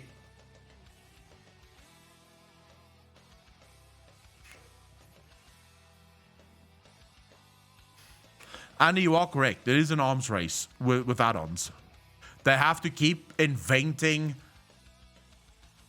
more and more punishing mechanics to combat the add-ons, and then the add-ons have to become more and more better to combat the punishing mechanics. And then they have to invent more and more punishing mechanics to combat the more and more better add-ons, which then has to become more and more better because they're combating more and more better mechanics. And at the end of the day, you end up with mechanics that one-shot the entire raid when one person makes a mistake, but that's the only way that they can make the fight hard, considering all of the add-ons that exist for the fights. DJ Chaos, thank you for the follow, dude. Really appreciate that. Welcome to the channel. Thank you, thank you, thank you. Mythic Raids without add-ons would be impossible at the moment. It would be, because the Mythic Raids were designed with add-ons well in mind, right? What you need to do is ban all of these raiding add-ons that people use, but then also redesign the fights in such a way that you don't require those add-ons. You just require a little bit of elbow grease. The groups just have to work together a little bit to figure out what abilities come when, and then do the abilities right. And it should fix the issue.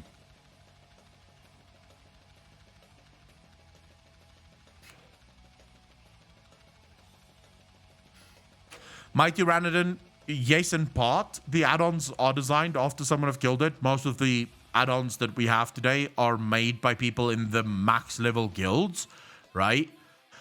But remember, those are max level players. Those are the best of the best players. 95% of World of Warcraft players aren't in that league. So they will probably not be able to do Mythic with no add-ons. Not in its current iteration. And even then, a lot of the time in Mythic wipes, at least from back in my day when I still raided, a lot of the time, wipes were inevitable. Like, if certain RNG things happen in a specific sort of sequence, there was no way for you not to wipe. You were guaranteed wiping on this fucking pull. Nothing you do is now going to stop that. This is a guaranteed wipe. Start again and hope that you don't get fucked by RNG next pull. Yeah, they could actually test it a little bit better as well, Janoko.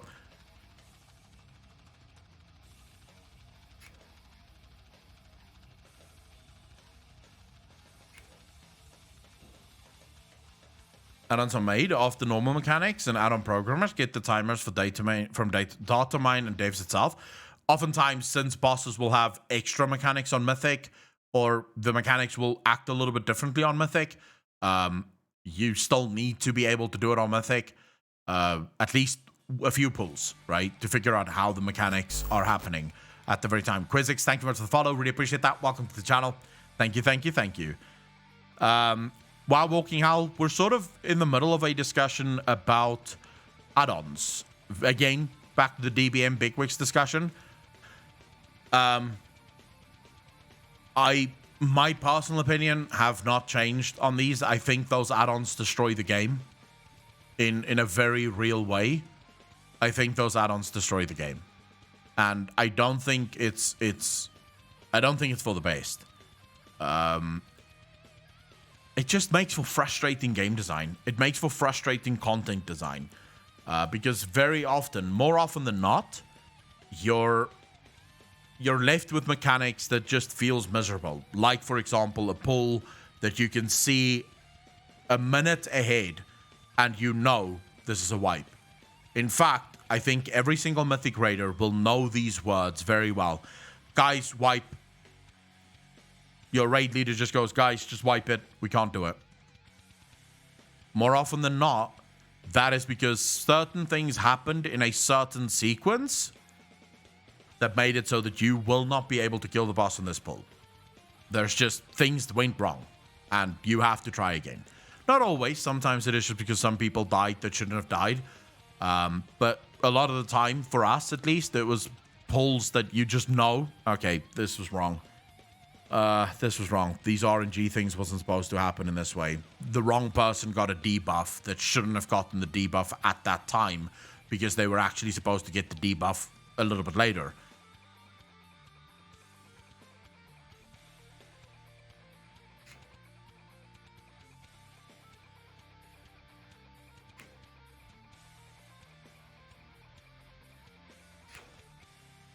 XD, so I would say this is something that Final Fantasy, again, does so well. All of their bosses, the boss abilities are almost always movement-based abilities, right? There's soaking abilities, there's things that you have to stay out of, and then there's like almost all abilities in Final Fantasy, at least from the raids that I've been able to see, is things that the whole group will have to move with, right? And bosses do them at very specific times. So you know that A comes, then B comes, then C comes. The trick is that everyone has to do A, B, C, D, and E perfectly, whilst also putting out damage, right? So you basically have to learn. The way I describe it, and I use a similar description for Final Fantasy class design versus World of Warcraft class design, but the way I would like to describe it is in Final Fantasy, every boss, to do a boss, you're sat in front of a piano and you're given sheet music, right? And you have to play the sheet music perfect to make a symphony. Like that's what you do. You play the music perfectly, you make a beautiful song. Whereas in World of Warcraft, some bosses will have like similar, right? There's still sheet music, but every once in a while, there's like a portion of the sheet music that is blank, which is just an RNG thing that can happen to everyone or someone in the raid, and you have no idea who's it going to happen to until it fucking happens, right? So in Final Fantasy, you sort of learn the fight, you learn the rhythm of the fight, and then you do the fight based on that rhythm. So a lot of it is just movement-based. There will be lines on the floor, and you have to move out of those lines. There will be circles on the floor with arrows pointing into the middle. Those are things that need to be soaked. There'll be other circles. Those are things that need to be avoided. One of the bosses have a mechanic, for example, where the entire floor turns to ice.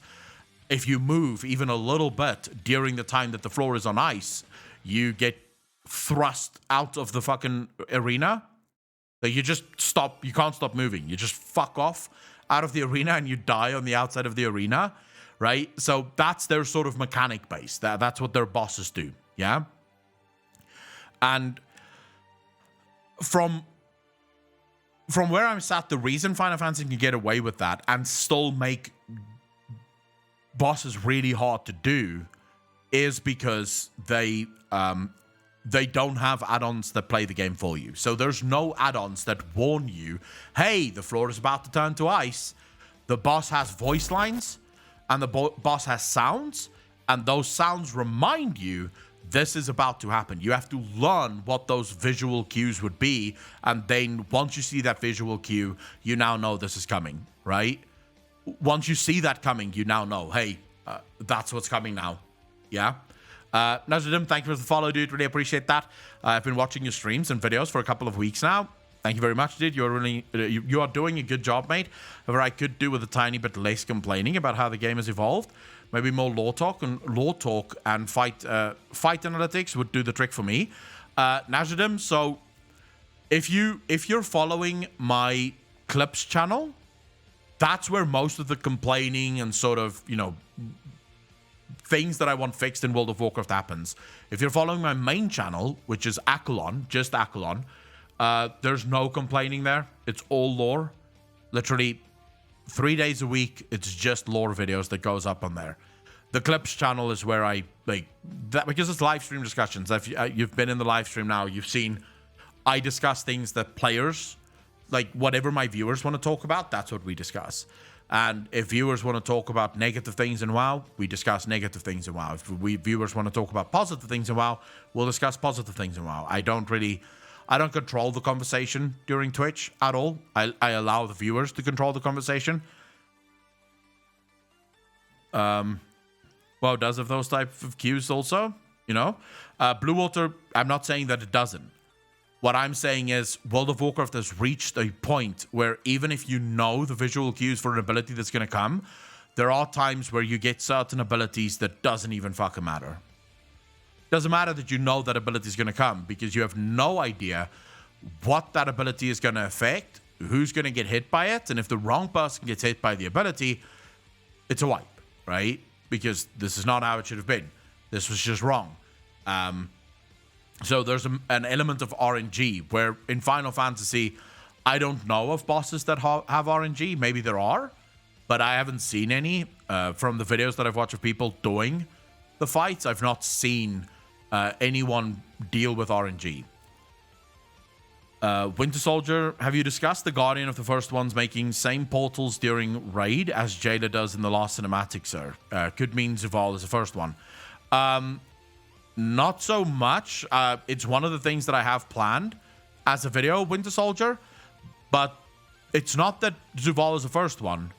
It's more a case of Zuval is a child of the first ones, right? So a Guardian of the First Ones would use very similar magic to the first ones, but a child of the first ones would use very similar magic to the first one, right?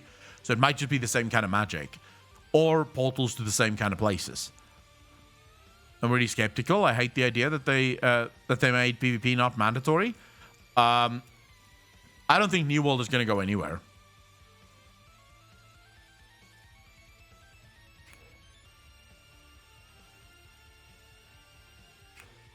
Golgoth, you can talk about the slow GDC in Final Fantasy XIV, but of course I will be telling you then that you're wrong, right?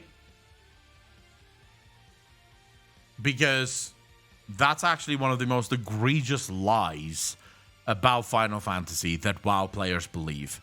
It's astonishing to me how many WoW players believe that, oh my god, Final Fantasy's GCD is 2.5 seconds. It's so horrible. But no one ever talks about the fact that there is OGCD abilities.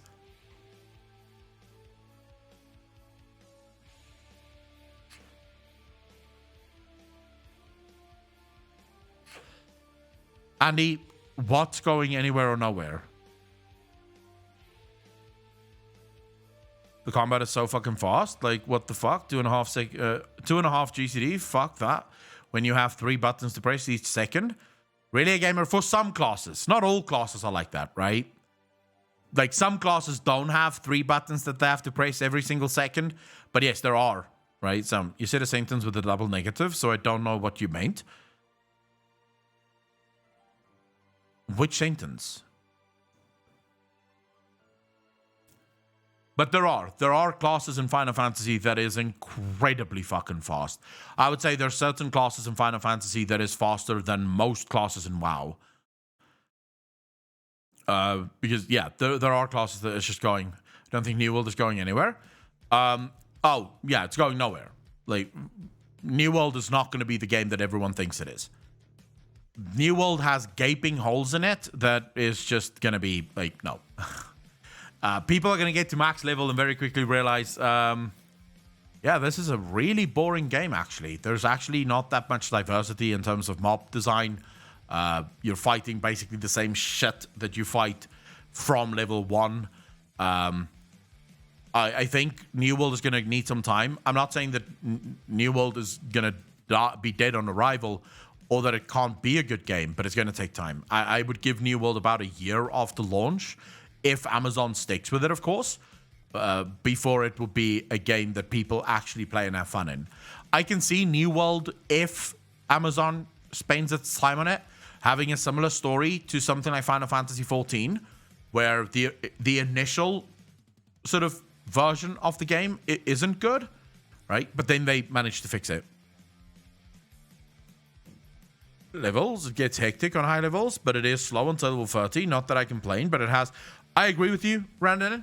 I would say the first 50 levels of Final Fantasy is incredibly slow and a bit of a sort of drag, right? Because even though at level 50 your class does start to come together, it's still not really together, you know?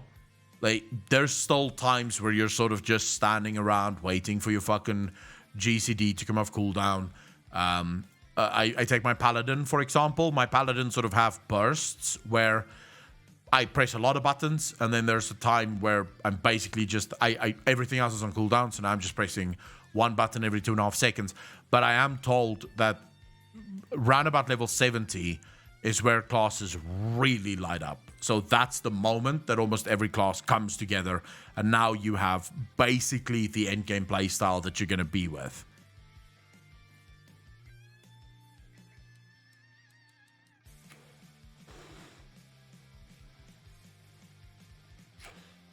I've not played either of those, XD, although I think I played Terra years ago.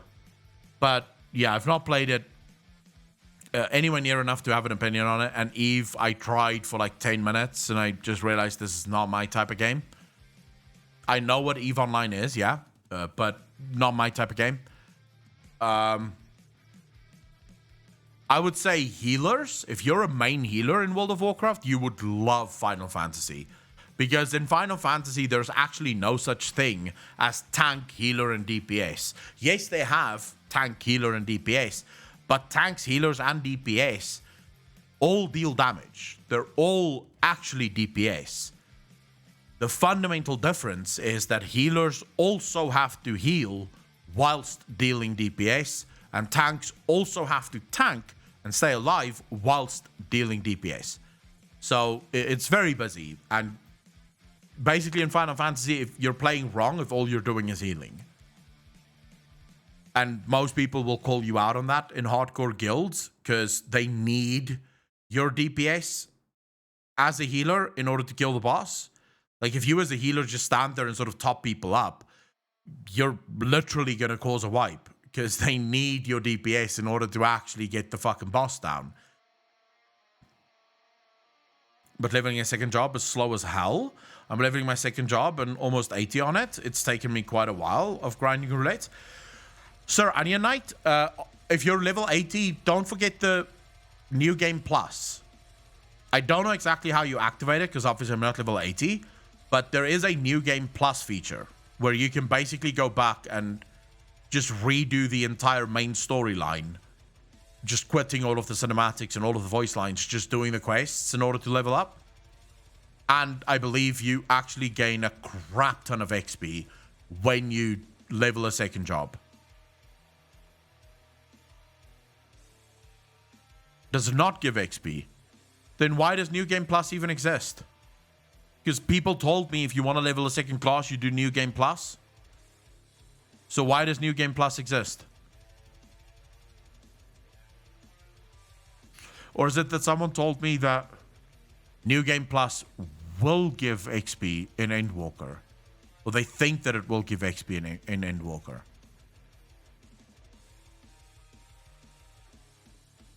I'm trying to remember now. I think someone told me that there's a rumor or something that New Game Plus will give XP. Maybe. I'm not sure. I don't think... Well, I wouldn't want to replay the adventure because I've already done it on 4 different characters.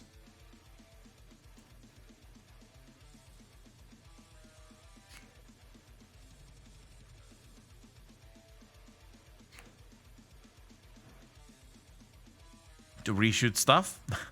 If you have a level 80, your next job levels faster, yes. But I would just say the way I've leveled my second job is just by doing the daily roulette. I don't spam it. Just every day I do the daily roulette. And I do my main stuff. I keep doing my main stuff. And just every day I quickly change my job, do the daily roulette, back to the main stuff, right? Like I don't think I would ever hardcore level a second job, right? Because then I would be bored with the job before I even get to max level. So I will almost always do it just passively. That's the right word for it, passively. But you know what else is passive at this point, guys? I have to go to the gym and passively do bench press. No, I will be actively bench pressing tonight. When I tried it, and to add to my earlier statement, as a tank, I'm there to control mobs, take the damage, not interested in being a DPS. You do control a fuck ton of things though in Final Fantasy Crash. As a tank, you have quite a bunch of abilities that no one cares about as DPS, that only you as a tank give a fuck about. To stay alive, adds to pick up, adds to position. So, no, you just also have to do... So you have a rotation that you have to stick to whilst also tanking, right? So that's why you're also dealing DPS, because you have to stick to your rotation, but you also have to do like all the normal things that a tank would normally just do, right? So yeah, if the lady is there, we'll see if I'll give her a shout. But anyways, ladies and gentlemen, to each and every one of you for hanging out today, this morning, this evening, whatever time it is for you in the world, I really appreciate all of you for coming out. I had a ton of fun. It's been my absolute pleasure. I really hope that I will see all of you back here tomorrow. If I feel up to it, if I'm not too tired after the gym, I'll be back right after the gym. We'll start streaming again. So keep an eye out for that. If you're not already following the channel, hit that follow now. Remember to smash that button so you get notified whenever we go live. As always, ladies and gentlemen, take care of yourselves. Be kind to each other. Be good to each other. And I will see all of you in the next one. Peace out, fam.